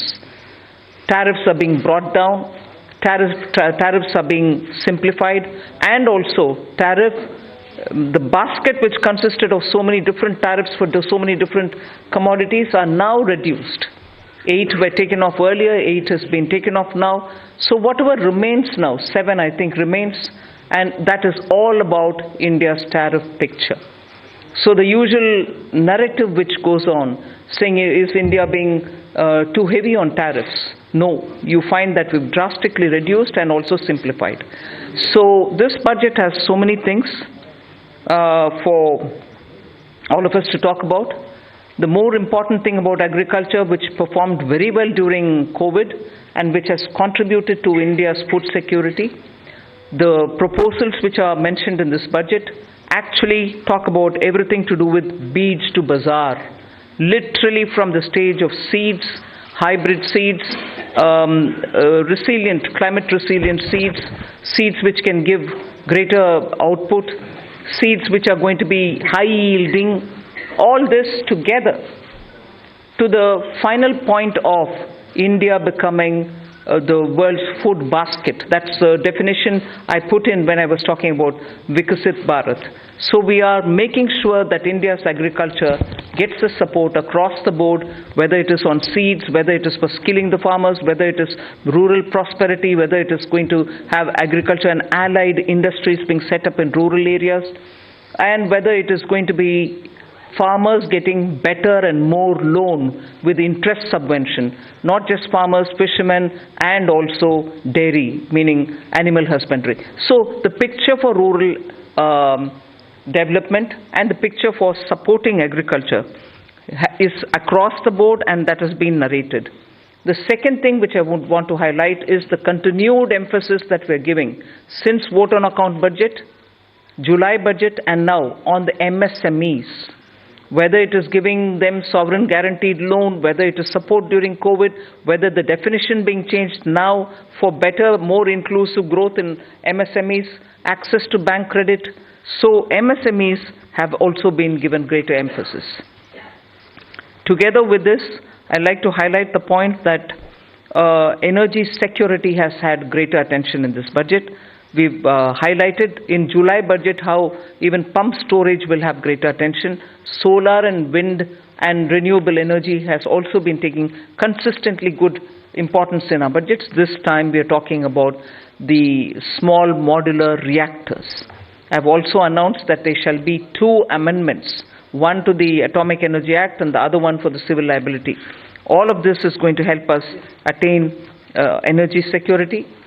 Insurance sector's FDI limits have been enhanced. That is another important announcement. I'll end my opening statement with 2 things. There is no reduction in the public spending on capital expenditure. Let's put that up front. We continue to place emphasis on the multiplier effect that capital expenditure done by government has shown, has sustained us. We continue on that.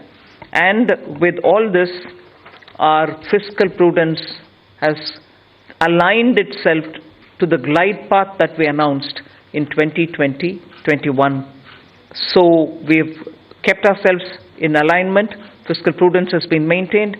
The next year, coming years, estimate is also been given. Well under 4.5 is what we had said earlier. We are also projecting the same. So this is just as an opening statement. There's a lot more to say, but as you all ask questions, so shall we answer. Thank you. Thank you, ma'am. 225. 225. Mic, please.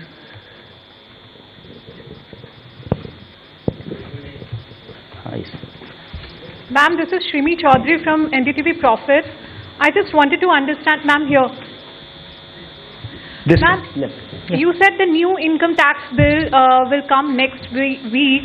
Will that be in the form of draft, and where you are also going to take stakeholder comments on that?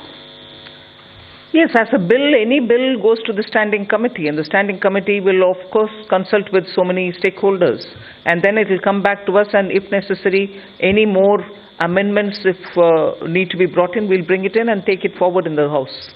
So do we expect implementation in this in the fiscal year in FY26? Do you expect what? Do we expect the implementation of? Well, let it get passed. I hope it will get passed without much of a difficulty, but it is only after its passing. Sure. Thank you. 35. Front.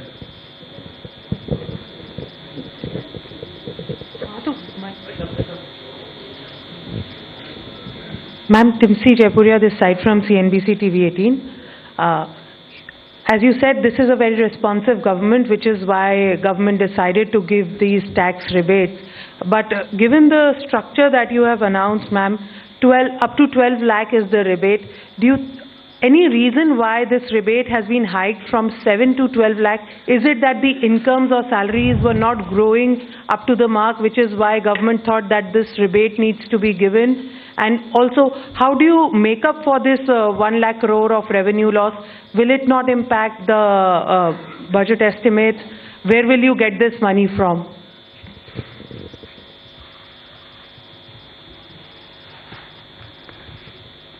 Tripti, I think the first question is, you said that this, when the incomes are not growing.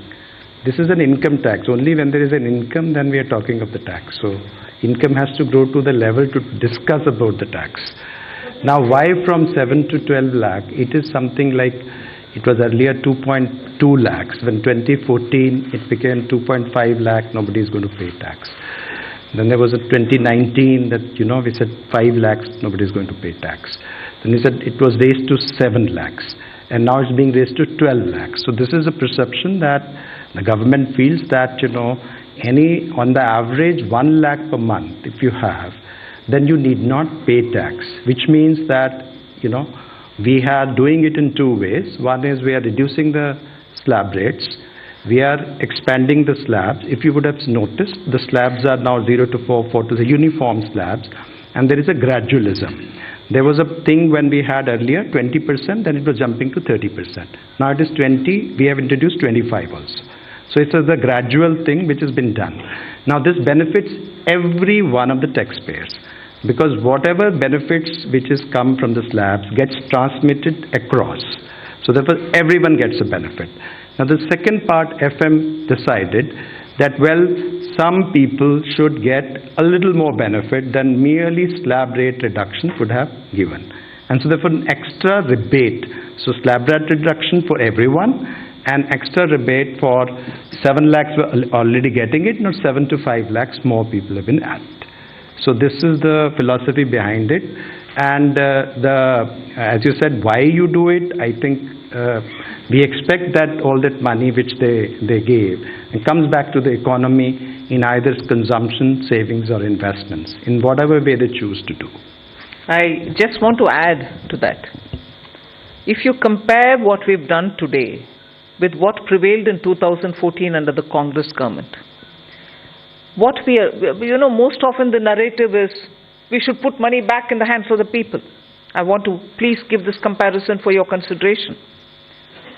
If you compare it with the 2014 tax rates under the Congress, for somebody who's earning 8 lakhs, nearly 1 lakh more money is in their pockets today because of the amendments that we've brought in.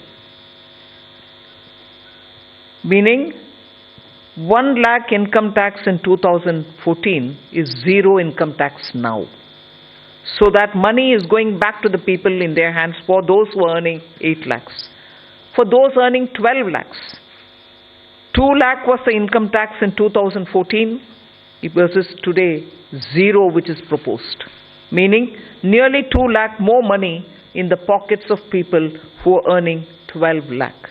Alright, did I stop it there? As Finance Secretary rightly said, across the board everybody is getting benefit because the rates have also been brought down. Not just the rebates being given to up to 12 lakhs. Rates for everybody is being brought down. As a result, take somebody who earns 24 lakhs in a year.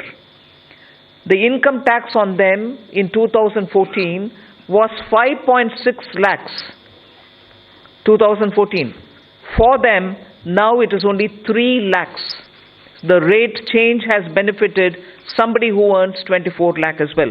So 2.6 lakh rupees more in the pocket of people who are earning 24 lakh. So it is not just those who are up to 12 lakh because they are not paying any tax at all, because rebate is given to make up for the tax amount which they have to pay. It is not just up to 12 lakh. Even for others, benefit is accruing, and compared to what it was in 14, that much amount of money is going back to those respective money earners. Just compare it with 24 tax rates, which is prevailing now, and what is being proposed. I would like to draw the comparison. 8 lakh people, meaning those who are earning 8 lakhs. 30,000 rupees more is being put back into their pockets, meaning they would be paying 30,000 in the prevailing tax, 8 lakh salaried wale. Now they pay 0 in the new proposal. Similarly, 12 lakh salary or income wale would have 80,000 rupees tax to pay in the current prevailing taxation rates. They would have 80,000 rupees now go back to their pockets. They don't have to pay that tax. Go to the 24 lakh and compare with the present rates. Present prevailing rate, they have to pay 4.1 lakh rupees as tax. We are saying now they will have 1,10,000, 1.10 lakh in their pockets, which they don't have to pay as tax. So we have put good substantial amounts into the pockets of people who deserve to get that. And I would want that to be highlighted compared to what prevailed in 14 and what prevails just this year. 3 number. Ma'am, many congratulations. Something that has been quoted to you as well as the Prime Minister and yesterday the Chief Economic Advisor hinted, in terms of disinvestment and where you should not get into, government. You yourself have been talking from 2020, 21 and subsequently, government should be in less spaces. Has it been a strategy? Because I know you're committed to it, but last budget you didn't refer to it. This budget you have not referred to it. The target still remains there. Is there any impetus that you're going to do towards what has already been announced by the budget? For example, bank privatization of banks and others. That's one.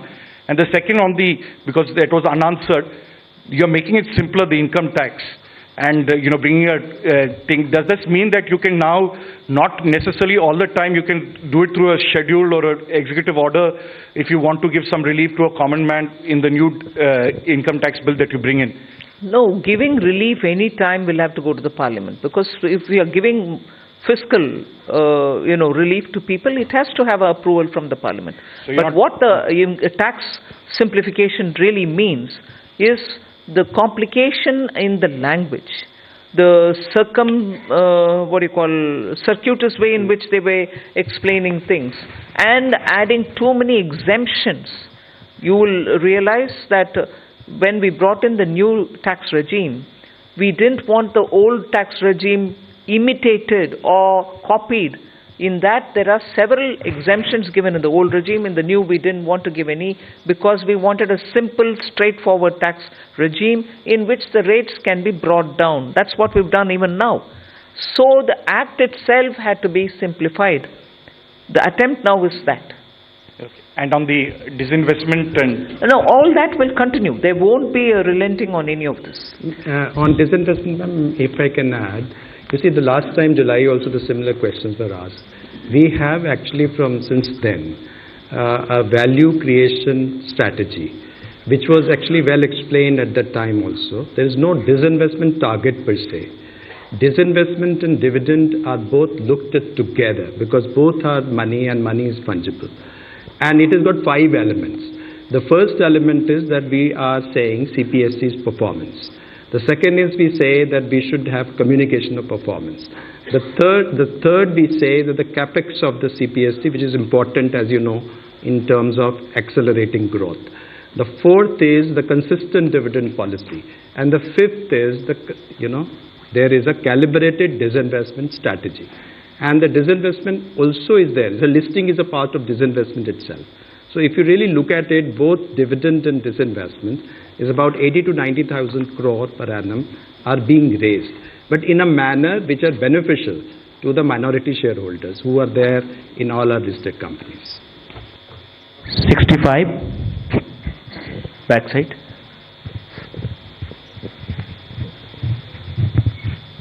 Good afternoon, ma'am. This is Ruchi Bhatia from Bloomberg News. I have a question for the Revenue Secretary and a question for you.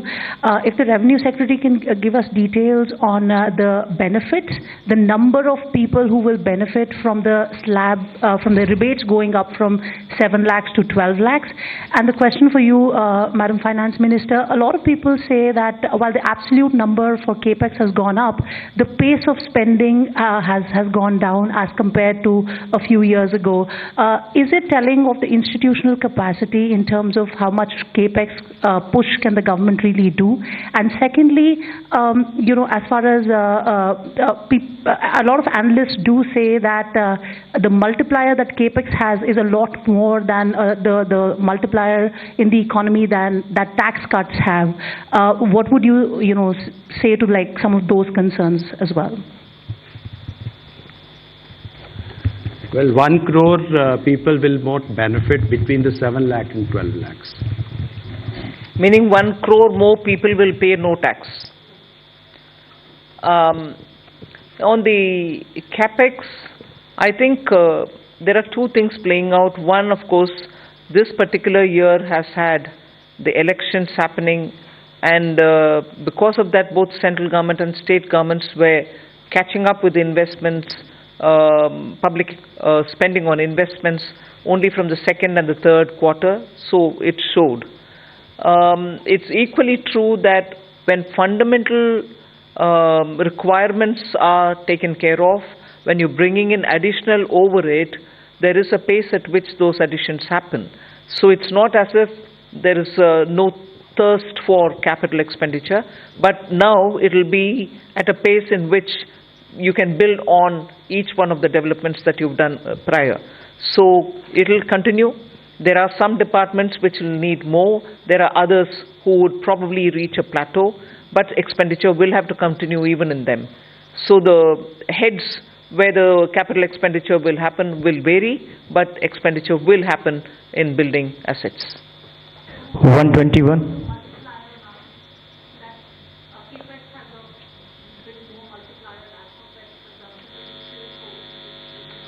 No, CAPEX is also continuing. I have not foregone CAPEX to give for revenue expenditure or consumption expenditure.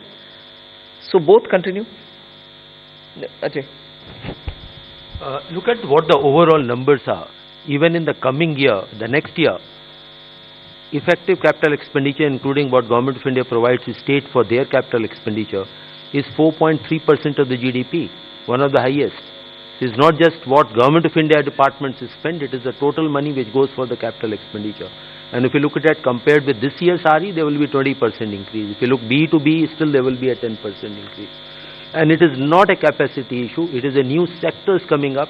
For example, if you notice, urban sector, the allocations are increasing. That's one area which requires a renewed focus. 121. On the CAPEX, because this point can come up later also. So one is the CAPEX that we give directly, that is we do as central government directly. Other is that grants that we give to the state governments, for the state governments to do CAPEX, for example, for Pradhan Mantri Gram Sadak Yojana, for example, Pradhan Mantri Awas Yojana, and so on and so forth. So if you also include the grants in it for creation of capital assets, the amount, total amount has gone up to 15.48 crores in the budget estimate for the next year, which is more than 15% increase over the current year's RE.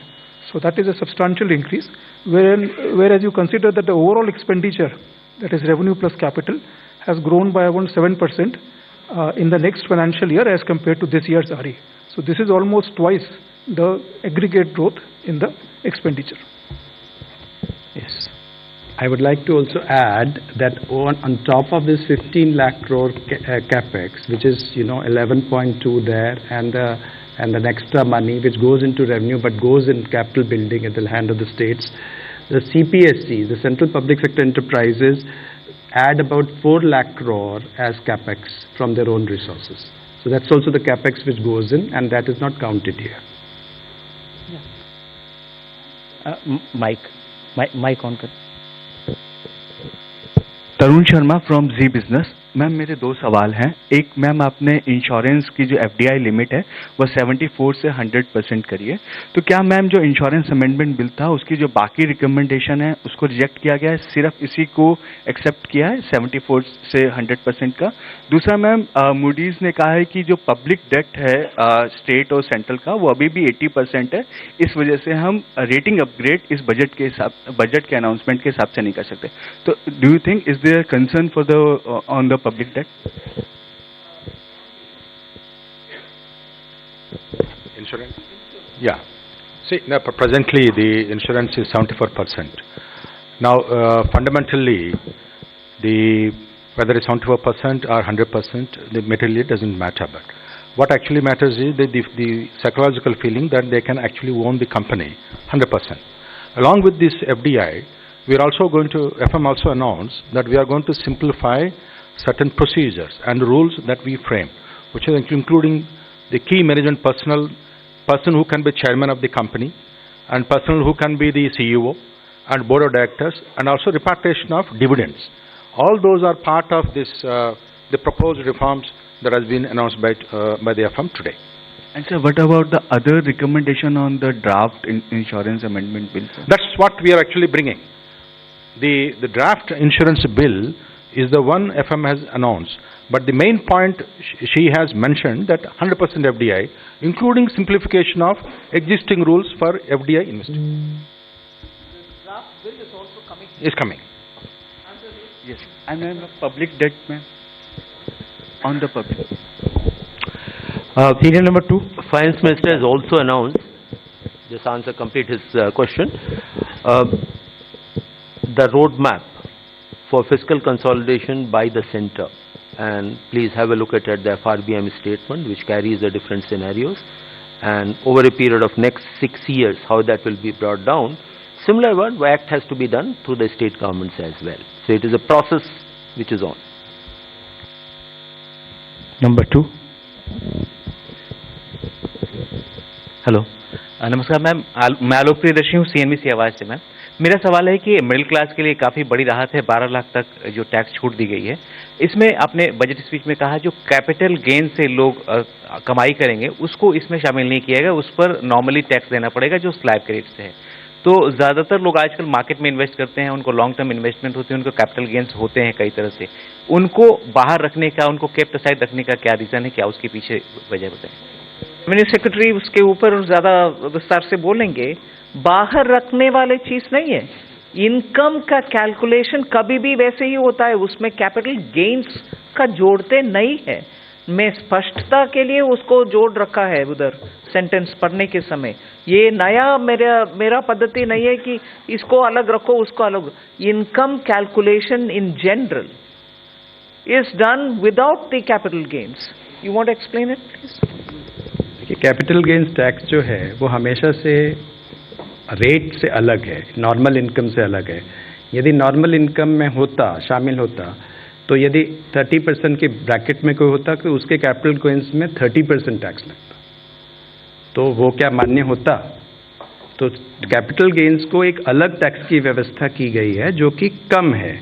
वो इसलिए की गई है कि risk उसमें है और उसमें लोग रिटर्न करते हैं कैपिटल मार्केट को बढ़ावा देने के लिए, तो उसमें 12.5% हमने टैक्स लगाया, तो वो एक अलग रखा जाता है। उसमें एक अलग एग्जम्पशन लिमिट भी है। यदि वो एक साल में कैपिटल गेन्स आपको इज इट 1.25 लाख 1.25 लाख यदि हो तो वो एग्जम्प्ट भी होता है, तो और यदि शॉर्ट टर्म हो तो वो 20% होता है, तो वो एक व्यवस्था अलग है। और नॉर्मल इनकम की व्यवस्था है जो कि स्लैब रेट और उससे काउंट होती है, तो इसलिए वो अलग ही है। कंफ्यूजन ना हो इसलिए वित्त मंत्री जी ने स्पष्ट उसको कर दिया था स्पीच में, क्योंकि ये कंफ्यूजन की संभावना थी कि सब लोग ये समझेंगे, तो उसको स्पष्ट किया गया। 46 पीछे बैक साइड एक करके। Hello ma'am, Harsh Kumar from Business Standard newspaper. Ma'am, since government has decided to move ahead with a comprehensive asset monetization plan, so what are the new changes from the previous one, and if you can give some broader aspects of it in detail? See, as we are aware that till the last year, the first program which was launched in 2021 achievements have been of the order of about 90%, which is a good progress. Based on that success is the next leap, almost double the amount which are coming up. And there are newer asset classes will also be come up. For example, transmission assets, and not just of the Government of India. Government of India doesn't own, say, power corporation, power transmission corporation, but state government's assets are also there. So they will do the monetization, and you will hear very soon that entire plan will be out. Sir, can we, in future, can we get a separate number of asset monetization and disinvestment? See, this money, what the intent is, there's already an investment or other assets are there, which may be owned by Government of India, which may be owned by, say, NHAI, or they may be owned by one of the PSUs. They disinvest, not disinvest, they monetize that asset and use that money to build a fresh or a new project and a new asset, plow back that money back into the economy. So these are not necessarily money coming to Consolidated Fund of India. Very rarely the money comes in. NHAI doesn't invest, money remains with them, they build another road by using that money. 13.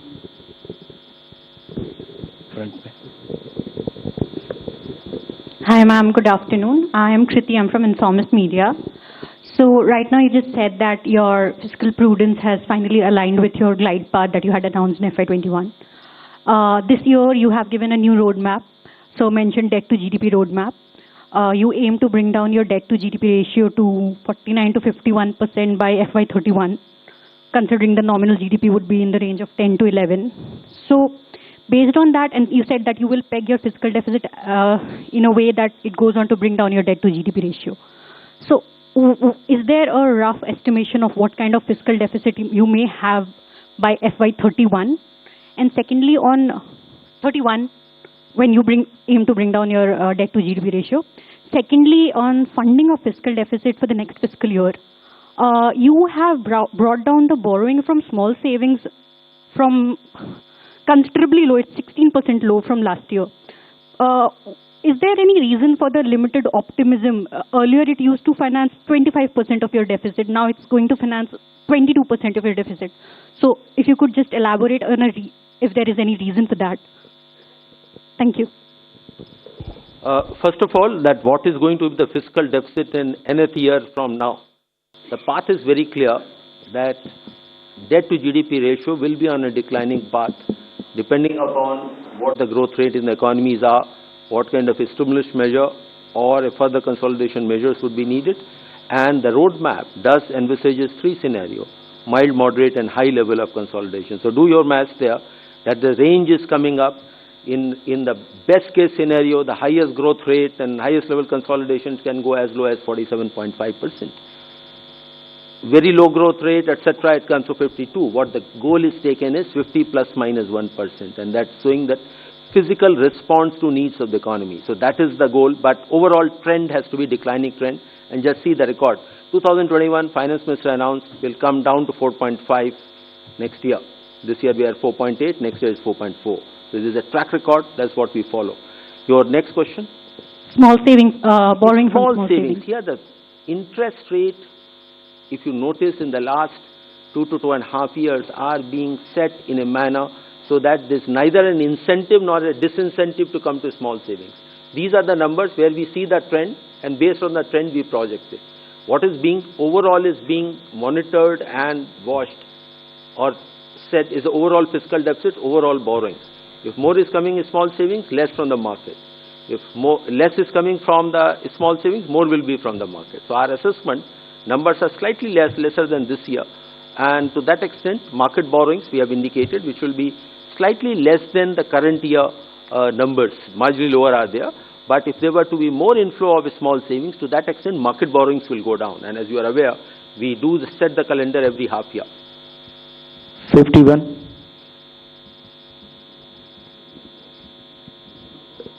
Hi ma'am, this is Vikas from The Hindu. First of all, you've left us with very few questions after that announcement on the direct taxes front. And you mentioned that there is a 1 lakh crore revenue foregone from that move, which is obviously going to help boost consumption and demand and private investment in turn. I wanted to get a sense of the mathematics behind the overall fiscal math that we've worked out for next year. because despite this tax relief, we are looking at a direct income tax as receipts as a part of gross tax receipts are likely to rise to 33.7% as per the revenue receipts plan, and which is the highest ever, and marks a significant increase over the 24-25 income tax receipts. So I wanted to understand what's what gives, how do you work this out? Because on one hand we are giving away significant relief. Where do we expect the gains I hope from? you're not suggesting we shouldn't have done this. Are you? I hope you're not suggesting that we shouldn't have done this income tax, giving money back to people through rebates and other ways. No, I'm just curious where we expect the buoyancy coming from. That's fine. All right. It was answered at that time. Anyway. Okay, let me just see. We are talking about personal income tax, taxes on income, and we had 19.7% growth in 22-23. We have 25.4% in actual terms, and 24-25, 23-24, we had 25%, and 24-25, if you take the RE figures, growth is likely to be 20%. And what we have proposed for 25-26 is a growth of 14.4%. So we have moderated. I mean, we have been growing 20% almost on this plan, and we have made it 14%. Now coming to buoyancy, our buoyancy was for the taxes on income was 2.65 in 23-24, and 24-25 expected buoyancy is 2. And the buoyancy which has been assumed for 25-26 is 1.42. So you would see that we have assumed a moderate buoyancy looking into the sacrifice of revenue which has been done. So we have done our math. Thank you. 9. Third row. Good evening, ma'am. Considering the government's measure to put more... Sorry, this is Chetan from Business Today. Considering that the government's measure to put in more money into the hands of the public, are you trying to mitigate the impact of a possible Trump tariff trade wars from the US? Or are you relying more on domestic production to ensure that Indians have a shield from the US trade wars if they happen to be so? Well, I don't think we've gone that far to justify this income tax rate reduction. We've responded to the voice of the people and also made our own assessments, and therefore we've given this. And I thought there was an allegation also that we didn't respond to what may come through the US administration's tariff whatever decisions. Well, I don't think these two are connected, at least in the way in which we like to believe it. You may want to give a different dimension, but no, we have not done it with that intent. 64 at the back. Madam नमस्कार, मैं महावीर सिंह बोल रहा हूँ, freelancing करता हूँ। आपने income tax में बड़ी राहत दी है। हम तो 10 लाख की उम्मीद कर रहे थे, आपने 12 लाख कर दिया एकदम। और मुझे लगता है कि क्या सरकार इनकम टैक्स रिजीम से हटकर एक्सपेंडिचर टैक्स रिजीम की तरफ जा रही है? जो आप इनकम टैक्स में आपने कहा कि इस राहत से 1 करोड़ लोग इससे बाहर हो जाएंगे और इसमें कम ग्रोथ होगी, और दूसरी तरफ आपका जो टैक्स रिसीट है वो बढ़ता जा रहा है, पूरे बजट का आकार बढ़ रहा है, तो सरकार क्या एक्सपेंडिचर टैक्स की तरफ ज़्यादा झुकाव दिख रहा है? ये सिर्फ आने वाले साल के, मतलब अभी अप्रैल 1 से शुरू होने वाले साल के टैक्स प्रपोजल्स है। आप पिछले साल का रेवेन्यू को देख करके इससे ये कनेक्शन मत निकालिए। हम जनता के लिए, मिडिल क्लास के लिए राहत दिलाने के लिए प्रधानमंत्री जी के आदेश के अनुसार रेट रिडक्शन किया है, उतना ही है उसमें। 47. Just to add that to give you a data point, direct taxes are supposed to increase by 12.7% next year. Indirect tax, which is on the, say, when people buy goods and services, is expected to increase by 8%. So that should answer your question. Yes. Yes. हमारी central amount शामिल है। एक इसी point पे और यदि हम देखें डायरेक्ट टैक्स और इनडायरेक्ट टैक्स का रेशियो, तो वर्तमान साल में आरई में ये 1.39 है, मतलब डायरेक्ट टैक्स लगभग 139% है इनडायरेक्ट टैक्स का। अगले साल ये 145% है। तो जो आप कह रहे हैं उसका उल्टा है, डायरेक्ट टैक्सेस पे अधिक अगले साल राशि प्राप्त होगी as compare to indirect tax. और यदि हम देखा जाए बुओयंसी जो है वो इनडायरेक्ट टैक्सेस में 0.82 है, क्योंकि कस्टम्स जो है वो कोई अभी हमारे लिए एक रेवेन्यू का साधन नहीं है, वो एक बॉर्डर मेजर्स है और बहुत समय में हमने ड्यूटी रिड्यूस भी की हैं, क्योंकि बहुत ज़्यादा हाई टैरिफ लगाने से भी उसके ठीक परिणाम नहीं, तो ये भी नहीं है। और सीजीएसटी और सेस में हमारा जो बुओयंसी है वो सिर्फ 1.08 है, तो आप देखेंगे कि वो उसमें कोई एक्स्ट्रा हमारा करने का विचार नहीं है। Ma'am, Prakash Pedashi from ET now. Yeah. The KCC limit has been enhanced to 5 lakh. So, any assessment on how this decision will boost rural consumption? Secondly, ma'am, the budget document mentions something about sharing transaction details of crypto assets. If you could elaborate. Sharing transaction details of crypto assets. Okay. Nagaraj, you want to say on the KCC?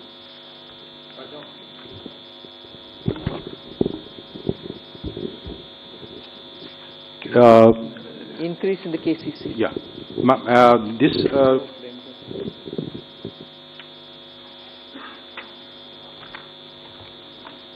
Let me respond to the question on the KCC.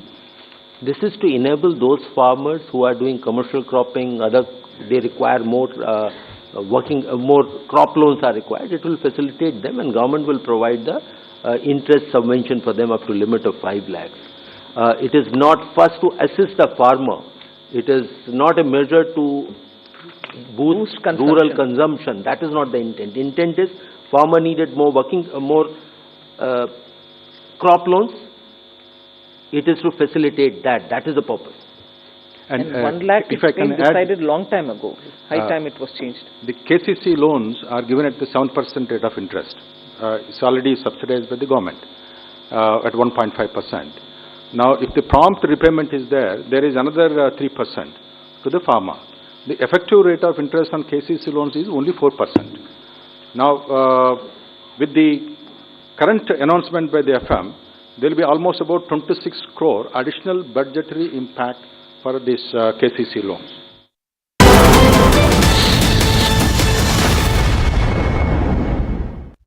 इसको घर पे लगाओगे तो शादी का तो पता नहीं, पर घर पक्का नहीं टूटेगा।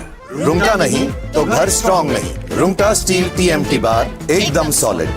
पहाड़ों में एक हाइकिंग शिप भी बन सकती है।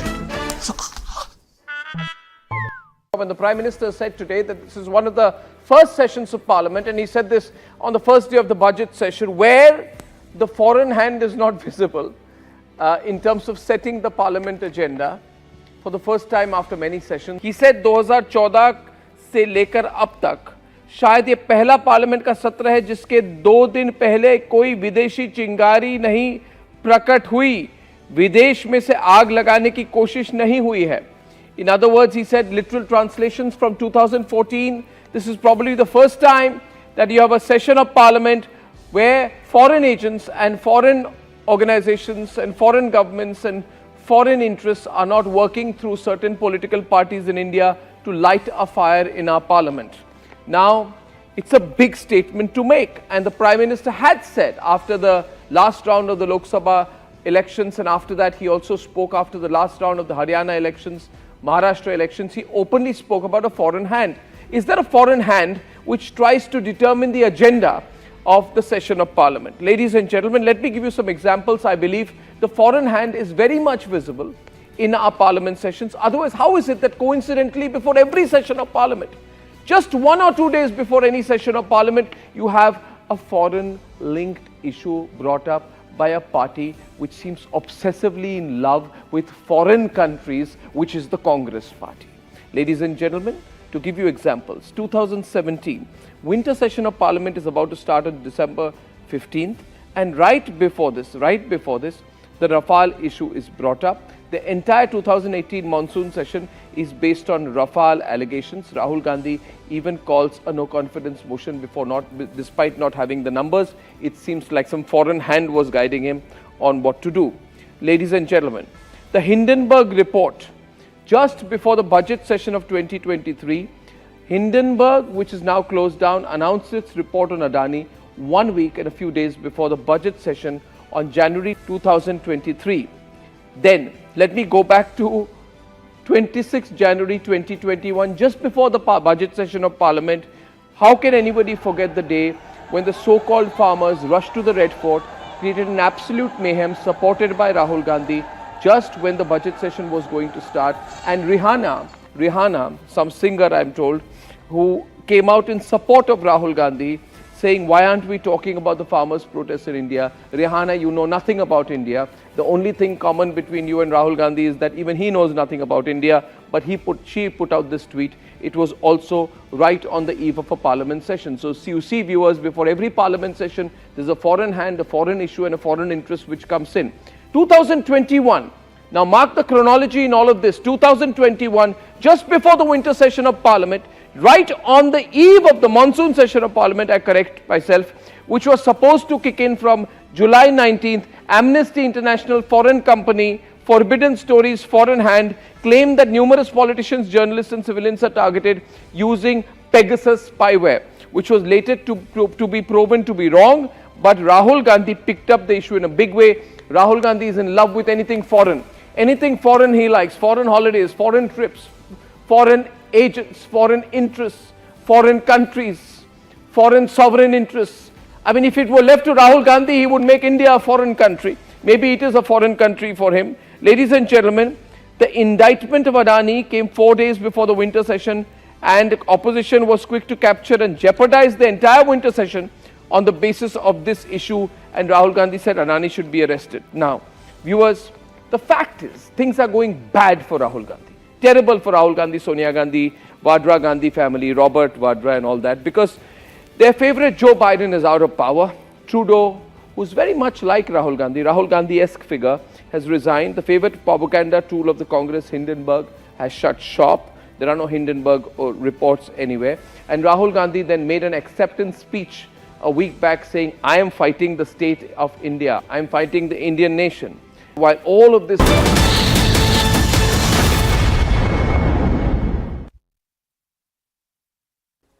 केंद्रीय वित्त मंत्री ने आज देश का बजट प्रस्तुत किया और जिसको लेकर के काफी अपोजिशन द्वारा भी ये बात कही जा रही है कि ये बजट बिहार के लिए ज्यादा बड़ी सौगात लेकर के आया। हमारे साथ बात करने के लिए यूनियन मंत्री गिरिराज सिंह मौजूद है। गिरिराज जी, आप बिहार से आते हैं, लेकिन जो पूरा केंद्र रहा आज बजट का, काफी तमाम चीजें रही, लेकिन अब विपक्ष का कहना है कि बिहार के चुनावों को मद्देनजर रखते हुए बिहार के लिए तो मौज है इस बजट में।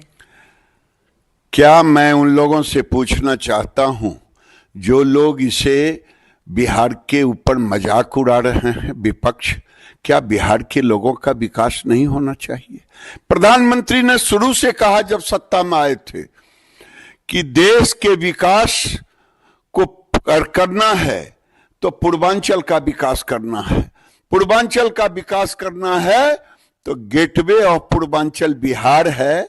इसीलिए प्रधानमंत्री ने इस वादे को पूरा करते हैं कि देश का विकास करना है। विपक्ष को मत रहने दीजिए खुश, विपक्ष ऐसे ही रोता रहेगा और देश आगे बढ़ता रहेगा। लेकिन ओवरऑल बिहार के लिहाज से आपको बजट कैसा लगा? बिहार के लिए बहुत ही, पूरे देश के लिए बजट है और उसमें बिहार भी आता है। लेकिन सर, जैसे आईआईटी पटना से लेके ग्रीनफील्ड एयरपोर्ट की चर्चा की कि कितना मजबूत होगा सर? सब मजबूत होगा, बिहार बहुत मजबूत होगा और बिहार मजबूत है और मजबूत होगा। मध्यम वर्गियों के लिए 12 लाख का एग्जेम्पशन, मध्यम वर्ग के ही नहीं, सारे वर्ग के लोगों के हित को ध्यान में रखा गया और मध्यम वर्ग के लोगों का विशेष ध्यान रखा गया।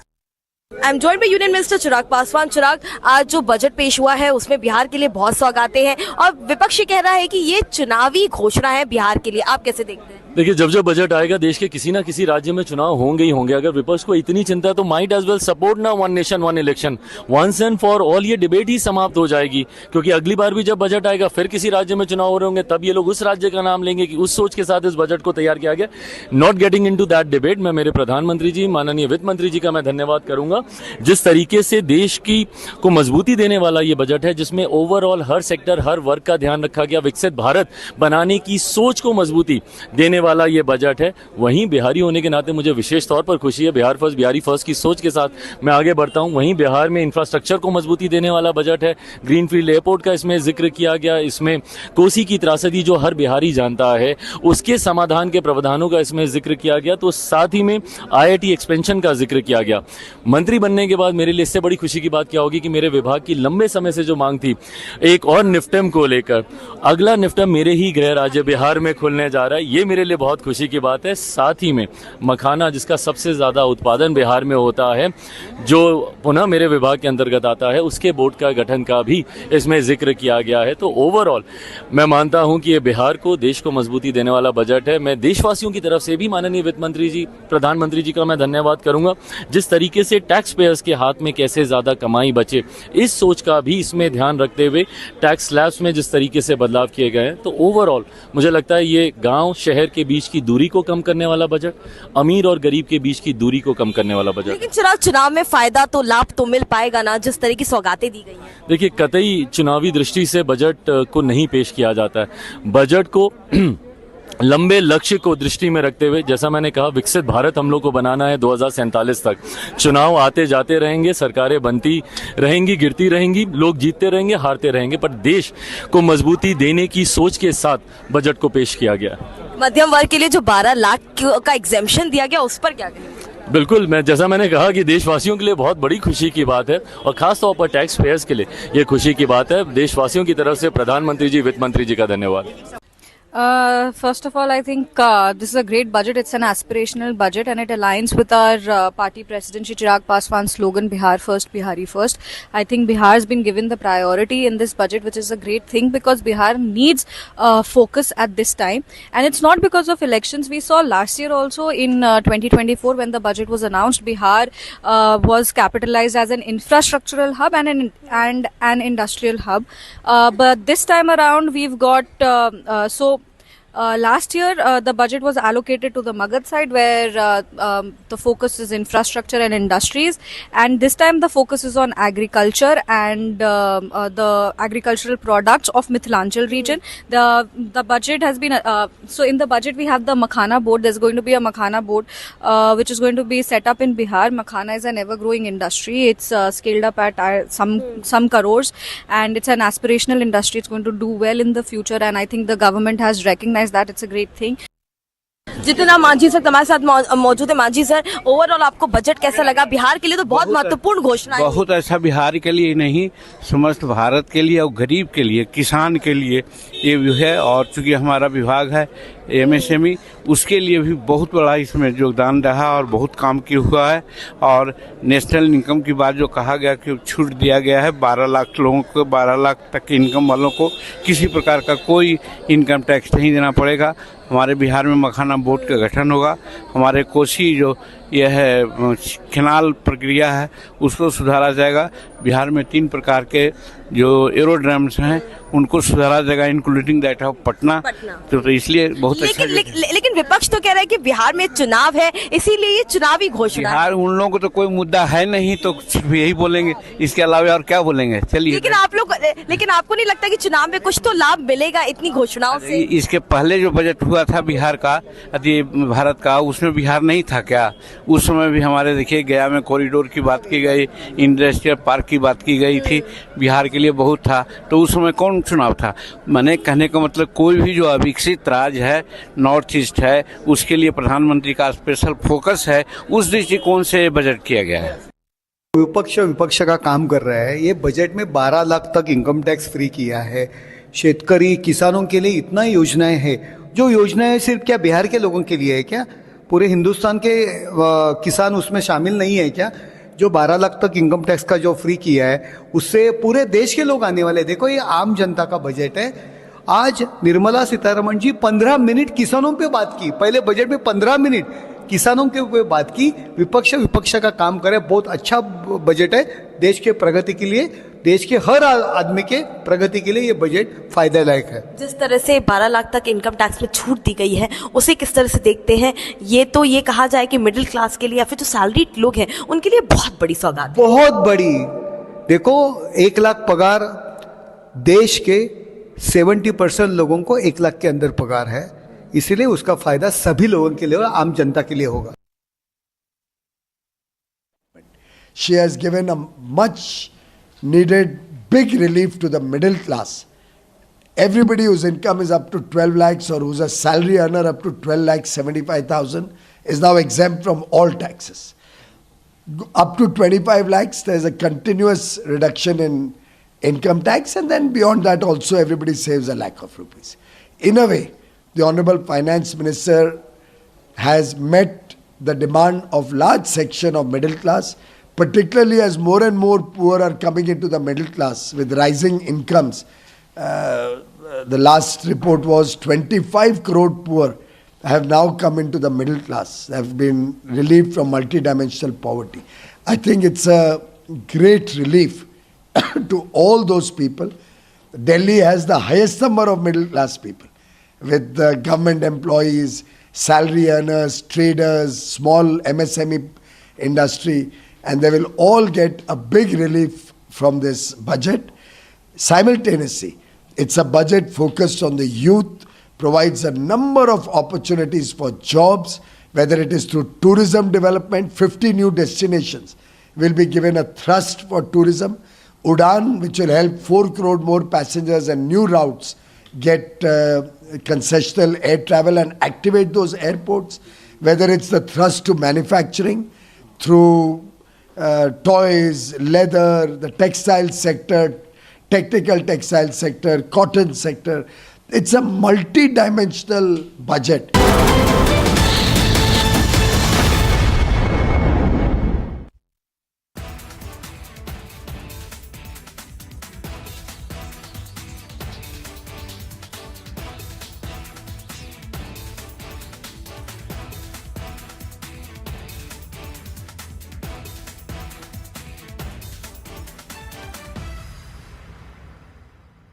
When the Prime Minister said today that this is one of the first sessions of Parliament, and he said this on the first day of the budget session, where the foreign hand is not visible in terms of setting the Parliament agenda for the first time after many sessions. He said 2014 से लेकर अब तक शायद ये पहला parliament का सत्र है जिसके 2 दिन पहले कोई विदेशी चिंगारी नहीं प्रकट हुई, विदेश में से आग लगाने की कोशिश नहीं हुई है. In other words, he said, literal translations from 2014, this is probably the first time that you have a session of Parliament where foreign agents and foreign organizations and foreign governments and foreign interests are not working through certain political parties in India to light a fire in our Parliament. Now, it's a big statement to make, and the Prime Minister had said after the last round of the Lok Sabha elections, and after that he also spoke after the last round of the Haryana elections, Maharashtra elections, he openly spoke about a foreign hand. Is there a foreign hand which tries to determine the agenda of the session of Parliament? Ladies and gentlemen, let me give you some examples. I believe the foreign hand is very much visible in our Parliament sessions. Otherwise, how is it that coincidentally before every session of Parliament, just 1 or 2 days before any session of Parliament, you have a foreign linked issue brought up by a party which seems obsessively in love with foreign countries, which is the Congress party. Ladies and gentlemen, to give you examples, 2017, winter session of Parliament is about to start on December 15th, and right before this, the Rafale issue is brought up. The entire 2018 monsoon session is based on Rafale allegations. Rahul Gandhi even calls a no-confidence motion despite not having the numbers. It seems like some foreign hand was guiding him on what to do. Ladies and gentlemen, the Hindenburg report, just before the budget session of 2023,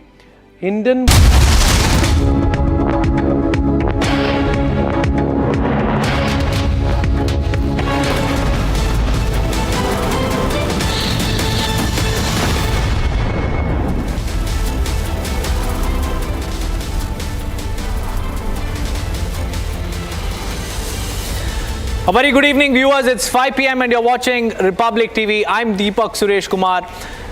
What a day it has been. The Modi 3.0 budget is finally out, and they're calling it the people's budget because it's a much awaited and the much anticipated relief that the middle class has gotten this time around. We'll get you all the latest, but first a quick check on the headlines. Happy to announce that there will be no income tax payable up to income of 12 lakh rupees.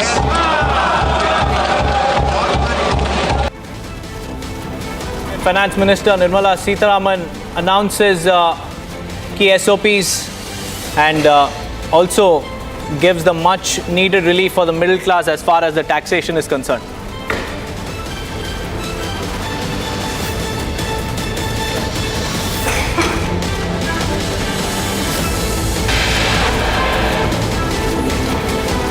Electric vehicles, wet blue leather, lithium-ion batteries, cheaper, flat-screen TVs to be costlier.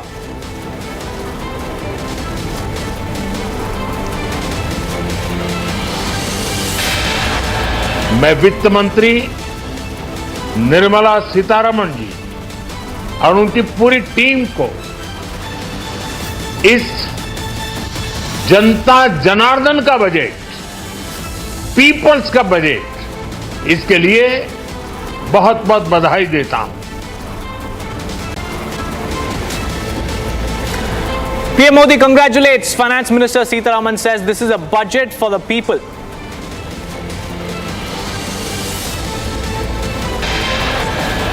Lok Sabha Leader of Opposition Rahul Gandhi attacks centre over budget, says budget is a band-aid for bullet wounds.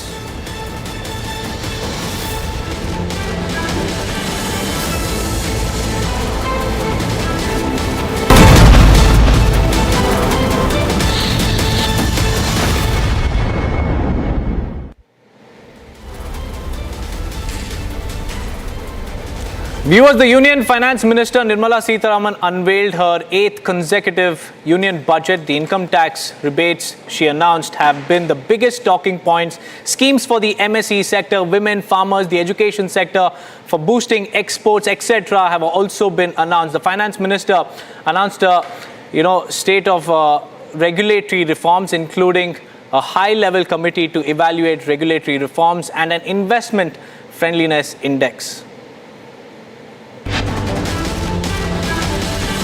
So for the micro enterprises, we will introduce customized credit cards with a 5 lakh rupee limit for micro enterprises registered on Udyam portal. In the first year, 10 lakh such cards will be issued.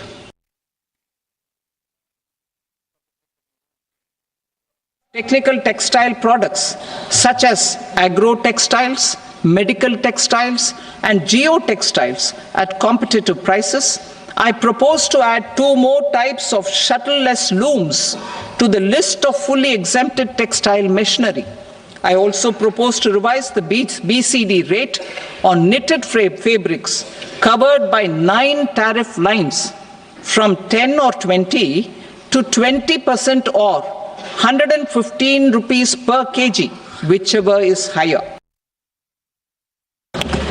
The revised estimate of the fiscal deficit is 4.8% of the GDP. As proposed in the interim budget, we signed bilateral investment treaties with 2 countries in 2024 to encourage sustained foreign investment, and in the spirit of First Develop India, the current model BIT will be revamped and made more investor friendly. All right, welcome back. We had that long press conference by Finance Minister Nirmala Sitharaman explaining the nitty-gritties of the budget, and of course there will be more details coming in.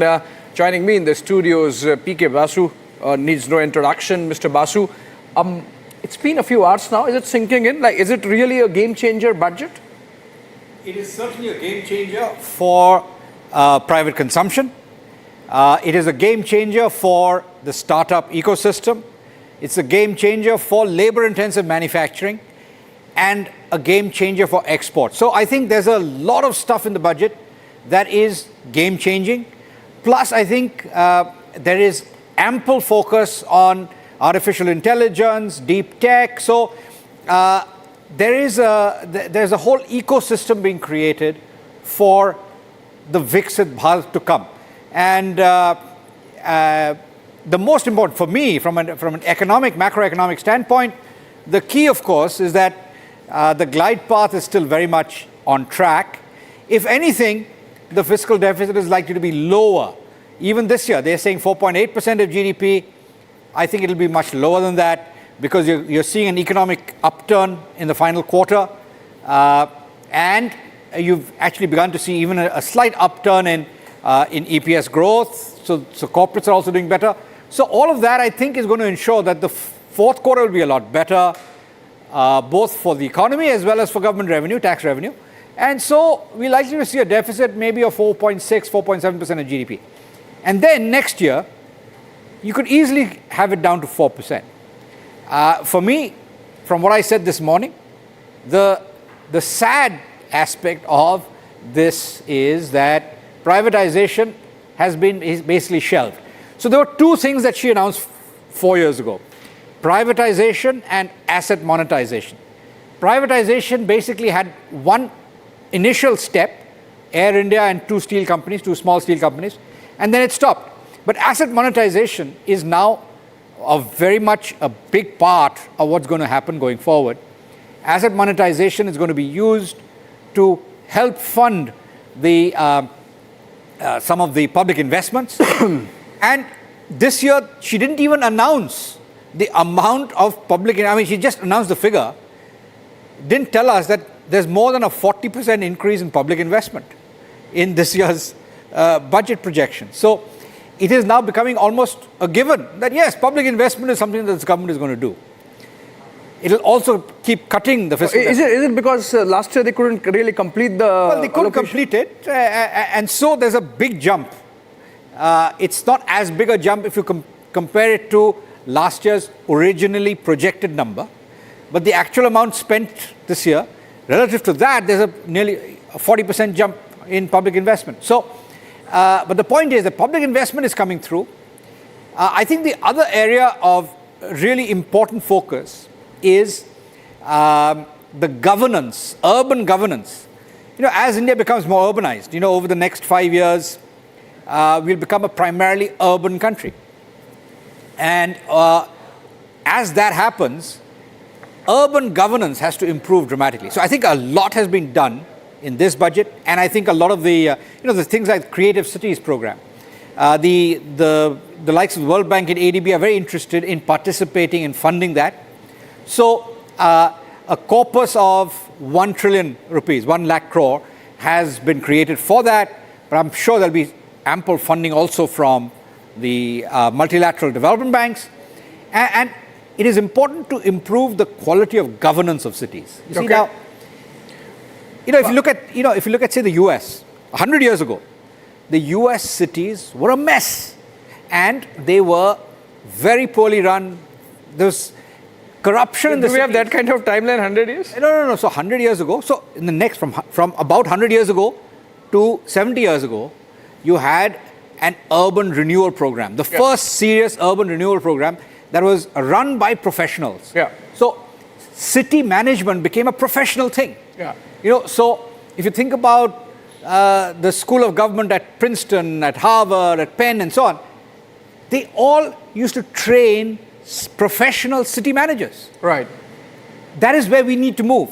I think there is a lot of focus on skill development and human resource, particularly on STEM.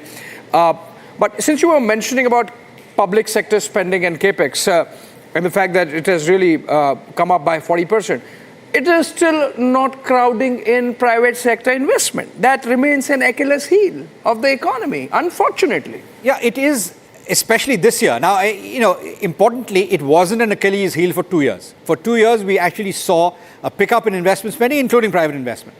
This year, it slowed down again. Now, we heard this morning a lot of people berating the business sector, the corporate sector.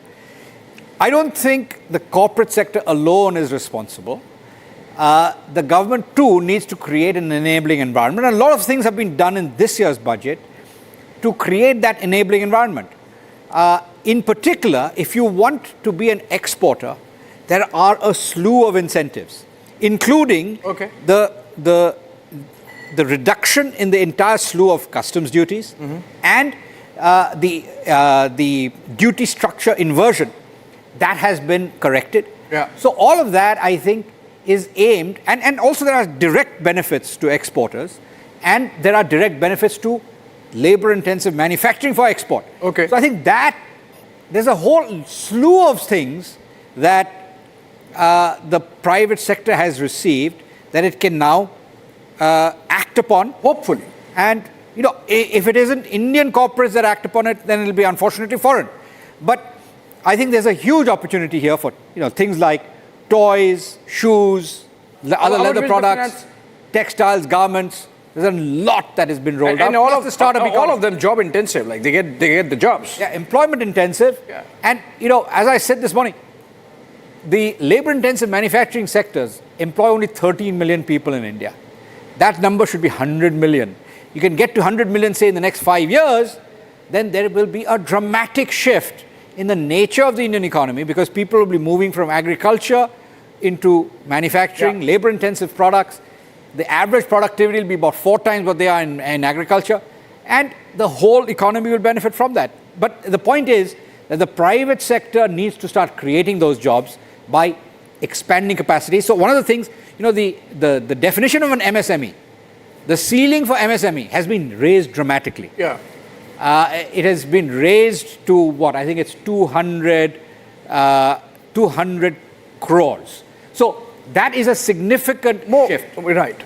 Now, that is good. But, you know, even that, there is scope to keep raising that further. I'm sure. Let's listen into how the Prime Minister really encapsulated his thoughts on the union budget, calling it Janata Janardan ka budget, and let's understand why he said so. Listen in.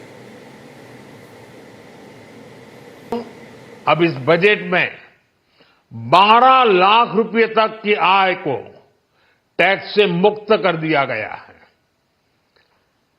सभी आय वर्ग के लोगों के लिए tax में भी कमी की गई है। इसका बहुत बड़ा फायदा हमारे मिडिल क्लास को, नौकरी पेशे करने वाले, जिनकी आय बंधी हुई है, ऐसे लोगों को, मिडिल क्लास को इससे बहुत बड़ा लाभ होने वाला है।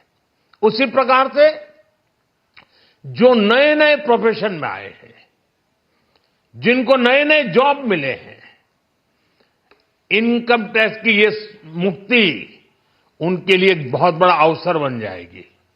साथियों, इस बजट में मैन्युफैक्चरिंग पर 360 डिग्री फोकस है, ताकि एंटरप्रेन्योर्स को, एमएसएमईज को, छोटे उद्यमियों को मजबूती मिले और नई जॉब पैदा हो। नेशनल मैन्युफैक्चरिंग मिशन से लेकर clean tech, leather, footwear, toy industry जैसे अनेक सेक्टर्स को विशेष समर्थन दिया गया है। लक्ष्य साफ है कि भारतीय प्रोडक्ट्स ग्लोबल मार्केट में अपनी चमक बिखेर सके। साथियों, राज्यों में इन्वेस्टमेंट का एक वाइब्रेंट कॉम्पिटिटिव माहौल बने, इस पर बजट में विशेष जोर दिया गया है। एमएसएमईज और स्टार्टअप के लिए क्रेडिट गारंटी को दोगुना करने की घोषणा भी हुई है। देश के एससी, एसटी और महिला जो नए उद्यमी बनना चाहते हैं, उनको 2 करोड़ रुपए तक के लोन की योजना भी लाई गई है, और वो भी बिना गारंटी। इस बजट में न्यू एज इकोनॉमी को ध्यान में रखते हुए गीग वर्कर्स के लिए बहुत बड़ी घोषणा की गई है। पहली बार गीग वर्कर्स का ई श्रम पोर्टल पर रजिस्ट्रेशन किया जाएगा। इसके बाद इन साथियों को स्वास्थ्य सेवा और दूसरी सोशल सिक्योरिटी स्कीम्स का लाभ मिलेगा। ये डिग्निटी ऑफ लेबर, इसके प्रति श्रम एव जयते के प्रति सरकार के कमिटमेंट को दर्शाता है। रेगुलेटरी रिफॉर्म से लेकर फाइनेंशियल रिफॉर्म्स, जन विश्वास 2.0 जैसे कदमों से मिनिमम गवर्नमेंट और ट्रस्ट बेस्ड गवर्नेंस के हमारे कमिटमेंट को और बल मिलेगा। साथियों, ये बजट न केवल देश की वर्तमान आवश्यकताओं को ध्यान में रखता है, बल्कि हमें भविष्य की तैयारी करने में भी मदद करता है। स्टार्टअप के लिए deep tech fund, geospatial mission और न्यूक्लियर एनर्जी मिशन ऐसे ही महत्वपूर्ण कदम है। मैं सभी देशवासियों को एक बार फिर इस ऐतिहासिक पीपल्स बजट की बधाई देता हूं और फिर एक बार वित्त मंत्री जी को भी बहुत बहुत बधाई देता हूं। बहुत बहुत धन्यवाद। अगर मेरी जानकारी सही है तो ये सरकार का 12वां बजट है। 12वां ही है? 11वां। क्यों 11वां है? अच्छा ठीक है, जो भी कुछ है। ये जो बजट है, अगर हम इसको 12वां मान लें, 11वां मान लें, 12 साल बाद कुंभ आता है। जो सरकार को आंकड़े देने चाहिए थे, हमारे लिए आज बजट के आंकड़ों से ज्यादा जरूरी है कि जिन लोगों की जान गई है वो आंकड़े। जो सरकार मरने वालों का आंकड़ा न दे सके, जो सरकार खोए लोगों का आंकड़ा न दे सके, जो खोया पाया केंद्र है उसमें बड़ी संख्या में लोग भटक रहे हैं। कुंभ में लोग अपने मोबाइल पे अपने परिवार के सदस्यों की तस्वीर लेकर के, कोई अपनी माँ की तस्वीर लेकर के, कोई अपने बेटे की तस्वीर लेकर के, कोई अपने परिवार के सदस्य की तस्वीर लेकर के कुंभ में लोग भटक रहे हैं, लेकिन सरकार उसकी जानकारी के लिए कोई इंतजाम नहीं किया है। All right, so Prime Minister there, and then of course one opposition reaction. P.K. Basu continues to be with us. Mr. Basu, let's try to understand. This thing about customs, I find it very interesting. Customs duties have been reduced, among others, on trucks and buses. Like, are we really importing trucks and buses, or is it sort of a preparation for maybe Prime Minister visiting the United States and bikes, trucks, buses, possibly Musk entry, prep for that? Well, I'm sure there is a bit of that here. The point is that it is often said that India is a high tariff country. I mean, it is, yeah. Trump himself says. No, Yeah. it is. You see, there's It actually is, isn't it's it? a misapprehension. Do you think so? So if you look at India's bound tariffs in the WTO system, then the average bound tariff is around 17%, which is very high. But if you look at customs revenue as a percent of imports, it's around 3 to 4%. Customs revenue into the government of India as a percent of imports into India is less than 4%.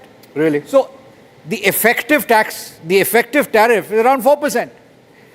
The point is that we have a lot of bound tariffs that are high, so we have the option of taking our tariffs up to those levels. But we choose not to.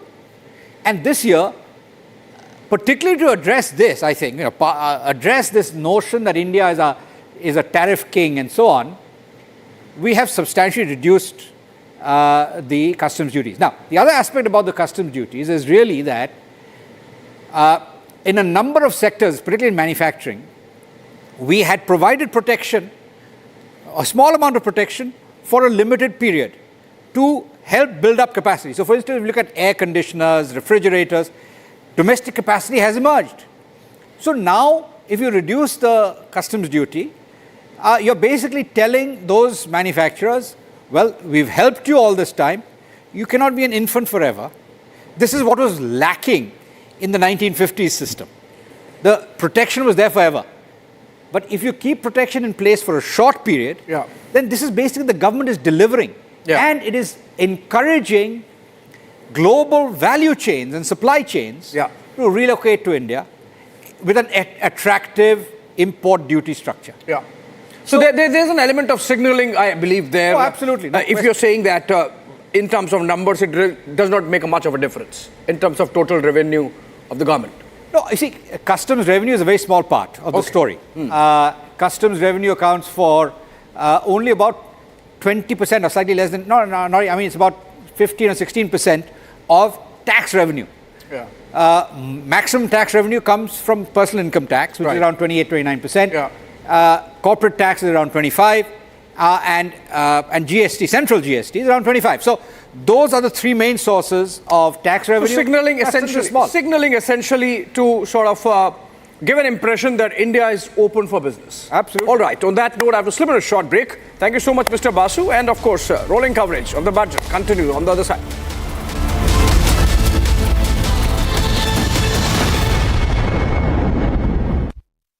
Creating a world using sapphire to power change. Manufacturing semiconductors by resident Indians. India, pushing boundaries of possibility and innovating a brighter tomorrow. Semiconductors from India, now from Polymatic.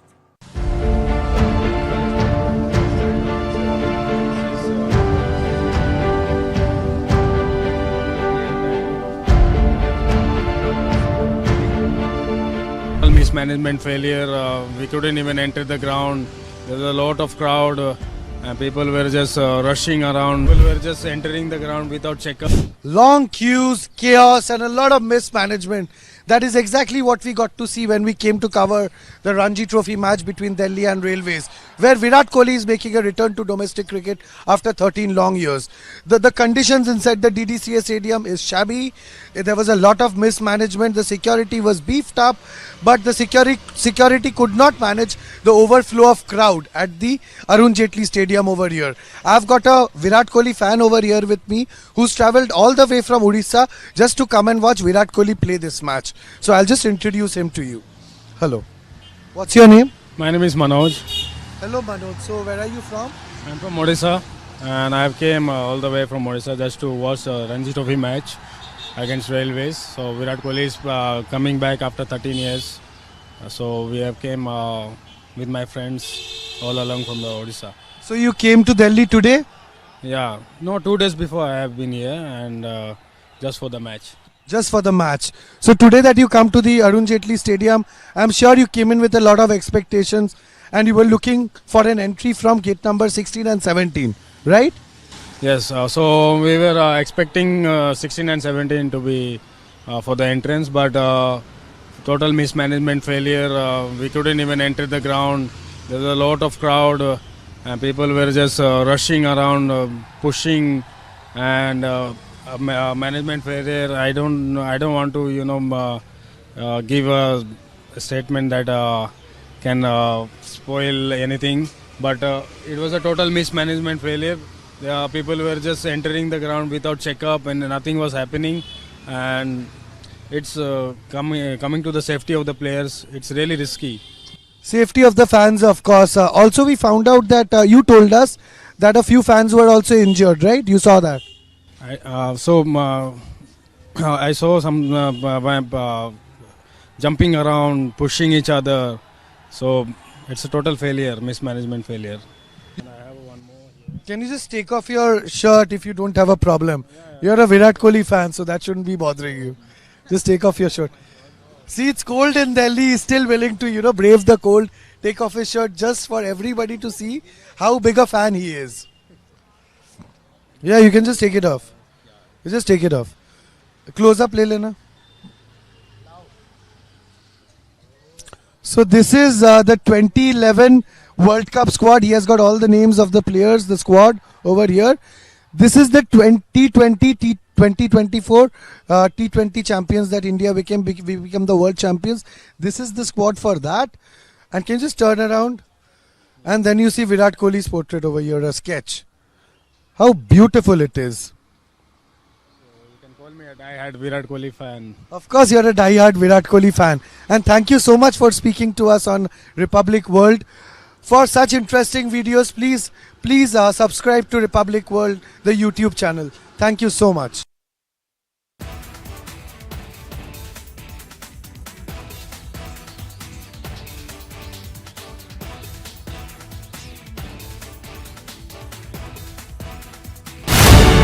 The world's leading LED pioneer. Stunning visuals. World-class LEDs. Republic Studios. Powered by Unilumin. इसको घर पे लगाओगे तो शादी का तो पता नहीं, पर घर पक्का नहीं टूटेगा। रूंगटा नहीं तो घर स्ट्रॉन्ग नहीं। रूंगटा स्टील TMT बार एकदम सॉलिड। पहाड़ों में एक हाइकिंग शिप भी बन सकती है। It means the world that you guys are here. Jai Shri Krishna. Jai Shri Krishna. Jai Shri Krishna.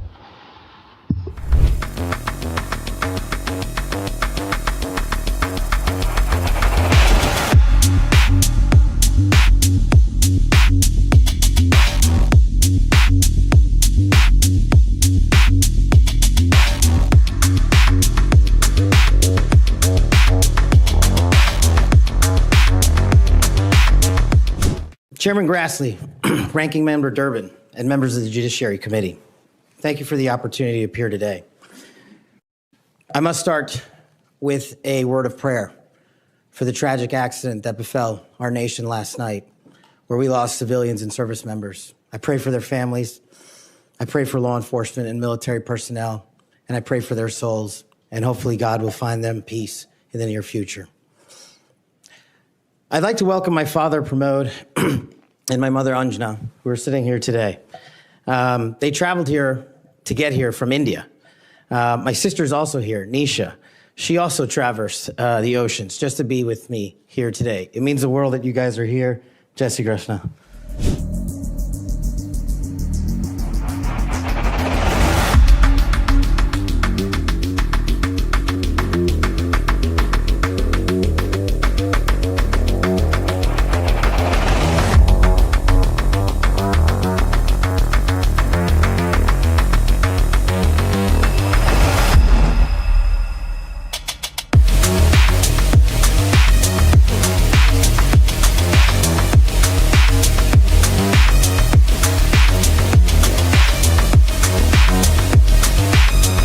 Creating a world using sapphire to power change.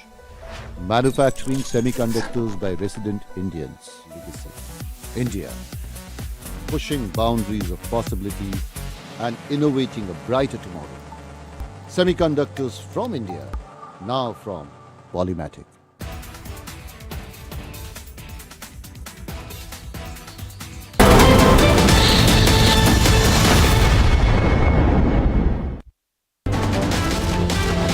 I am now happy to announce that there will be no income tax payable up to income of 12 lakh rupees. No tax for incomes up to rupees 12.75 lakh. Tax relief for common man likely to boost GDP growth. Electric vehicles, wet blue leather, lithium-ion batteries cheaper, flat screen TVs to be costlier.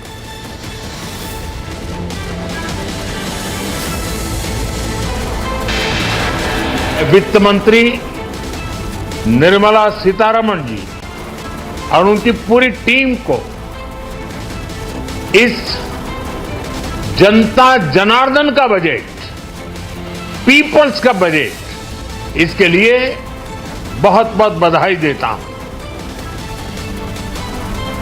PM Modi congratulates FM Sitharaman, says this is a budget for the people.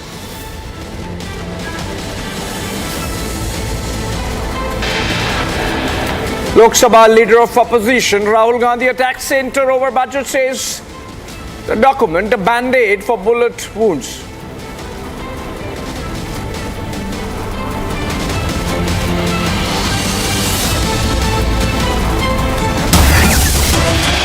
Let's begin with the breaking news development coming in. The Union Home Minister Amit Shah has slammed the Aam Aadmi Party government in Delhi, labeling it a 3G Sarkar, an acronym for Ghotala, Ghuspatia and Ghapla.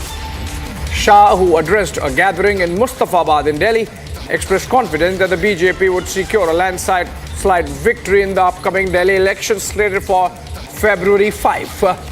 He urged voters to reject the AAP and elect the BJP to power. Remember, Delhi is in the midst of a heated campaign rather, and immediately after the budget, Union Home Minister goes for a rally. Listening to Amit Shah.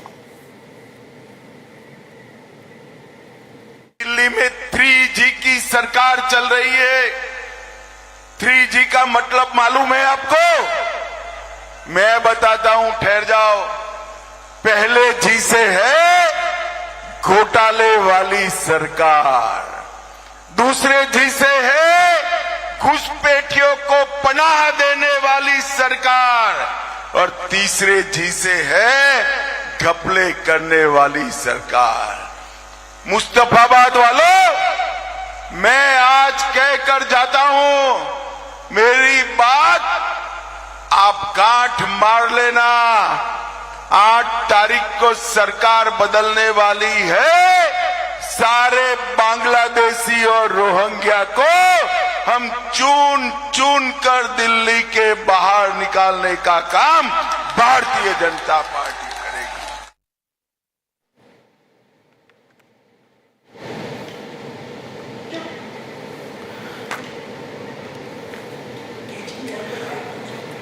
Well, that was Union Home Minister Amit Shah hitting out at the Aam Aadmi Party over infiltration. Let's now listen in to Arvind Kejriwal. झाड़ू पे vote दो। आप चाहे अपनी party मत छोड़ो, लेकिन इस चुनाव में झाड़ू पे वोट दे दो। इसी में आपका और आपके परिवार का फायदा है। और हाँ, अगर आपको कभी पर्सनल काम भी हो तो अपने इस भाई के पास आ जाना। मैं हमेशा आपके झाड़ू पे वोट दो। आप चाहे अपनी पार्टी मत छोड़ो, लेकिन इस चुनाव में झाड़ू पे वोट दे दो। इसी में आपका और आपके परिवार का फायदा है। और हाँ, अगर आपको कभी पर्सनल काम भी हो तो अपने इस भाई के पास आ जाना। मैं हमेशा आपके काम आऊंगा। झाड़ू पे वोट दो।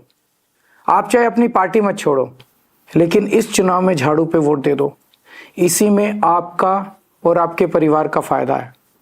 और हाँ, अगर आपको कभी पर्सनल काम भी हो तो अपने इस भाई के पास आ जाना। मैं हमेशा आपके काम आऊंगा।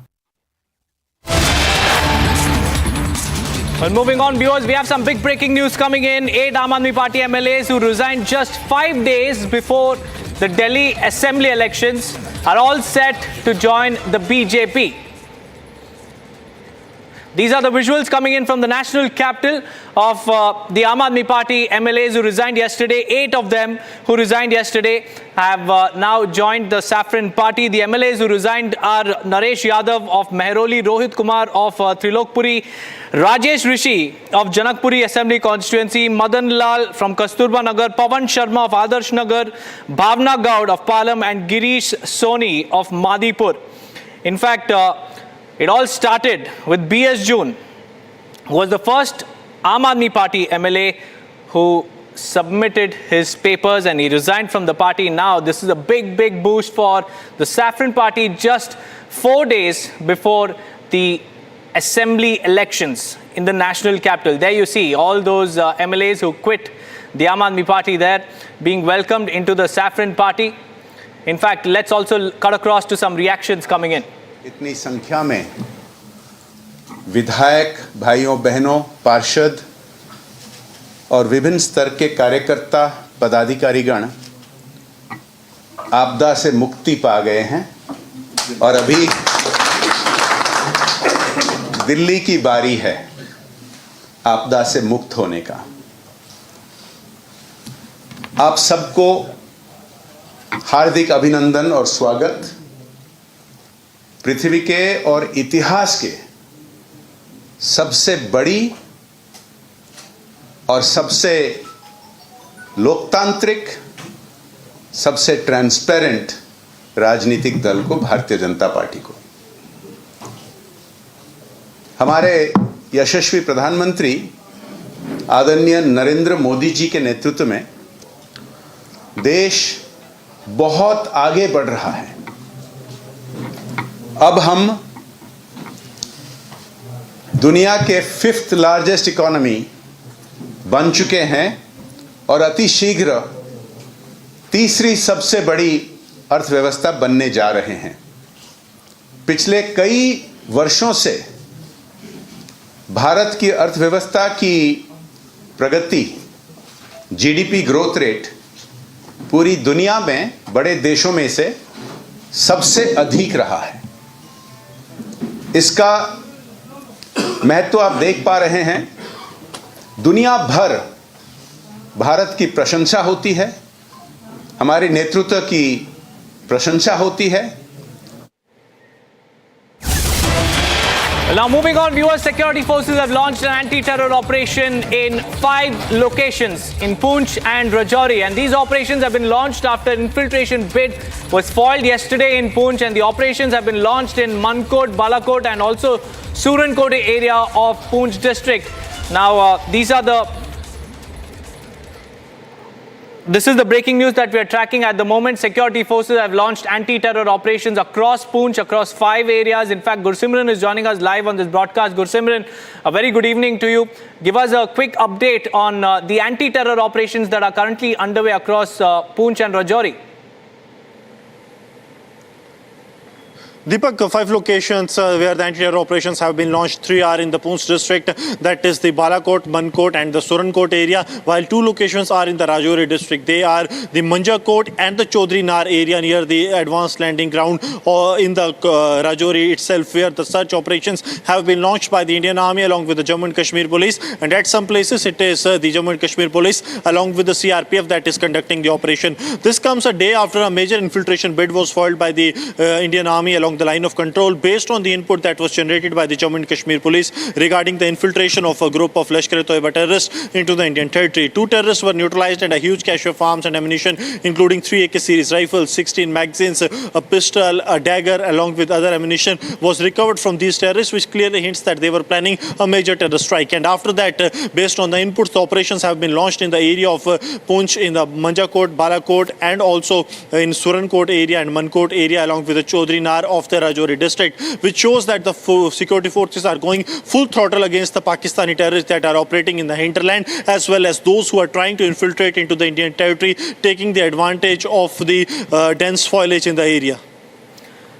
That's right, Gursimran. Many thanks for joining us with those details about the anti-terror operations. We'll keep a close watch on the crackdown against terror, but it's time for us to shift our focus because a 17-year-old girl has died at a private hospital due to suspected GBS, and this is the first such case in Assam. However, there was no official confirmation from the hospital and the state health department. Now, the panic and concerns over this particular outbreak, which is the Guillain-Barré syndrome or the GBS, is now wreaking havoc across the country. We've seen how the death toll also rose to 4 people, with the latest coming in from Pune just a couple of days back. And now this is another suspected death that has been reported because of the same syndrome. In fact, Anirudh is joining us live. Anirudh, tell us about this latest case coming into the spotlight, and also what have the hospital team said about this particular case. Yes, health department officials from the NSM National Health Mission has also confirmed that there is no outbreak-like situation in the state of Assam, and that only 1 case has been reported, though it has been suspected to be GBS or Guillain-Barré syndrome. Of the particular hospital where this case has been detected has also not yet officially informed it to the health authorities in the state, and the health department is looking into the matter. They have asked the departments and officials concerned to investigate into this suspected case of the 17-year-old girl who reportedly was suffering from GBS and has succumbed to that 2 days back.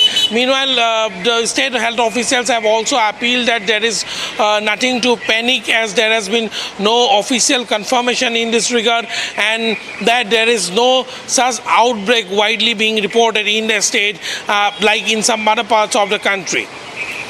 Right, Anirudh, thank you for joining us with those details. Well, that is the latest coming in from Assam. A suspected death due to the Guillain-Barré syndrome has been reported. No official confirmations yet. We'll get you the latest from Assam as far as this outbreak is concerned. But let's now shift our focus back to the union budget.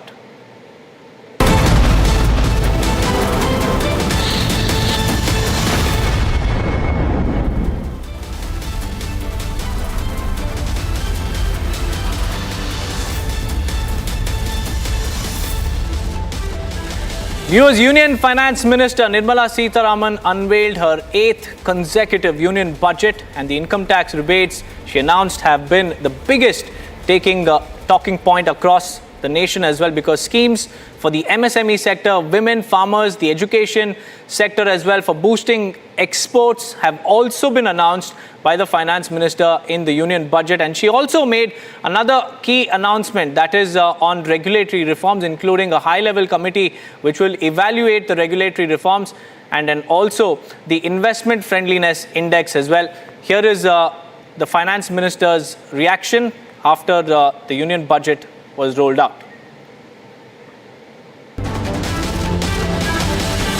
So for the micro enterprises, we will introduce customized credit cards with a 5 lakh rupee limit for micro enterprises registered on Udyam portal. In the first year, 10 lakh such cards will be issued. The revised estimate of the fiscal deficit is 4.8% of the GDP. As proposed in the interim budget, we signed bilateral investment treaties with 2 countries in 2024 to encourage sustained foreign investment, and in the spirit of First Develop India, the current model BIT will be revamped and made more investor friendly. The FDI limit for the insurance sector will be raised from 74 to 100%. This enhanced limit will be available for those companies which invest the entire premium in India. The current guardrails and conditionalities associated with foreign investment will be reviewed and simplified. We will set up an export promotion mission with sectoral and ministerial targets driven jointly by the Ministries of Commerce, MSME and Finance. It will facilitate easy access to export credit, cross-border factoring support, support to MSMEs to tackle non-tariff measures in overseas markets. In July 2024, the delay for payment of TDS up to the due date of filing statement was decriminalized. I propose to provide the same relaxation to TCS provisions as well. Well, those were some of the key announcements that the Union Finance Minister made while unveiling the budget under Modi 3.0. In fact, the government has also welcomed the budget, calling it the budget of the Aam Aadmi Party. I beg your pardon, of the Aam Aadmi. Listen in. अब इस budget में 12 लाख रुपए तक की आय को tax से मुक्त कर दिया गया है। सभी आय वर्ग के लोगों के लिए टैक्स में भी कमी की गई है। इसका बहुत बड़ा फायदा हमारे मिडिल क्लास को, नौकरी पेशे करने वाले जिनकी आय बंधी हुई है ऐसे लोगों को, मिडिल क्लास को इससे बहुत बड़ा लाभ होने वाला है। उसी प्रकार से जो नए नए प्रोफेशन में आए हैं, जिनको नए नए जॉब मिले हैं, इनकम टैक्स की ये मुक्ति उनके लिए एक बहुत बड़ा अवसर बन जाएगी। केंद्रीय वित्त मंत्री ने आज देश का बजट प्रस्तुत किया और जिसको लेकर के काफी अपोजिशन द्वारा भी ये बात कही जा रही है कि ये बजट बिहार के लिए ज्यादा बड़ी सौगात लेकर के आया। हमारे साथ बात करने के लिए यूनियन मंत्री गिरिराज सिंह मौजूद है। गिरिराज जी, आप बिहार से आते हैं, लेकिन जो पूरा केंद्र रहा आज बजट का, काफी तमाम चीजें रही, लेकिन अब विपक्ष का कहना है कि बिहार के चुनावों को मद्देनजर रखते हुए बिहार के लिए तो मौज है इस बजट में। क्या मैं उन लोगों से पूछना चाहता हूं जो लोग इसे बिहार के ऊपर मजाक उड़ा रहे हैं, विपक्ष, क्या बिहार के लोगों का विकास नहीं होना चाहिए?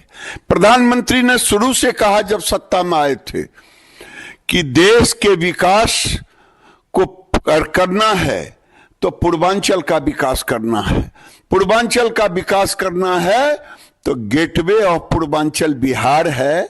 इसीलिए प्रधानमंत्री ने इस वादे को पूरा करते हैं कि देश का विकास करना है। विपक्ष को मत रहने दीजिए खुश, विपक्ष ऐसे ही रोता रहेगा और देश आगे बढ़ता रहेगा। लेकिन ओवरऑल बिहार के लिहाज से आपको बजट कैसा लगा? बिहार के लिए बहुत ही, पूरे देश के लिए बजट है और उसमें बिहार भी आता है। लेकिन सर, जैसे IIT पटना से लेके ग्रीनफील्ड एयरपोर्ट की चर्चा की कि कितना मजबूत होगा सर? सब मजबूत होगा, बिहार बहुत मजबूत होगा और बिहार मजबूत है और मजबूत होगा। मध्यम वर्गियों के लिए 12 लाख का एग्जेम्पन, मध्यम वर्ग के ही नहीं, सारे वर्ग के लोगों के हित को ध्यान में रखा गया और मध्यम वर्ग के लोगों का विशेष ध्यान रखा गया। I am joined by union minister Chirag Paswan. Chirag, आज जो बजट पेश हुआ है उसमें बिहार के लिए बहुत सौगातें हैं और विपक्ष कह रहा है कि ये चुनावी घोषणा है बिहार के लिए, आप कैसे देखते हैं? देखिए, जब जब बजट आएगा देश के किसी ना किसी राज्य में चुनाव होंगे ही होंगे। अगर विपक्ष को इतनी चिंता है तो माइट एज वेल सपोर्ट ना one nation one election, once and for all. ये डिबेट ही समाप्त हो जाएगी, क्योंकि अगली बार भी जब बजट आएगा फिर किसी राज्य में चुनाव हो रहे होंगे, तब ये लोग उस राज्य का नाम लेंगे कि उस सोच के साथ इस बजट को तैयार किया गया। Not getting in to that debate, मैं मेरे प्रधानमंत्री जी, माननीय वित्त मंत्री जी का मैं धन्यवाद करूंगा। जिस तरीके से देश की को मजबूती देने वाला ये बजट है, जिसमें ओवरऑल हर सेक्टर, हर वर्ग का ध्यान रखा गया, विकसित भारत बनाने की सोच को मजबूती देने वाला ये बजट है। वहीं बिहारी होने के नाते मुझे विशेष तौर पर खुशी है, बिहार फर्स्ट, बिहारी फर्स्ट की सोच के साथ मैं आगे बढ़ता हूं। वहीं बिहार में इंफ्रास्ट्रक्चर को मजबूती देने वाला बजट है। ग्रीनफील्ड एयरपोर्ट का इसमें जिक्र किया गया, इसमें कोसी की त्रासदी जो हर बिहारी जानता है उसके समाधान के प्रावधानों का इसमें जिक्र किया गया। तो साथ ही में IIT एक्सपेंशन का जिक्र किया गया। मंत्री बनने के बाद मेरे लिए इससे बड़ी खुशी की बात क्या होगी कि मेरे विभाग की लंबे समय से जो मांग थी एक और निफ्टम को लेकर, अगला निफ्टम मेरे ही गृह राज्य बिहार में खुलने जा रहा है। ये मेरे लिए बहुत खुशी की बात है। साथ ही में मखाना, जिसका सबसे ज्यादा उत्पादन बिहार में होता है, जो पुनः मेरे विभाग के अंतर्गत आता है, उसके बोर्ड का गठन का भी इसमें जिक्र किया गया है। तो ओवरऑल मैं मानता हूं कि ये बिहार को, देश को मजबूती देने वाला बजट है। मैं देशवासियों की तरफ से भी माननीय वित्त मंत्री जी, प्रधानमंत्री जी का मैं धन्यवाद करूंगा।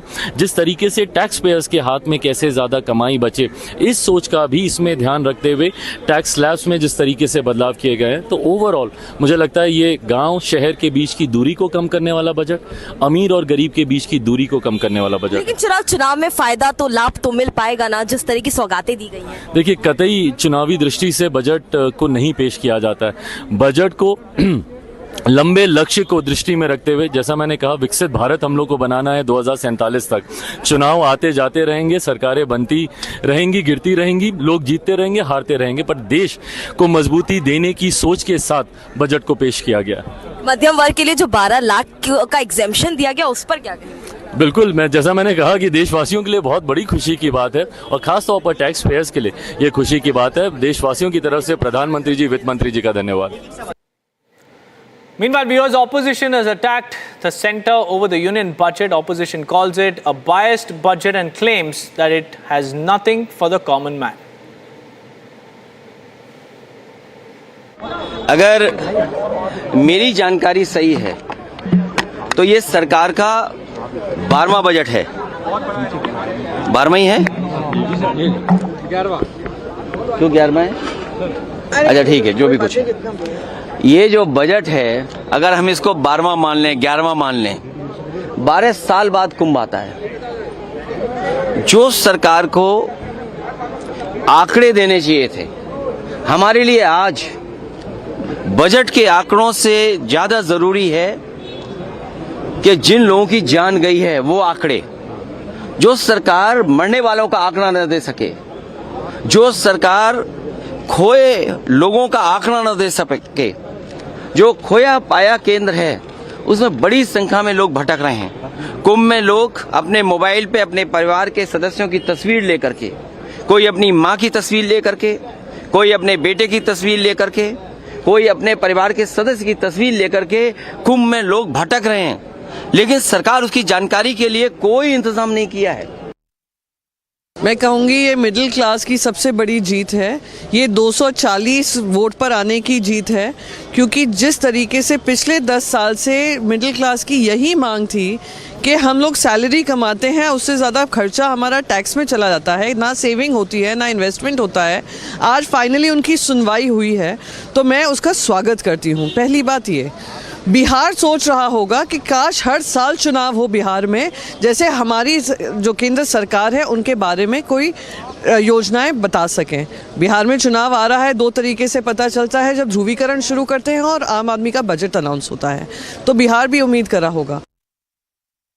इसमें कोई साफ उन्होंने कोई डिटेल्स नहीं दिए हैं, सारे उन्होंने कहा बाद में विवरण है। सरकार का ये एक पुराना खेल है कि वो दिखाते एक है और जब आप बारीकी में जाते हैं तो देखते हैं कि इसमें कोई फायदा नहीं हुआ है। तो ये एक वही परंपरा है, एक ढोंग है, एक जुमला है। जब आप बारीकी में जाएंगे, जो हमारी प्रेस कॉन्फ्रेंस आज शाम को 5 बजे होगी, उसमें सारा कुछ स्पष्ट हो जाएगा।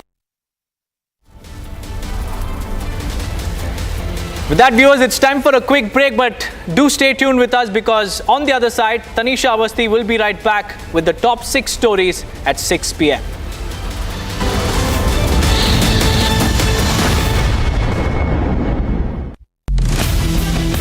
The budget for 2025 is out, but what's in store for you? We'll tell you that at 6 p.m. We'll also tell you what is Karnataka's right to die policy all about. And just days before Delhi goes to vote, what is that appeal that Arvind Kejriwal has made? We'll tell you all that and much more on 6 Stories at 6 with me, Tanisha Awasthi.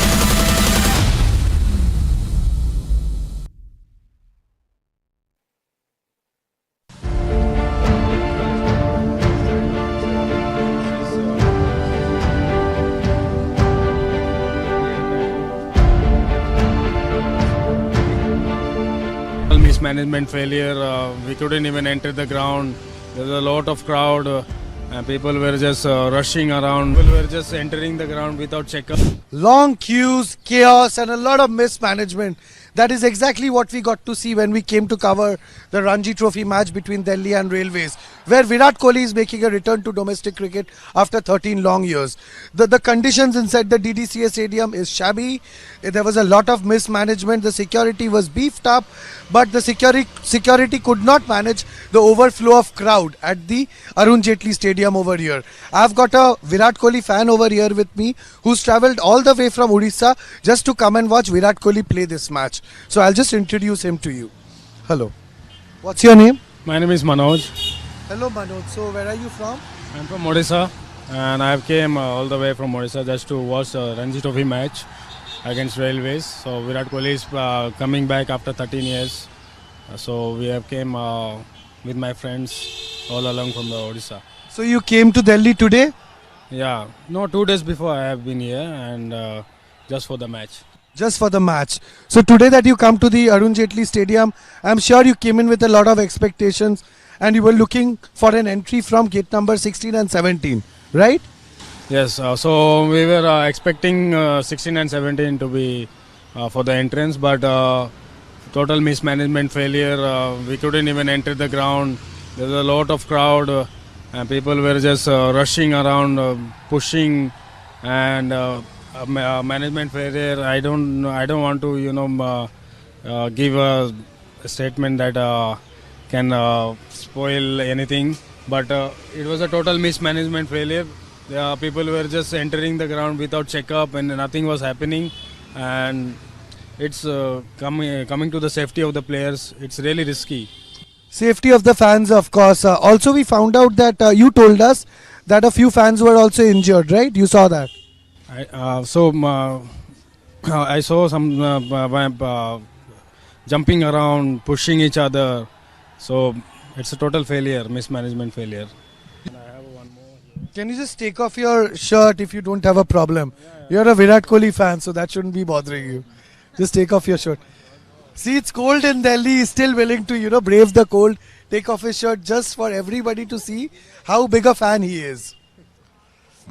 Yeah, you can just take it off. You just take it off. Close up, le lena. So this is the 2011 World Cup squad. He has got all the names of the players, the squad over here. This is the 2024 T20 champions that India became. We became the world champions. This is the squad for that. And can you just turn around? And then you see Virat Kohli's portrait over here, a sketch. How beautiful it is. You can call me a die-hard Virat Kohli fan. Of course, you're a die-hard Virat Kohli fan. And thank you so much for speaking to us on Republic World. For such interesting videos, please subscribe to Republic World, the YouTube channel. Thank you so much.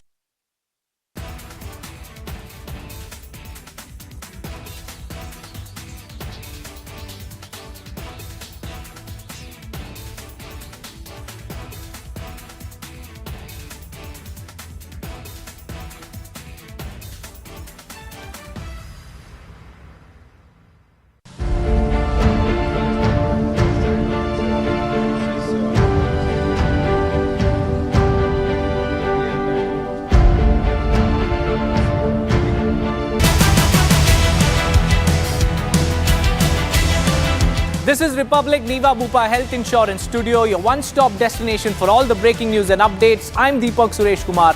Let's get started.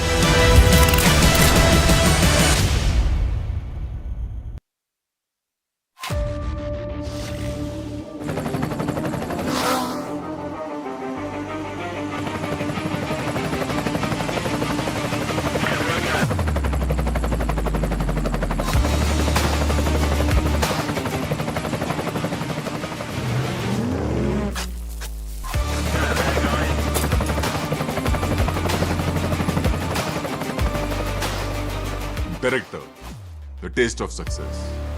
Creating a world using sapphire to power change. Manufacturing semiconductors by resident Indians. India, pushing boundaries of possibility and innovating a brighter tomorrow. Semiconductors from India, now from Polymatic.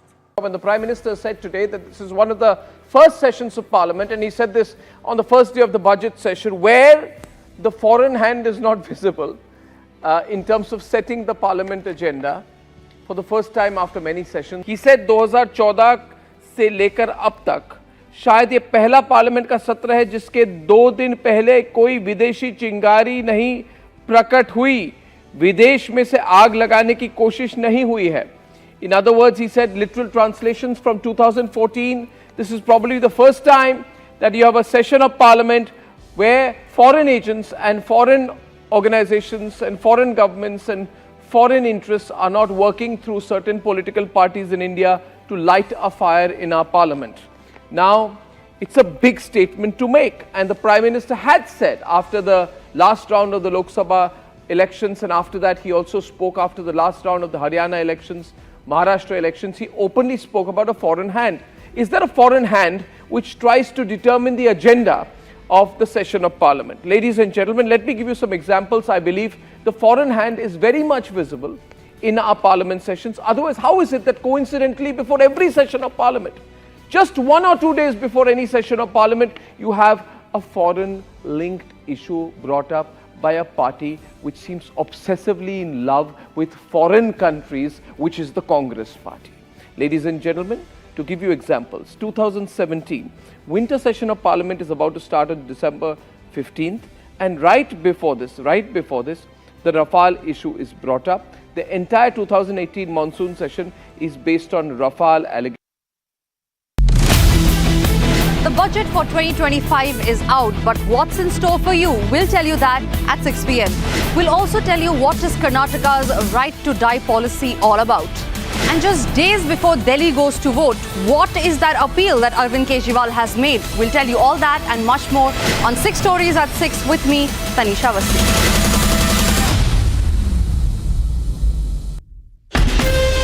From Asia's largest news headquarters,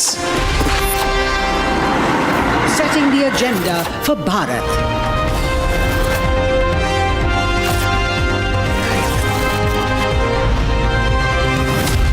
You're watching Republic.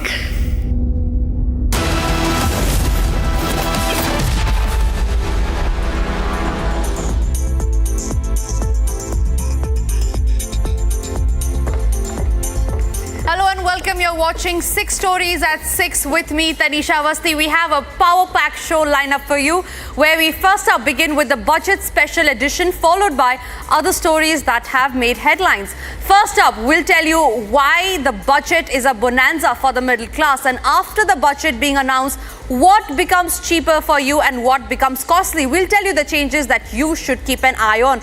Also on the show, we'll tell you what the right to die policy that Karnataka will be implementing is all about. Story number 4, the battle lines in Delhi are drawn and Kejriwal has made an appeal to woo his voters.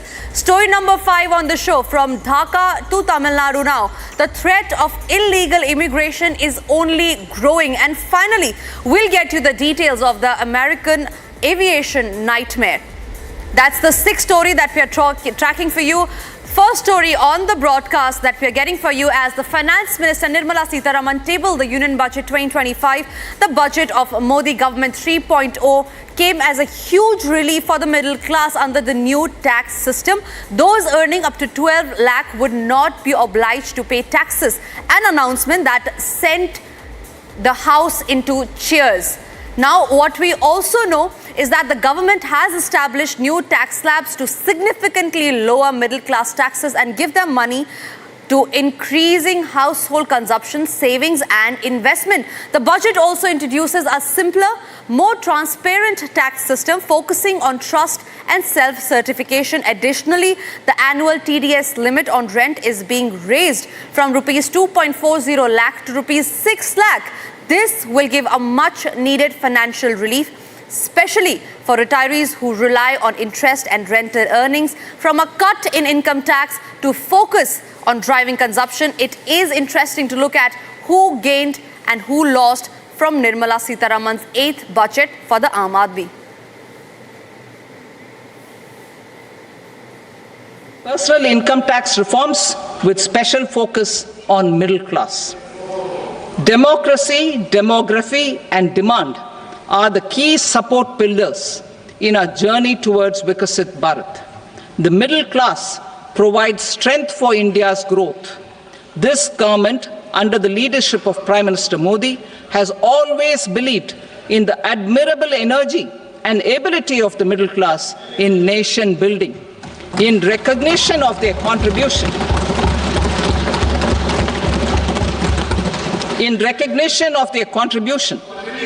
we have periodically reduced their tax burden. Right after 2014, the nil tax slab was raised to 2.5 lakhs of rupees, which was further raised to 5 lakh rupees in 2019 and to 7 lakh rupees in 2023. This is reflective of our government's trust on the middle class taxpayers. I am now happy to announce that there will be no income tax payable up to income of 12 lakh rupees.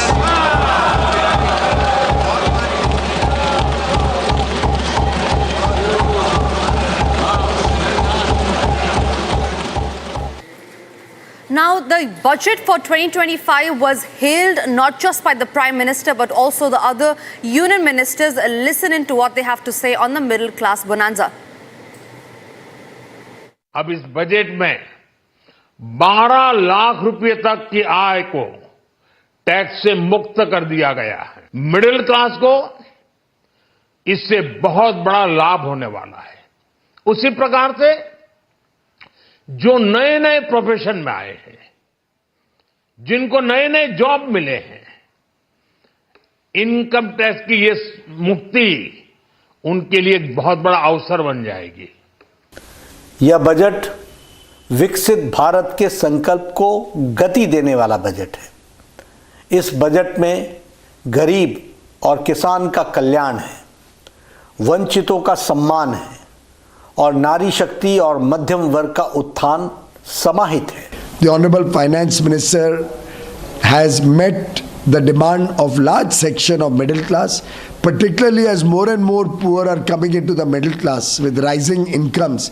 I think it's a great relief to all those people. इस budget में हमारे defence forces के revenue budget के अंतर्गत 3,11,000 करोड़ रुपए से अधिक का एलोकेशन किया गया है, जो पिछले फाइनेंशियल ईयर के एलोकेशन से 10% अधिक है। यदि यह कहा जाए कि अपने में अभूतपूर्व है तो यह कहना अतिशयोक्ति नहीं होगी। मध्यम आय वर्ग के लिए देते हुए टैक्स की रिबेट में छूट देने का जो कदम उठाया गया है, ये सभी स्वागत योग्य है।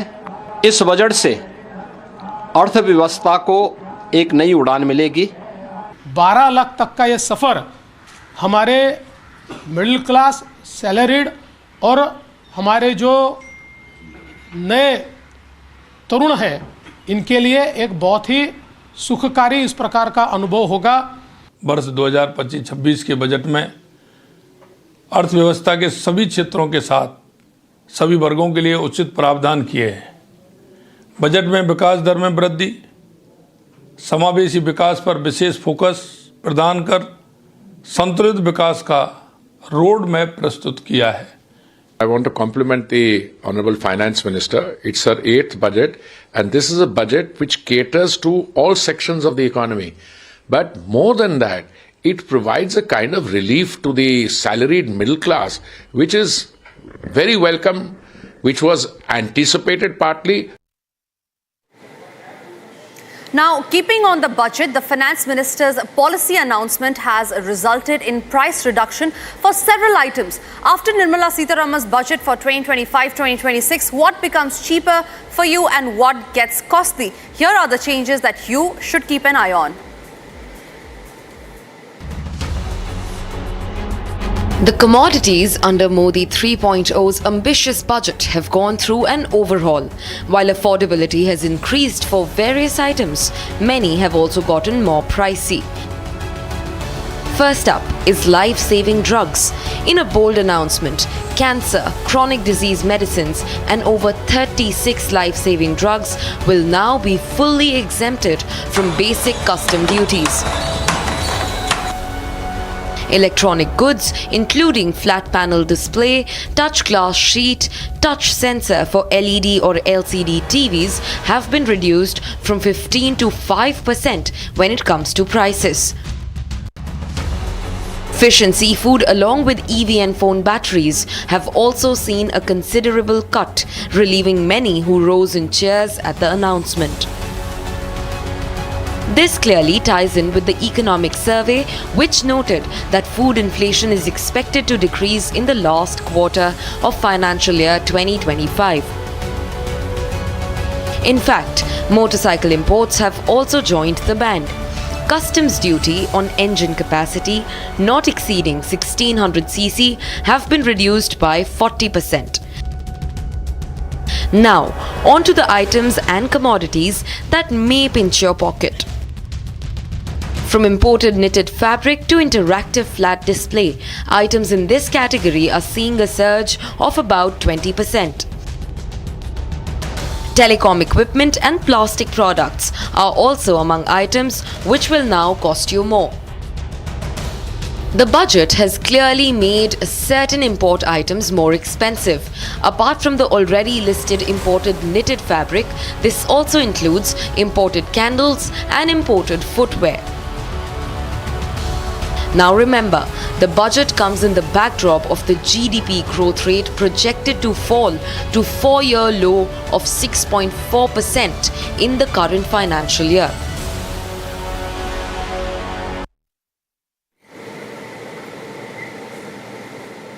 All right, I'm being joined by Shubhrakant Panda, who is former FICCI president. Thank you very much, sir, for speaking to Republic. The budget for 2025 is out. Do you believe and do you feel that this budget is a bonanza for the middle class? Good evening. Yes, certainly as far as the budget for 25-26 is concerned, I think it is a significant budget which has brought about a large concession for the salaried middle class, as you mentioned. And this is something which is going to put money in the hands of people, 1 lakh crore at that. And that is ultimately going to find its way into the economy, whether by way of investments or by way of consumption. And therefore, it will provide a noticeable boost, which is what I think everybody had been expecting partly. But it's wonderful to see that and see a measure, which it's something which has been carefully thought through, and it's not a half measure. It's a significant jump from 7 lakhs to 12 lakhs being the exemption limit. And as I said, I think it'll provide a noticeable boost to the economy, but as ultimately this money finds its way into investment or consumption. Right.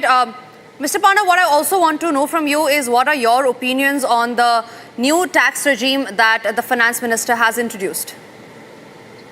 So, over the past several budgets, the finance minister has been gently nudging people towards the new tax regime, which, as you know, does away with exemptions, but balances that by having a lower rate.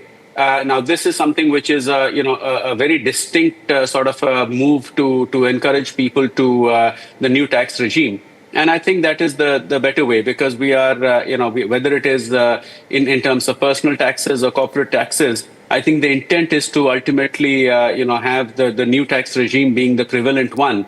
And that makes life a lot simpler. It is, and especially in line with her comments in the budget speech today, to move towards more trust-based regulation. And she specifically referred to how, taxpayers have repaid that trust in terms of, filing additional income where it was warranted. So I think it's a good move overall. Right.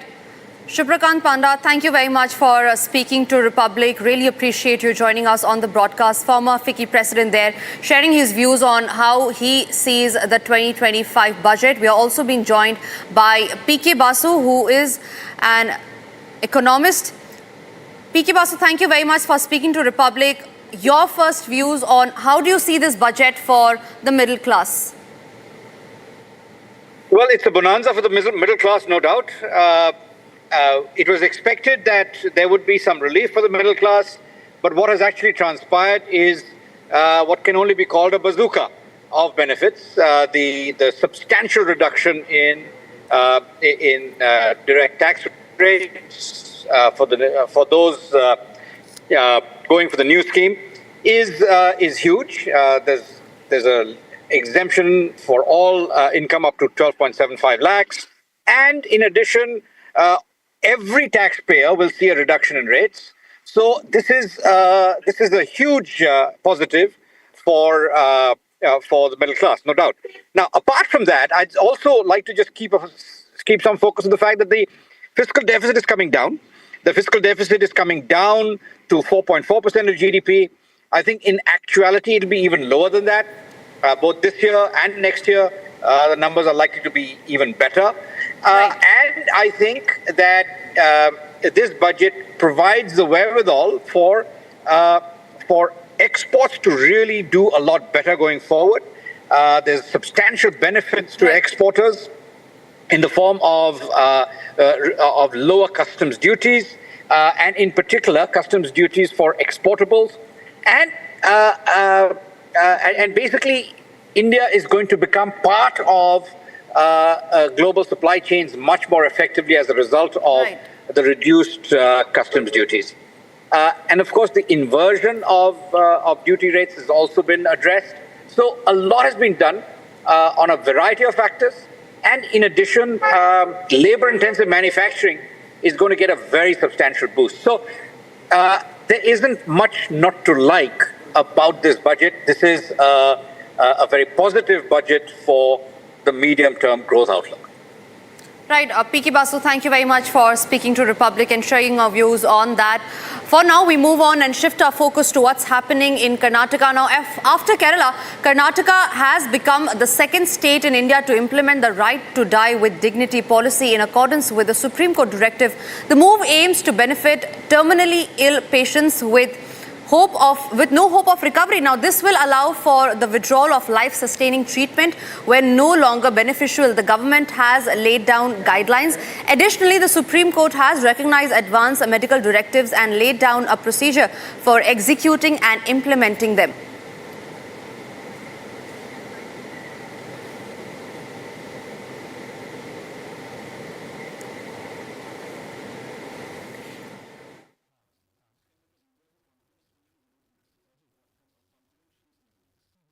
All right, so that's the policy that Karnataka has taken up in accordance with the Supreme Court order. On that, we are being joined by Dr. Pradeep.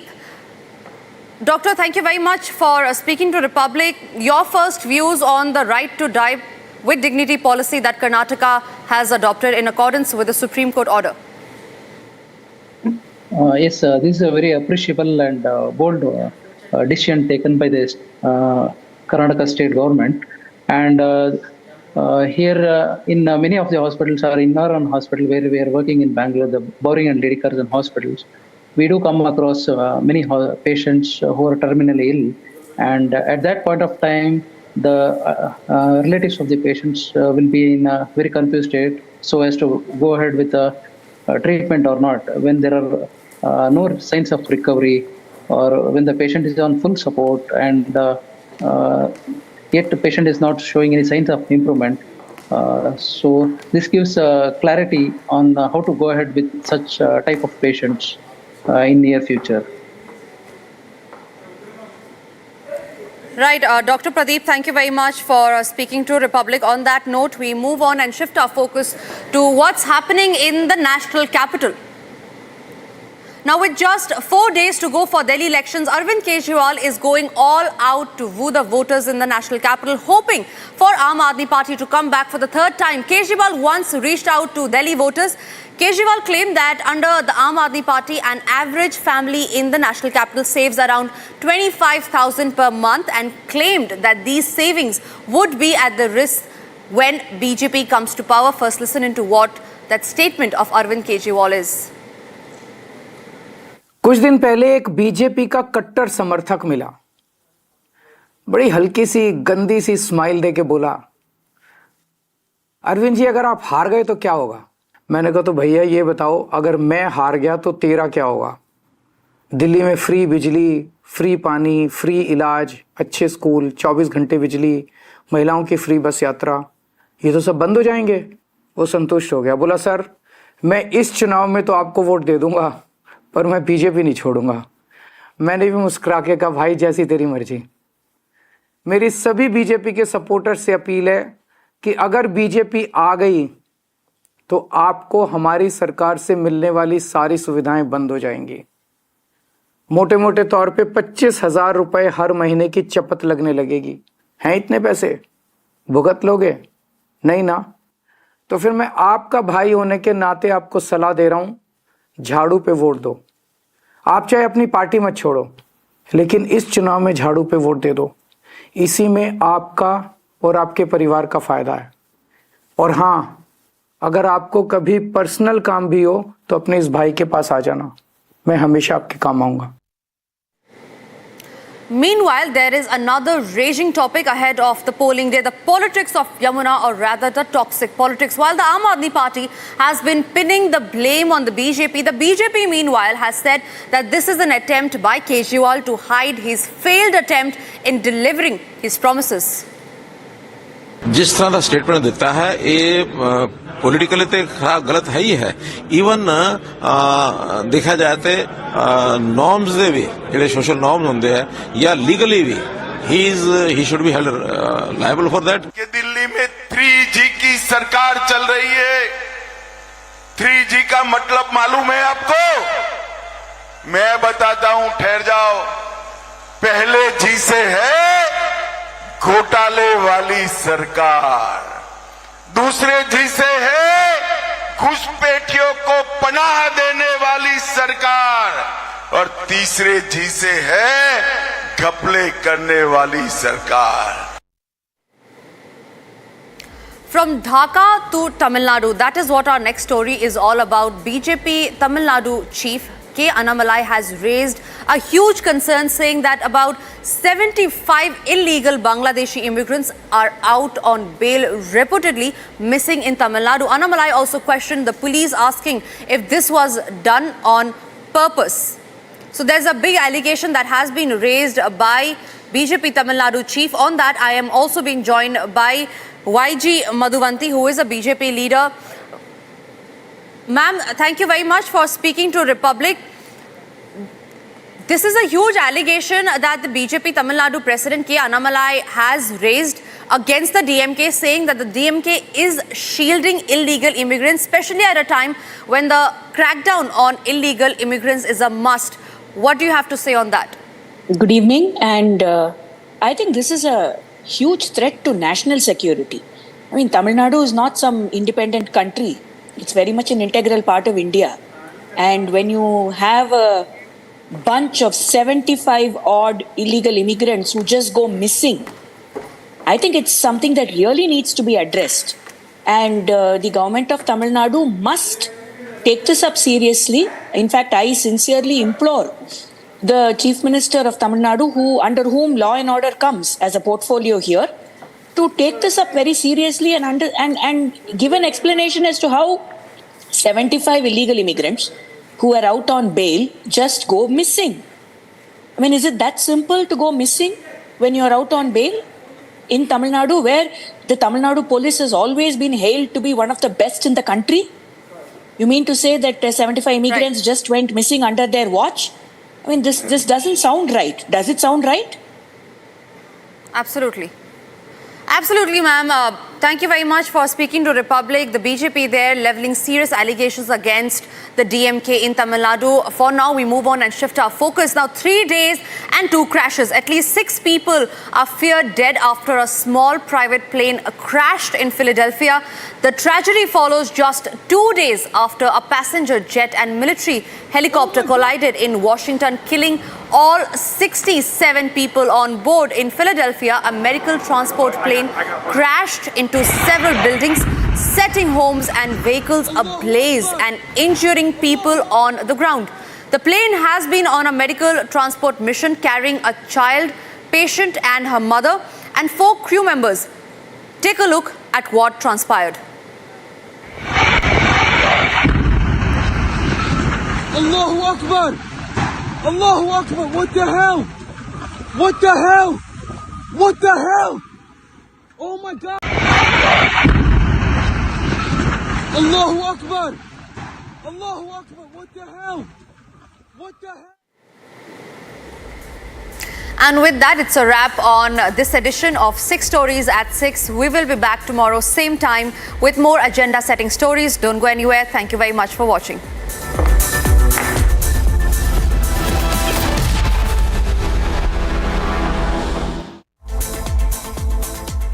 Creating a world using sapphire to power change.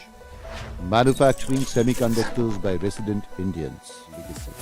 India, pushing boundaries of possibilities and innovating a brighter tomorrow. Semiconductors from India, now from Polymatic.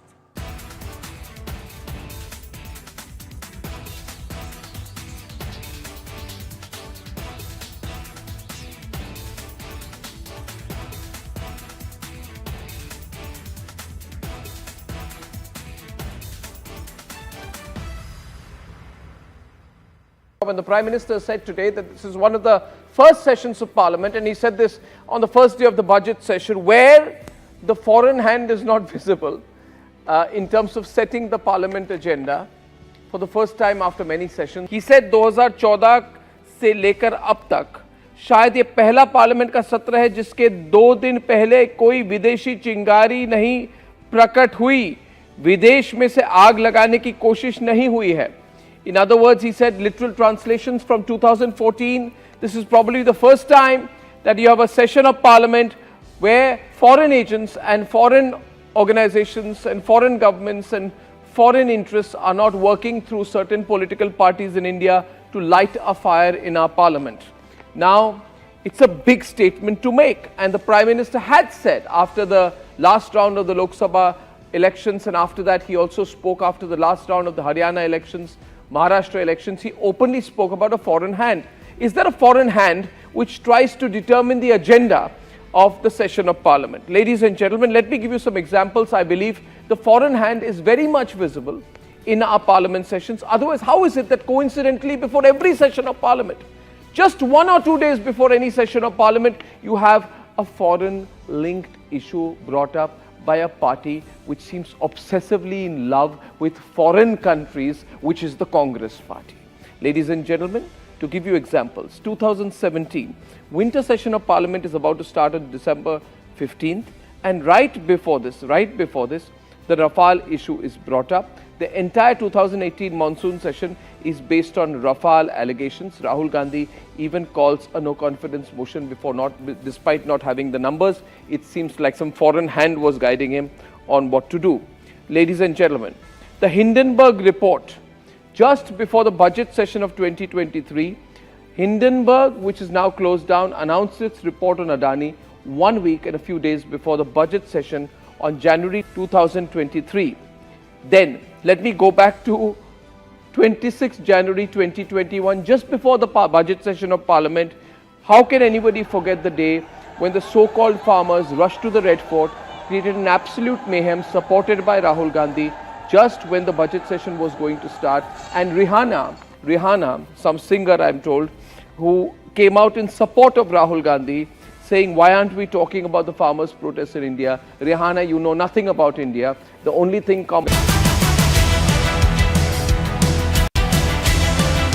This is Republic Niva Bhupa Health Insurance Studio, your one-stop destination for all breaking news and updates. I'm Gesu Bhardwaj. Let's get started.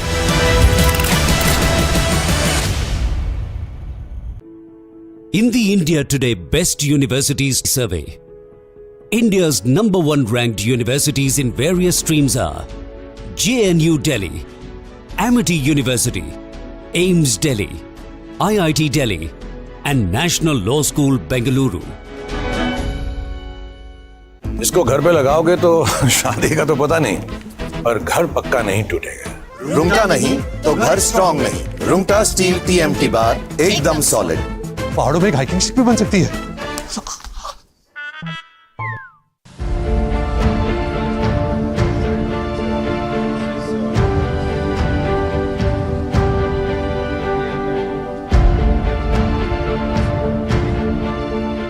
Mismanagement failure, we couldn't even enter the ground.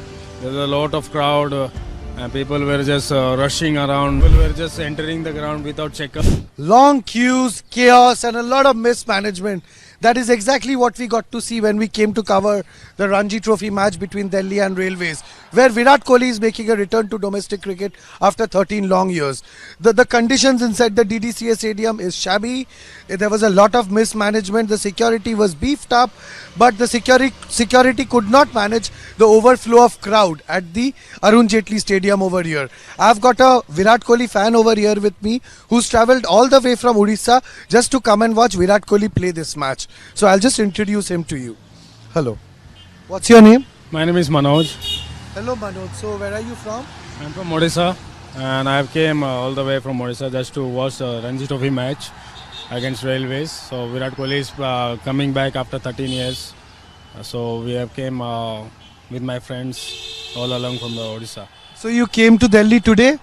Yeah. No, 2 days before I have been here and just for the match. Just for the match. So today that you come to the Arun Jaitley Stadium, I'm sure you came in with a lot of expectations and you were looking for an entry from gate number 16 and 17, right? Yes, so we were expecting 16 and 17 to be for the entrance, but total mismanagement failure. We couldn't even enter the ground. There was a lot of crowd and people were just rushing around, pushing, and management failure. I don't want to give a statement that can spoil anything, but it was a total mismanagement failure. People were just entering the ground without checkup and nothing was happening, and it's coming to the safety of the players. It's really risky. Safety of the fans, of course. Also, we found out that you told us that a few fans were also injured, right? You saw that. I saw some jumping around, pushing each other. So it's a total failure, mismanagement failure. Can you just take off your shirt if you don't have a problem? You're a Virat Kohli fan, so that shouldn't be bothering you. Just take off your shirt. See, it's cold in Delhi. He's still willing to, brave the cold. Take off his shirt.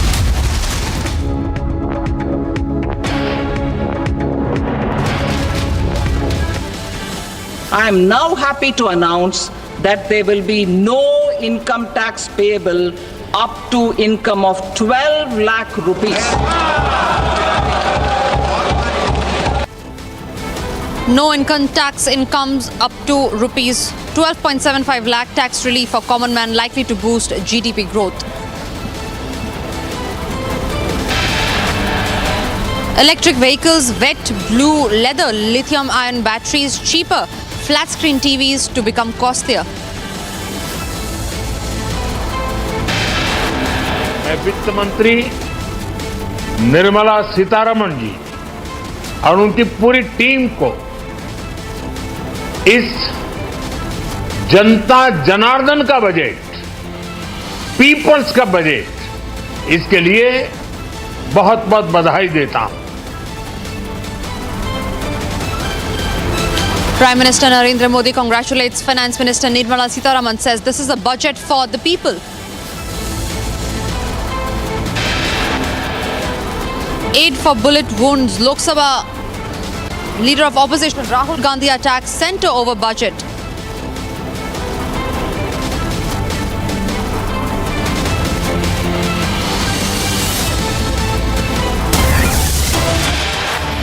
And we start this edition with breaking news coming in, where we learn that 8 Maoists have been killed in an ongoing encounter between security forces and Maoists in Chhattisgarh's Bijapur area. Search operations are currently underway. That's the latest breaking news that we have, and that's coming in from Chhattisgarh, where search operations are underway and 8 Maoists have been killed in an ongoing encounter between security forces and Maoists in Bijapur area in Chhattisgarh.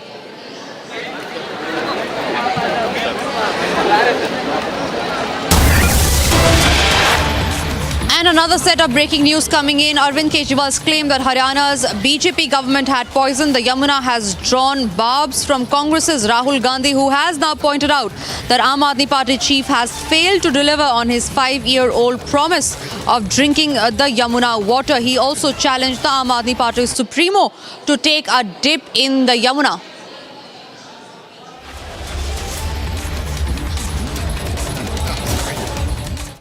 पांच साल पहले खंबे पे चढ़े थे, अब धड़ाक से ऊपर से नीचे गिर गए, वो अलग बात है. उन्होंने कहा था, देखो मैं खंबे पे चढ़ता हूं, मैं नए तरीके की राजनीति लाऊंगा, मैं दिल्ली की राजनीति बदल दूंगा, भ्रष्टाचार मिटा दूंगा, यमुना को साफ कर दूंगा, पोल्यूशन हटा दूंगा. शराब का स्कैम किया सिसोदिया जी और केजरीवाल जी, सबके सामने करोड़ों रुपए इन्होंने आपसे चोरी किए. नई राजनीति, वायदा था नई राजनीति का, आए और करोड़ों रुपए आपसे भ्रष्टाचार करके चोरी किया.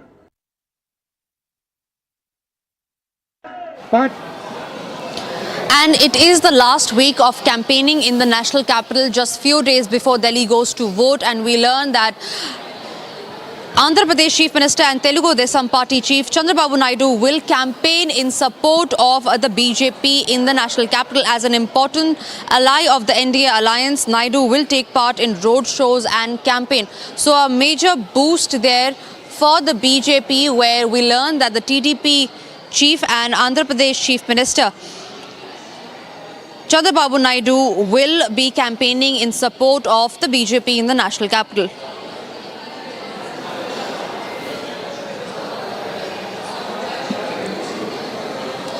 All right, the battle lines for the national capital are drawn, and just few days before Delhi goes to poll, we learn that it's a major push for BJP's campaign in the national capital, where we learn that Andhra Pradesh Chief Minister and Telugu Desam Party Chief Chandrababu Naidu will be campaigning in support of the BJP in Delhi as an important ally of the NDA alliance.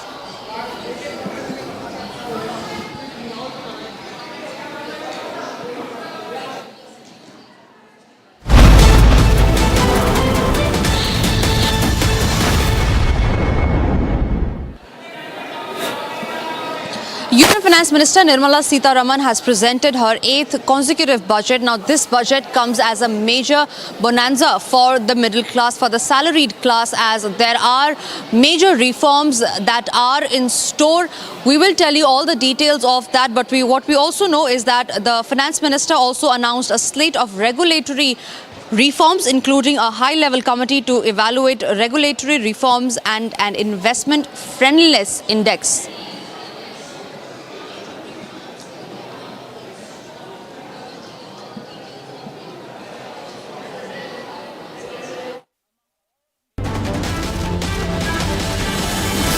So for the micro enterprises, we will introduce customized credit cards with a 5 lakh rupee limit for micro enterprises registered on Udyam portal. In the first year, 10 lakh such cards will be issued. The revised estimate of the fiscal deficit is 4.8% of the GDP. As proposed in the interim budget, we signed bilateral investment treaties with 2 countries in 2024 to encourage sustained foreign investment, and in the spirit of First Develop India, the current model BIT will be revamped and made more investor friendly. The FDI limit for the insurance sector will be raised from 74 to 100%. This enhanced limit will be available for those companies which invest the entire premium in India. The current guardrails and conditionalities associated with foreign investment will be reviewed and simplified. We will set up an export promotion mission with sectoral and ministerial targets driven jointly by the Ministries of Commerce, MSME and Finance.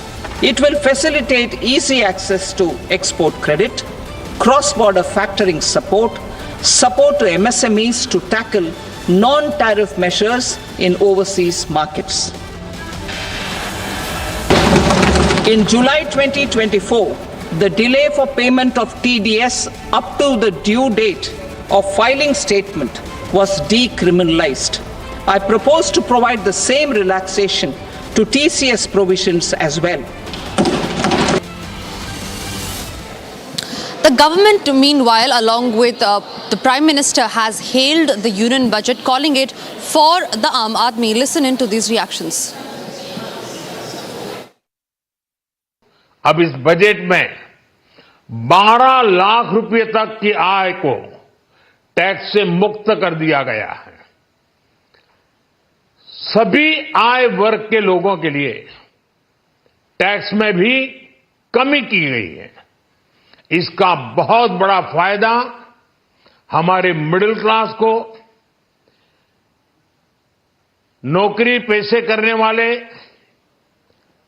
जिनकी आय बंधी हुई है, ऐसे लोगों को, middle class को इससे बहुत बड़ा लाभ होने वाला है। उसी प्रकार से जो नए नए प्रोफेशन में आए हैं, जिनको नए नए जॉब मिले हैं, इनकम टैक्स की ये मुक्ति उनके लिए एक बहुत बड़ा अवसर बन जाएगी। economic growth and development. She has given a much needed big relief to the middle class. Everybody whose income is up to 12 lakhs or who's a salary earner up to 12 lakhs 75,000 is now exempt from all taxes. Up to 25 lakhs, there's a continuous reduction in income tax, and then beyond that also everybody saves a lakh of rupees. In a way, the Honorable Finance Minister has met the demand of large section of middle class, particularly as more and more poor are coming into the middle class with rising incomes.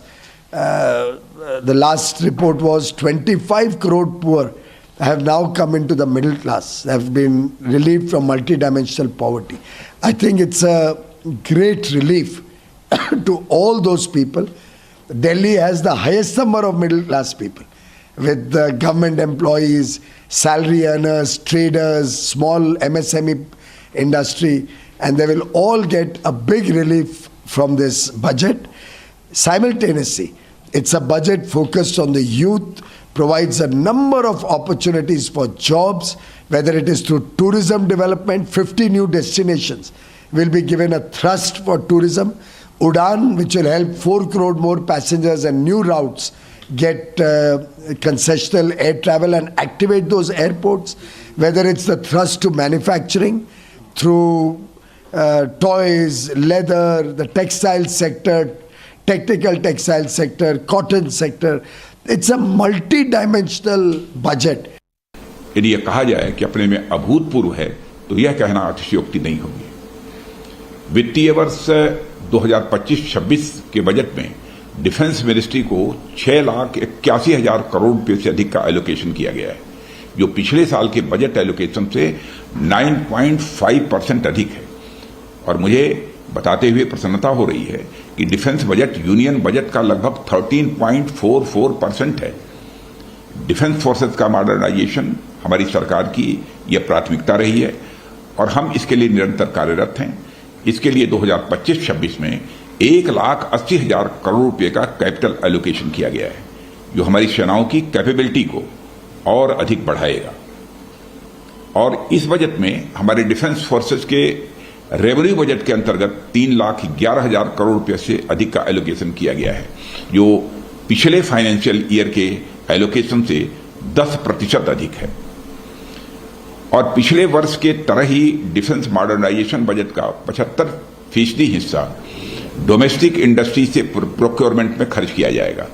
इससे माननीय प्रधानमंत्री जी ने जो defence में आत्मनिर्भरता का लक्ष्य रखा है, उसको पूरा करने में मदद मिलेगी और डोमेस्टिक डिफेंस इंडस्ट्रीज को भी बढ़ावा मिलेगा। भूतपूर्व सैनिकों और उनकी फैमिलीज को बेहतर स्वास्थ्य सुविधाएं प्रदान करने के लिए young serviceman contributory health scheme यानी ECHS को 8,300 करोड़ रुपए से अधिक का एलोकेशन किया गया है। ये पिछले साल के बजटरी एलोकेशन से लगभग 19% अधिक है।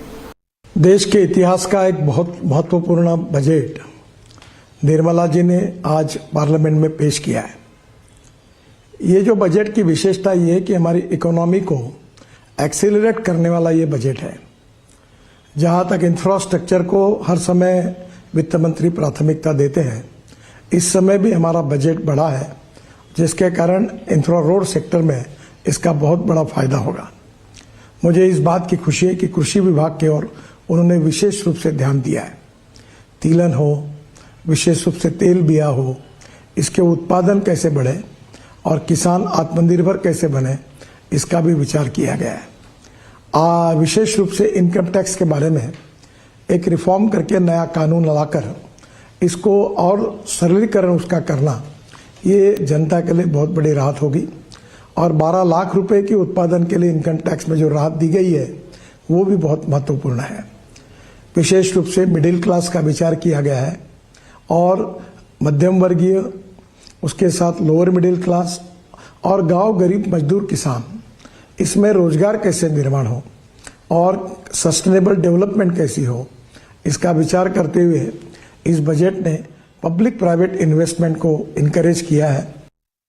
बजट को लेकर के जो उत्साह हम जनता के बीच में देख रहे हैं, वो बेमिसाल है। पहली बार इतना उत्साहित तरीके से लोग स्वागत किया है बजट को, मैं प्रधानमंत्री जी को आभार प्रकट करता हूं और निर्मला सीतारामन जी को भी मैं धन्यवाद देता हूं। बहुत खूबसूरत बजट दिया है और चाहे किसान हो, मिडिल क्लास हो, गरीब हो, चाहे बिजनेस कम्युनिटी, MSME में जितने लोग लगे हुए हैं और दूर दराज के जितने भी लोग हैं, सबके लिए इतना शानदार बजट दिया है।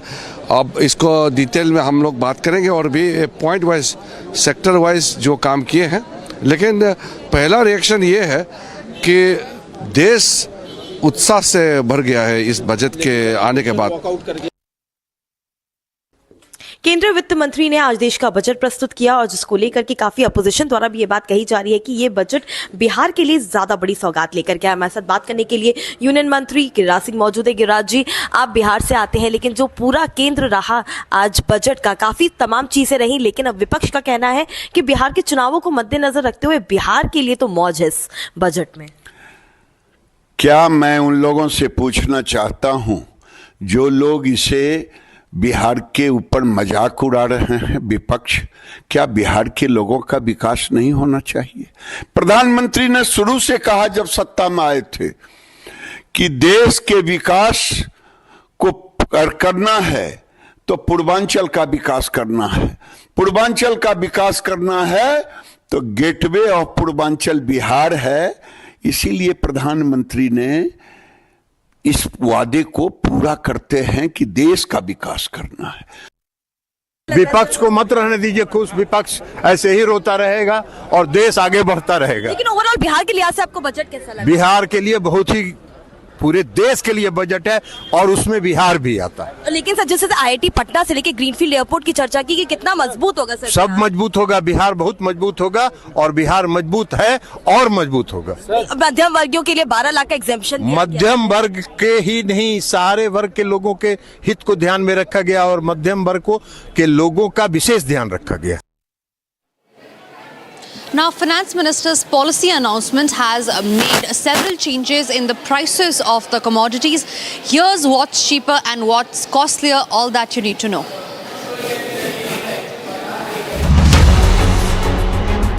The commodities under Modi 3.0's ambitious budget have gone through an overhaul. While affordability has increased for various items, many have also gotten more pricey. First up is life-saving drugs. In a bold announcement, cancer, chronic disease medicines and over 36 life-saving drugs will now be fully exempted from basic custom duties. Electronic goods, including flat panel display, touch glass sheet, touch sensor for LED or LCD TVs, have been reduced from 15 to 5% when it comes to prices. Fish and seafood, along with EV and phone batteries, have also seen a considerable cut, relieving many who rose in cheers at the announcement. This clearly ties in with the economic survey, which noted that food inflation is expected to decrease in the last quarter of financial year 2025. In fact, motorcycle imports have also joined the band. Customs duty on engine capacity not exceeding 1600 cc have been reduced by 40%. Now, on to the items and commodities that may pinch your pocket. From imported knitted fabric to interactive flat display, items in this category are seeing a surge of about 20%. Telecom equipment and plastic products are also among items which will now cost you more. The budget has clearly made certain import items more expensive. Apart from the already listed imported knitted fabric, this also includes imported candles and imported footwear. Now remember, the budget comes in the backdrop of the GDP growth rate projected to fall to 4-year low of 6.4% in the current financial year. The opposition, meanwhile, has called the budget biased, saying that it has nothing for the common people. Listen into these reactions that are coming in from the opposition. अगर मेरी जानकारी सही है तो ये सरकार का 12वां budget है। 12वां ही है? 11वां। क्यों 11वां है? अच्छा ठीक है, जो भी कुछ है। ये जो बजट है अगर हम इसको 12वां मान लें, 11वां मान लें, 12 साल बाद कुंभ आता है। जो सरकार को आंकड़े देने चाहिए थे, हमारे लिए आज बजट के आंकड़ों से ज्यादा जरूरी है कि जिन लोगों की जान गई है वो आंकड़े। जो सरकार मरने वालों का आंकड़ा न दे सके, जो सरकार खोए लोगों का आंकड़ा न दे सके, जो खोया पाया केंद्र है उसमें बड़ी संख्या में लोग भटक रहे हैं। कुंभ में लोग अपने मोबाइल पे अपने परिवार के सदस्यों की तस्वीर लेकर के, कोई अपनी माँ की तस्वीर लेकर के, कोई अपने बेटे की तस्वीर लेकर के, कोई अपने परिवार के सदस्य की तस्वीर लेकर के कुंभ में लोग भटक रहे हैं, लेकिन सरकार उसकी जानकारी के लिए कोई इंतजाम नहीं किया है। मैं कहूँगी ये मिडिल क्लास की सबसे बड़ी जीत है। ये 240 वोट पर आने की जीत है, क्योंकि जिस तरीके से पिछले 10 साल से मिडिल क्लास की यही मांग थी कि हम लोग सैलरी कमाते हैं, उससे ज़्यादा खर्चा हमारा टैक्स में चला जाता है, ना सेविंग होती है ना इन्वेस्टमेंट होता है। आज फाइनली उनकी सुनवाई हुई है तो मैं उसका स्वागत करती हूँ। पहली बात ये, बिहार सोच रहा होगा कि काश हर साल चुनाव हो बिहार में, जैसे हमारी जो केंद्र सरकार है उनके बारे में कोई योजनाएं बता सकें। बिहार में चुनाव आ रहा है, 2 तरीके से पता चलता है, जब ध्रुवीकरण शुरू करते हैं और आम आदमी का बजट अनाउंस होता है। तो बिहार भी उम्मीद कर रहा होगा। इसमें कोई साफ उन्होंने कोई डिटेल्स नहीं दिए हैं, सारे उन्होंने कहा बाद में विवरण है। सरकार का ये एक पुराना खेल है कि वो दिखाते एक है और जब आप बारीकी में जाते हैं तो देखते हैं कि इसमें कोई फायदा नहीं हुआ है। तो ये एक वही परंपरा है, एक ढोंग है, एक जुमला है। जब आप बारीकी में जाएंगे, जो हमारी प्रेस कॉन्फ्रेंस आज शाम को 5 बजे होगी, उसमें सारा कुछ स्पष्ट हो जाएगा। ਪੰਜਾਬ ਨੂੰ ਤਾਂ ਕਦੇ 15 ਸਾਲਾਂ 'ਚ ਇਸ ਸਰਕਾਰ ਨੂੰ ਹੋ ਗਏ ਇੱਕ ਵਾਰੀ ਪੰਜਾਬ ਦਾ ਨਾਂ ਨਹੀਂ ਲਿੱਤਾ ਗਿਆ। ਸੋ ਪੰਜਾਬ ਤੱਕ ਹੀ, ਲੇਕਿਨ ਕਿਸਾਨ ਜਿਹੜੇ ਧਰਨੇ 'ਚ ਬੈਠੇ ਹੋਏ ਨੇ ਪਿਛਲੇ 5 ਸਾਲਾਂ ਤੋਂ, ਜਿਨ੍ਹਾਂ ਨੂੰ 4 ਸਾਲ ਪਹਿਲੇ ਧਰਨਾ ਚੱਕਿਆ ਸੀ ਕਿ ਤੁਹਾਡਾ ਲੀਗਲ ਗਾਰੰਟੀ MSP ਨੂੰ ਦਿੱਤਾ ਜਾਊਗਾ, ਅੱਜ ਕਿਸਾਨ ਮਰ ਰਹੇ ਨੇ ਉਸ ਮੰਗ ਵਾਸਤੇ, ਲੇਕਿਨ ਉਹਦੇ ਵਾਸਤੇ ਪੂਰੇ ਬਜਟ ਤੇ ਇੱਕ ਕਿਸਾਨ ਦੇ ਵਾਸਤੇ ਇੱਕ ਸ਼ਬਦ ਤੱਕ ਨਹੀਂ ਸੀਗਾ।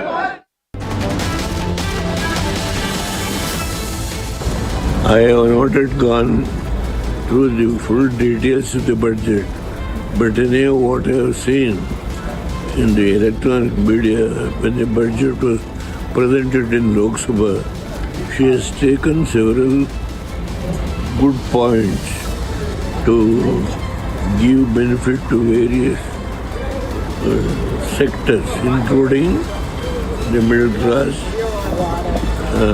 will get more benefit. Finance Minister's speech is only a small synopsis of the budget in detail. Unless one reads the budget in detail, one can't really make a clear assessment of it. So I will have to read the details before I make an assessment. Many schemes have been announced, but these schemes all will get fulfilled well after the life of this house, which is 2029. Bihar के लाखों किसानों की ओर से जो मखाना की खेती करते हैं, हृदय से बधाई और धन्यवाद देना चाहता हूं कि जिस प्रकार से देश में टी बोर्ड का गठन है, रबड़ बोर्ड का गठन है, उसी प्रकार से बिहार के मखाना किसानों की यह मांग थी कि मखाना बोर्ड का गठन किया जाए। और आदरणीय मुख्यमंत्री जी के आग्रह पर हम सब लोगों ने भारत सरकार से इसका आग्रह किया था। अभी हाल में शिवराज सिंह चौहान जी जब पटना आए थे, उस समय भी हम लोगों ने आग्रह किया था और आज वो सपना साकार हो गया बिहार के मखाना उत्पादक किसानों का। मैं सराहना भी करूंगा, खासकर हेल्थ सेक्टर में और खासकर मेडिसिन के मामले में और लाइफ सेविंग ड्रग्स के मामले में जो सहूलियत दी गई या छूट दी गई, जैसे कि कैंसर के मामले में और कुछ बीमारियां हैं उसके मामले में, उनको जैसे छूट दी गई है वो बहुत सराहनीय है। तो मैं एक शिपिंग मिनिस्टर भी था, हमने जो टनेज टैक्स का उस समय हमने कोशिश करके टनेज टैक्स को ऑलमोस्ट लागू करवा दिया था। आज वो टनेज टैक्स का बेनिफिट जो है इनलैंड वाटरवेज में भी जा रहा है। ये बहुत ही सराहनीय है, बहुत प्रशंसनीय है। हम इसके लिए बहुत फिक्रमंद थे और कोशिशमंद थे।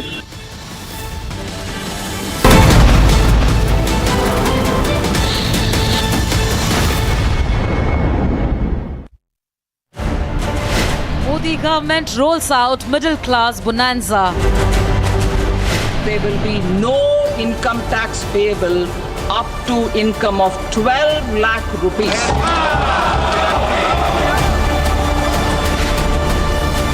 Has BJP become the middle class hero party? Debating tonight at 8 p.m. Amity has been ranked amongst the top 3% universities globally, a testimony to Amity's globally benchmarked quality.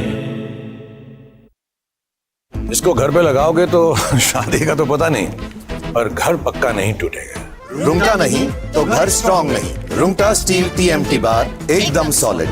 पहाड़ों में एक हाइकिंग स्टिक भी बन सकती है।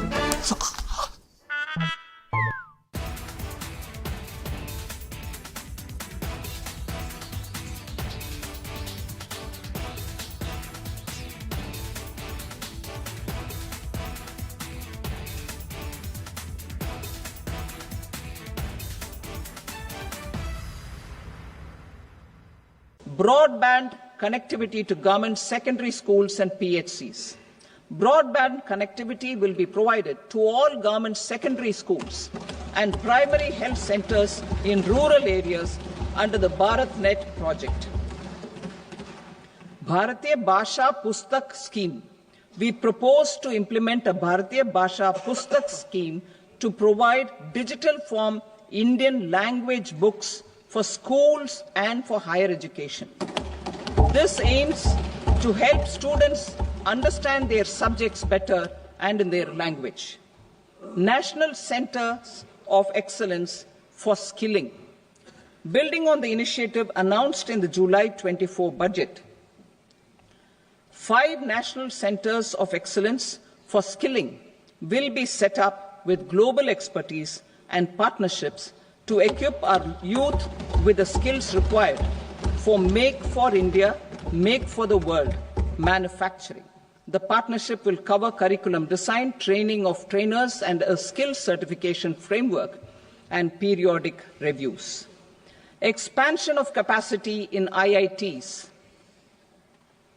Total number of students in 23 IITs has increased 100% from 65,000 to 1.35 lakh in the past 10 years.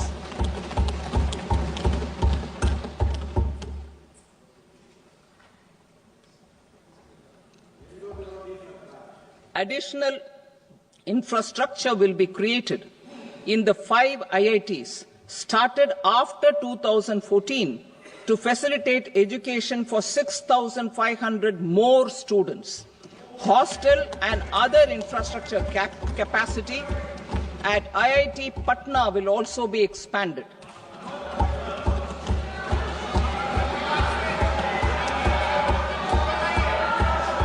Center of Excellence.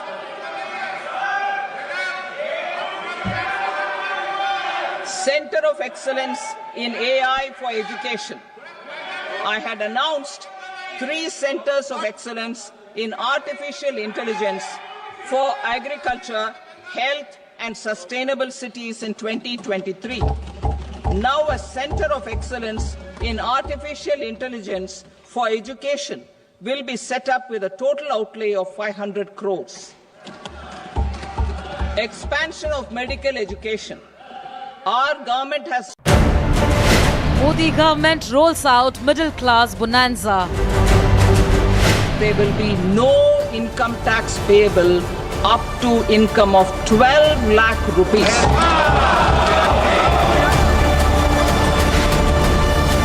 Has BJP become the middle class hero party? Debating tonight at 8 p.m. budget that exceeded all expectations. ये हर भारतीय के सपनों को पूरा करने वाला budget, देश के नागरिकों की जेब कैसे भरेगी, ये बजट इसकी एक बहुत मजबूत नींव रखता है. Arnab asks, can India reach 8% growth rate? Debating tonight at 9 p.m. From Asia's largest news headquarters, setting the agenda for Bharat.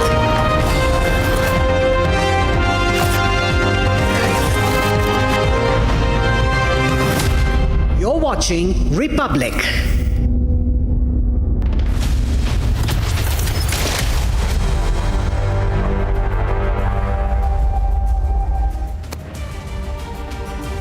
Thank you for joining us live here on Republic TV on Budget Day Live. All through the morning, since 7 a.m. we've been live on the budget coverage.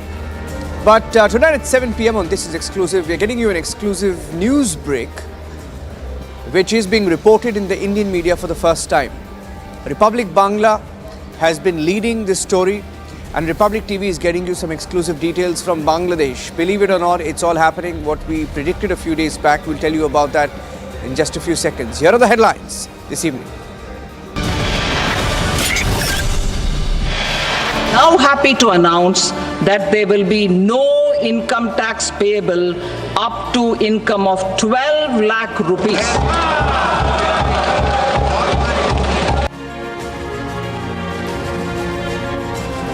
No tax for income up to 12.75 lakh rupees. Tax relief for the middle class will in all likelihood boost the GDP.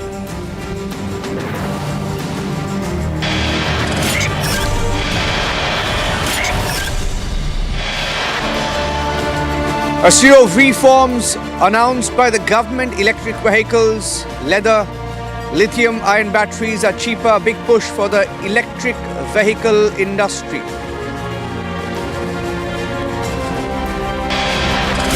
मैं वित्त मंत्री निर्मला सीतारमण जी और उनकी पूरी team को इस जनता जनार्दन का budget, peoples का बजट, इसके लिए बहुत बहुत बधाई देता हूं. Prime Minister Modi congratulating the Finance Minister Nirmala Sitharaman, saying that this budget puts more money in the hands of the people.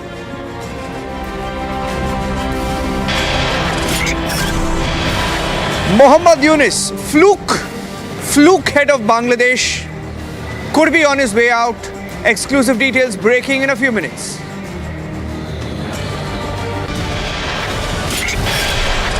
Delhi में 3G की सरकार चल रही है.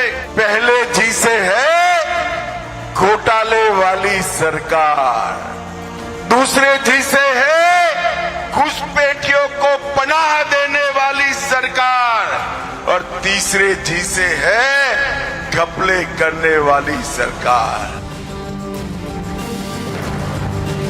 Battle for Delhi heating up 4 days before the national capital votes. BJP versus up.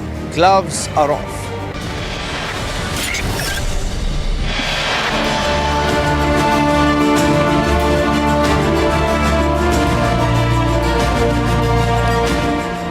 And getting you the big breaking news update on this is exclusive. Ladies and gentlemen, he became the fluke head of Bangladesh through a coup that was engineered.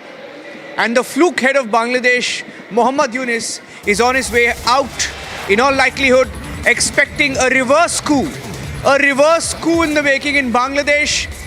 Getting in news from highly placed sources that Muhammad Yunus's aides in Bangladesh, his ministers have begun booking business class tickets with their families, extra luggage booked on these flights, getting ready to flee to Sweden. My colleague Mayuk joining us with details as we break the story from Republic Bangla. Mayuk, has Yunus booked his ticket yet? Well, Niranjan, not yet, and we are getting information from the office of Yunus only, highly placed sources inside Yunus' office. They are sensing some major reshuffle in Yunus' office, and a hectic parley is going on. What we are getting in from our sources today is a working day in Bangladesh. Saturday and Sunday is a working day, and Friday is a holiday in Bangladesh. Hectic parleys going on in Bangladesh. Top officers and specifically with the chief advisor's office. We have come to know from our sources that business class tickets have been booked by very VVIP, very influential persons in Muhammad Yunus government and those who are in the helm of power. And this specific tickets are being booked from Dhaka to European countries. And most importantly, what you said is a reverse coup. Yunus is sensing a reverse coup. General Walker right now is at the helm of power in Bangladesh army. But there can be a reverse coup, and that led by the army can be dangerous for Muhammad Yunus, and that's what he's sensing. Muhammad Yunus knows that he doesn't have the majority, he doesn't have the mandate, he doesn't even have the people's support. BNP, the major opposition party right now in Bangladesh, is against Muhammad Yunus right now. And most importantly, the advisors, the student advisors, they are also planning to leave the cabinet right now and start separate parties. What we are getting in from our sources, major student faces like Sarjis Imam, like Hasnat Abdullah and Asif, they are going to resign in some days or the other in very short time. And now what we are getting in is that Muhammad Yunus is in touch with his bosses in American deep state, and he may now travel again, and then he may settle in a European country, leave Bangladesh to its fate. Niranjan. Thank you for that. Mayuk, I have a report as well. I want to play out that report. Run, Yunus, Run is going to be the name of this movie that lasted a little less than 6 months in Bangladesh. Sheikh Hasina, ousted, is currently in exile somewhere in the national capital region in the NCR, according to top place sources. And will she be booking her flights to Dhaka soon? Breaking news update from highly placed sources that Yunus could be on the way out. He could be on the way out, and he's the puppet of the deep state. Confirmed a few days back with the visit of Alexander Soros, son of George Soros, to Dhaka.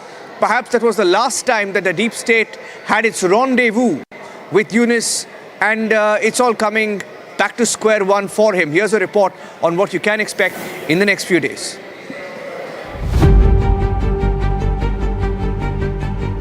Has the change of guard in Washington, D.C. made the interim Yunus regime in Dhaka jittery? A known lackey of the Democrats, is Yunus under fresh pressure? With the economy tanking and the GDP on a free fall, is the interim leader of Bangladesh fearing a fresh uprising? Republic has learned from a top source that Yunus is sensing a fresh people's uprising on the streets of Dhaka and across Bangladesh. Yunus is back in Dhaka currently after a trip abroad. Republic has exclusively learned that a raft of business class air tickets has been booked, fueling speculations that Yunus and his hardcore loyalists could be shifting abroad. According to top sources, the recent proactiveness in the country's armed forces has also raised fears of a fresh coup. Sources claim that Yunus is facing mounting public anger for running the economy to the ground. Significantly, the scoop follows a headline-grabbing meeting between Yunus and Alex Soros, the son of American billionaire George Soros and chairman of Open Society Foundation. The meeting gave rise to further speculation if Yunus was switching to a plan B after the Trump administration cut its funding support to Dhaka. A weakening economy and rising fanaticism in the country has spawned global concerns. India earlier called on the interim Yunus administration to do what's necessary to curb targeted attacks on Hindus and religious minorities in Bangladesh. As dissent grows and the economy slips further, Yunus may well have seen the writing on the wall.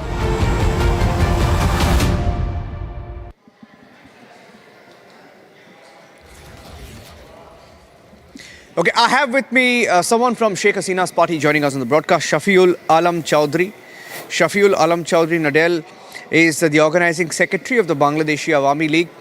Shafiul, we're getting in these reports that there could be a reverse coup. Are you or your party aware of this, Shafiul? Yes. Everybody know Mr. George Soros is very close to Biden government. He and his son, they involved illegally correspond to change many of government. They invest lots of money, billion money for change the democratic government in various countries. We think Mr. George Soros and Alex, they are involved with Mr. Yunus to change our Awami League government. We are very worried because they are not good people for Bangladesh. There are lots of bad records. In this time, Mr. Trump also know, and they investigate for everything. No, but are you aware of this news that we are picking up? We at Republic TV, Yes, the Republic Media Network. yes. No, we have confirmation. Bangladeshi newspaper and Indian electronic print media How many ministers in the Yunus government have booked their tickets to Europe? And where in Europe? We are hearing Sweden. What are you hearing? Where are they going? We had more than 50 advisor and so-called student leaders. They book ticket and they get the US visa. US visa? US visa, yes. But how will they get a US visa now? I mean, they already have a US visa. Are you saying that they will get a US visa? Or they are attempting for a US visa? No, they get the US visa. They've already got it. The US oh, visa. they've already got a US Yes. visa. And you're saying that they could be going to the US. But why would Maybe. they do that? Isn't Maybe. the Trump administration there? They try to save exit. Exit, okay. But I think Mr. Trump or Trump government would not welcome them because they are involved various Jongi activities in Bangladesh and others. So does your party have any role to play in this? Does Sheikh Hasina's party have any role to play in this? Are you aware of any attempts even by the army? Because we're hearing that the army is also holding meetings back to back in Bangladesh. Look, after 1971, our liberation war, the Bangladesh army will started their journey. We hopefully they did not against the Bangladeshi people or Bangladesh interests. I think they will play their good role because in this time, all our Bangladeshi people are very much annoyed Yunus government. Yes. And my last question to you, Shafiul, where is Sheikh Hasina right now, and is she in touch with her entire party? Are you regrouping as a party? Have you held a meeting as a party, as a united party? Yes, she is now in Delhi, and all my thanks for Indian people, Indian governments, and all Indian political party. They support our Prime Minister and our party president, Awami League president, Bangabandhu daughter, Sheikh Hasina. She is right now staying in Delhi. He joined all our party leaders and abroad in Bangladesh and in our country. Okay. Thank you for joining us, Shafiul. That's the big breaking story on Republic. Muhammad Yunus sensing a reverse coup in Bangladesh. Many of his aides have booked tickets already to Europe, parts of Europe. Some have booked their business class tickets to Sweden, some with their families in tow. Many more have ensured that there's space for extra luggage. We're hearing that on their business tickets, they've bought extra baggage space so that they can leave bag and baggage. And these are puppets of the US deep state, which is now being dismantled by Trump. Biden's gone, deep state being dismantled, and Eunice's aides on the way out. Let's move on now.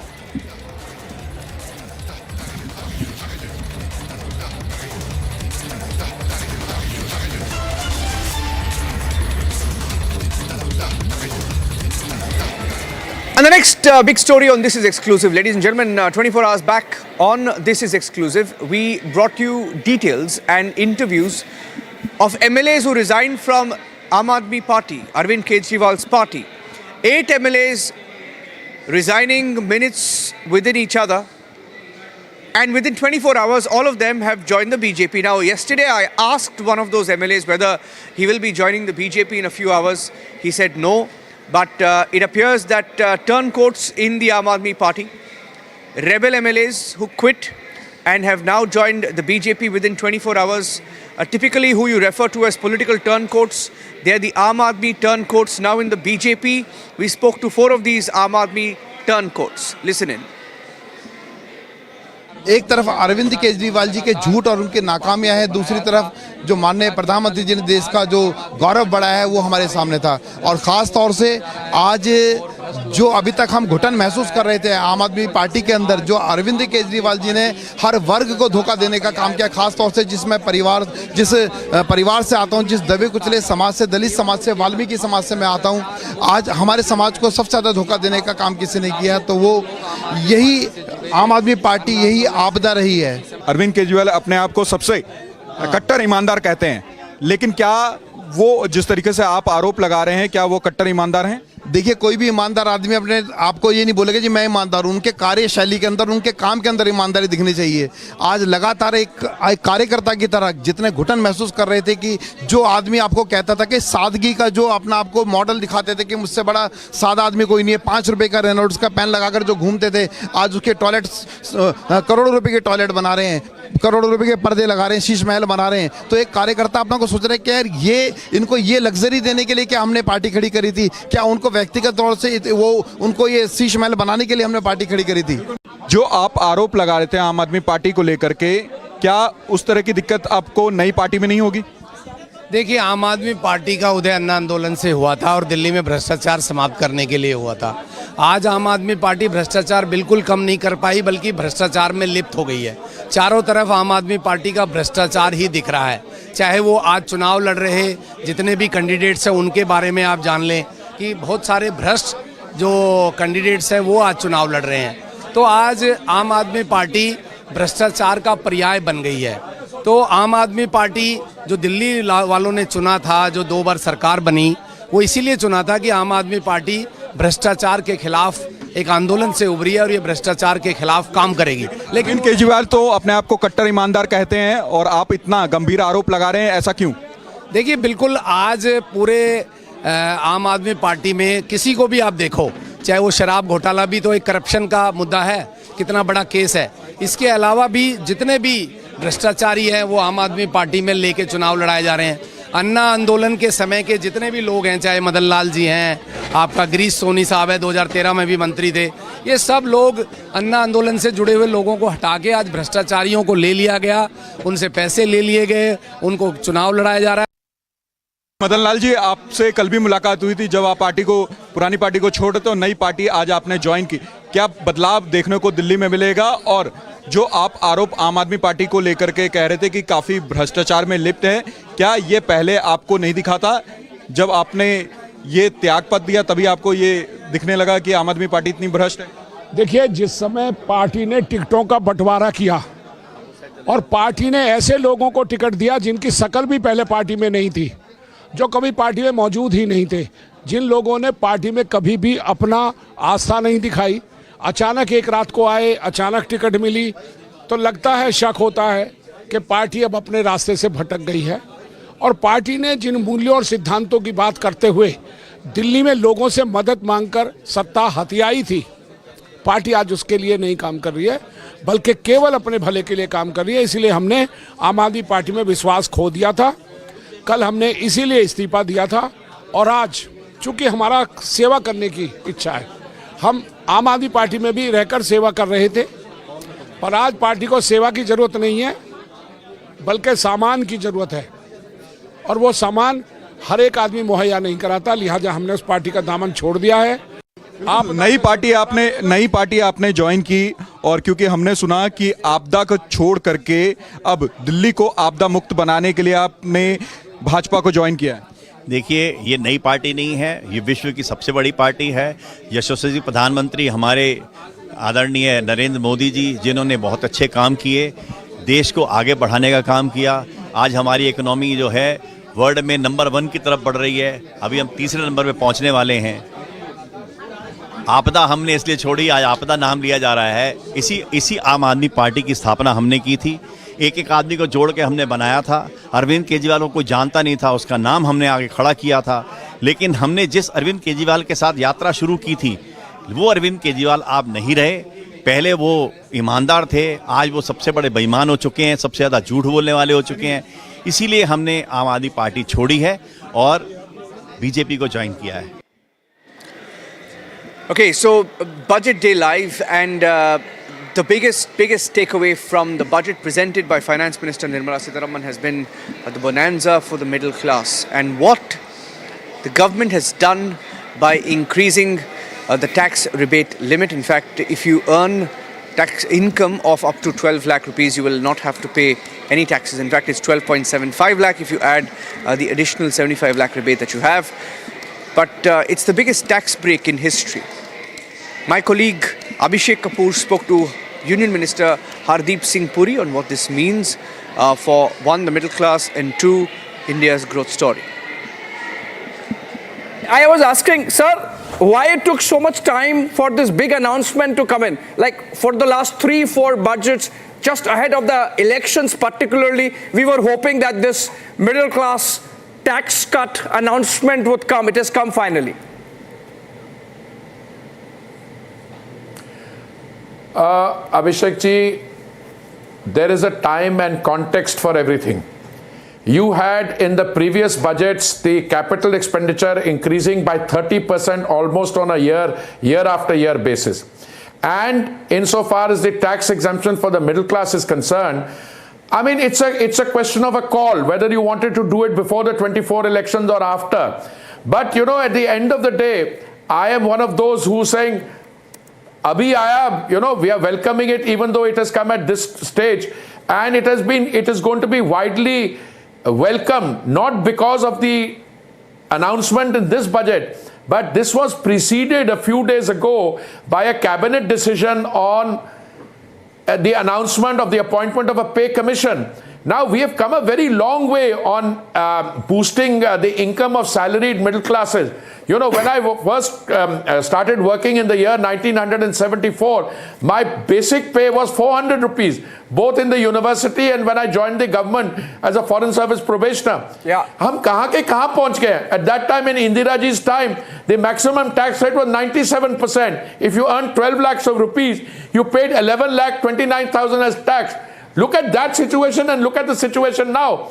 And the government has to be equally conscious of, you know, 3 free meals of dry ration in a day for as a part of the pandemic. That is continuing. We are supplying gas cylinders at 500 rupees to the beneficiaries of the Ujjwala scheme. So all in all, I can tell you, we are in a situation where today this relief for the middle class, particularly this tax exemption limit, which has gone up from 7 lakh to 12 lakhs. It was 2.5 lakhs in 2014, and this has come. So this is a tipping point, and it is a sure step and boost towards making India a Viksit Bharat, which is Modi ji's sankalp. True, sir. Modi government rolls out middle class bonanza. There will be no income tax payable up to income of 12 lakh rupees.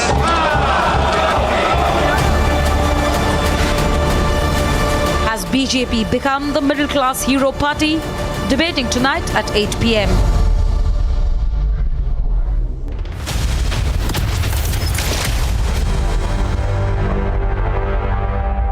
इसको घर पे लगाओगे तो शादी का तो पता नहीं, पर घर पक्का नहीं टूटेगा। रूंगटा नहीं तो घर स्ट्रॉन्ग नहीं। रूंगटा स्टील TMT बार एकदम सॉलिड। पहाड़ों में एक हाइकिंग स्टिक भी बन सकती है।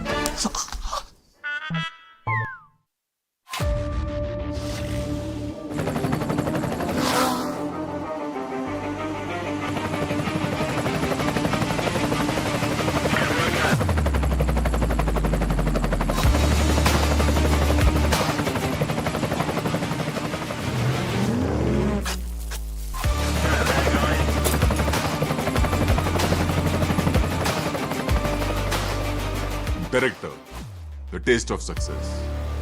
This government, under the leadership of Prime Minister Modi, has always believed in the admirable energy and ability of the middle class in nation building. In recognition of their contribution,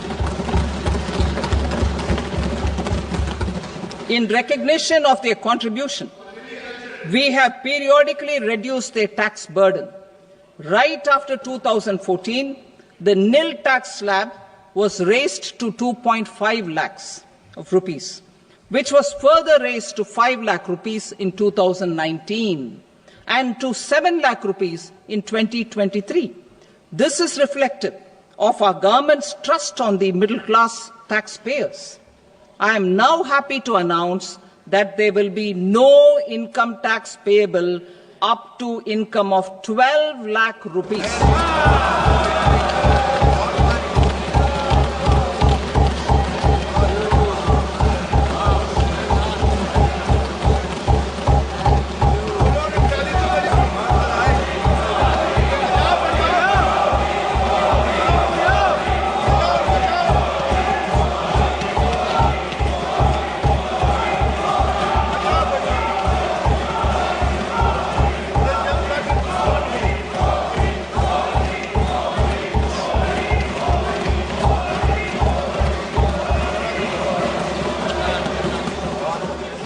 So, average income of 1 lakh per month other than the special rate income such as capital gains under the new regime. This limit will be 12.75 lakh for salaried taxpayers due to the standard deduction of 75,000. Slabs and rates are being changed across the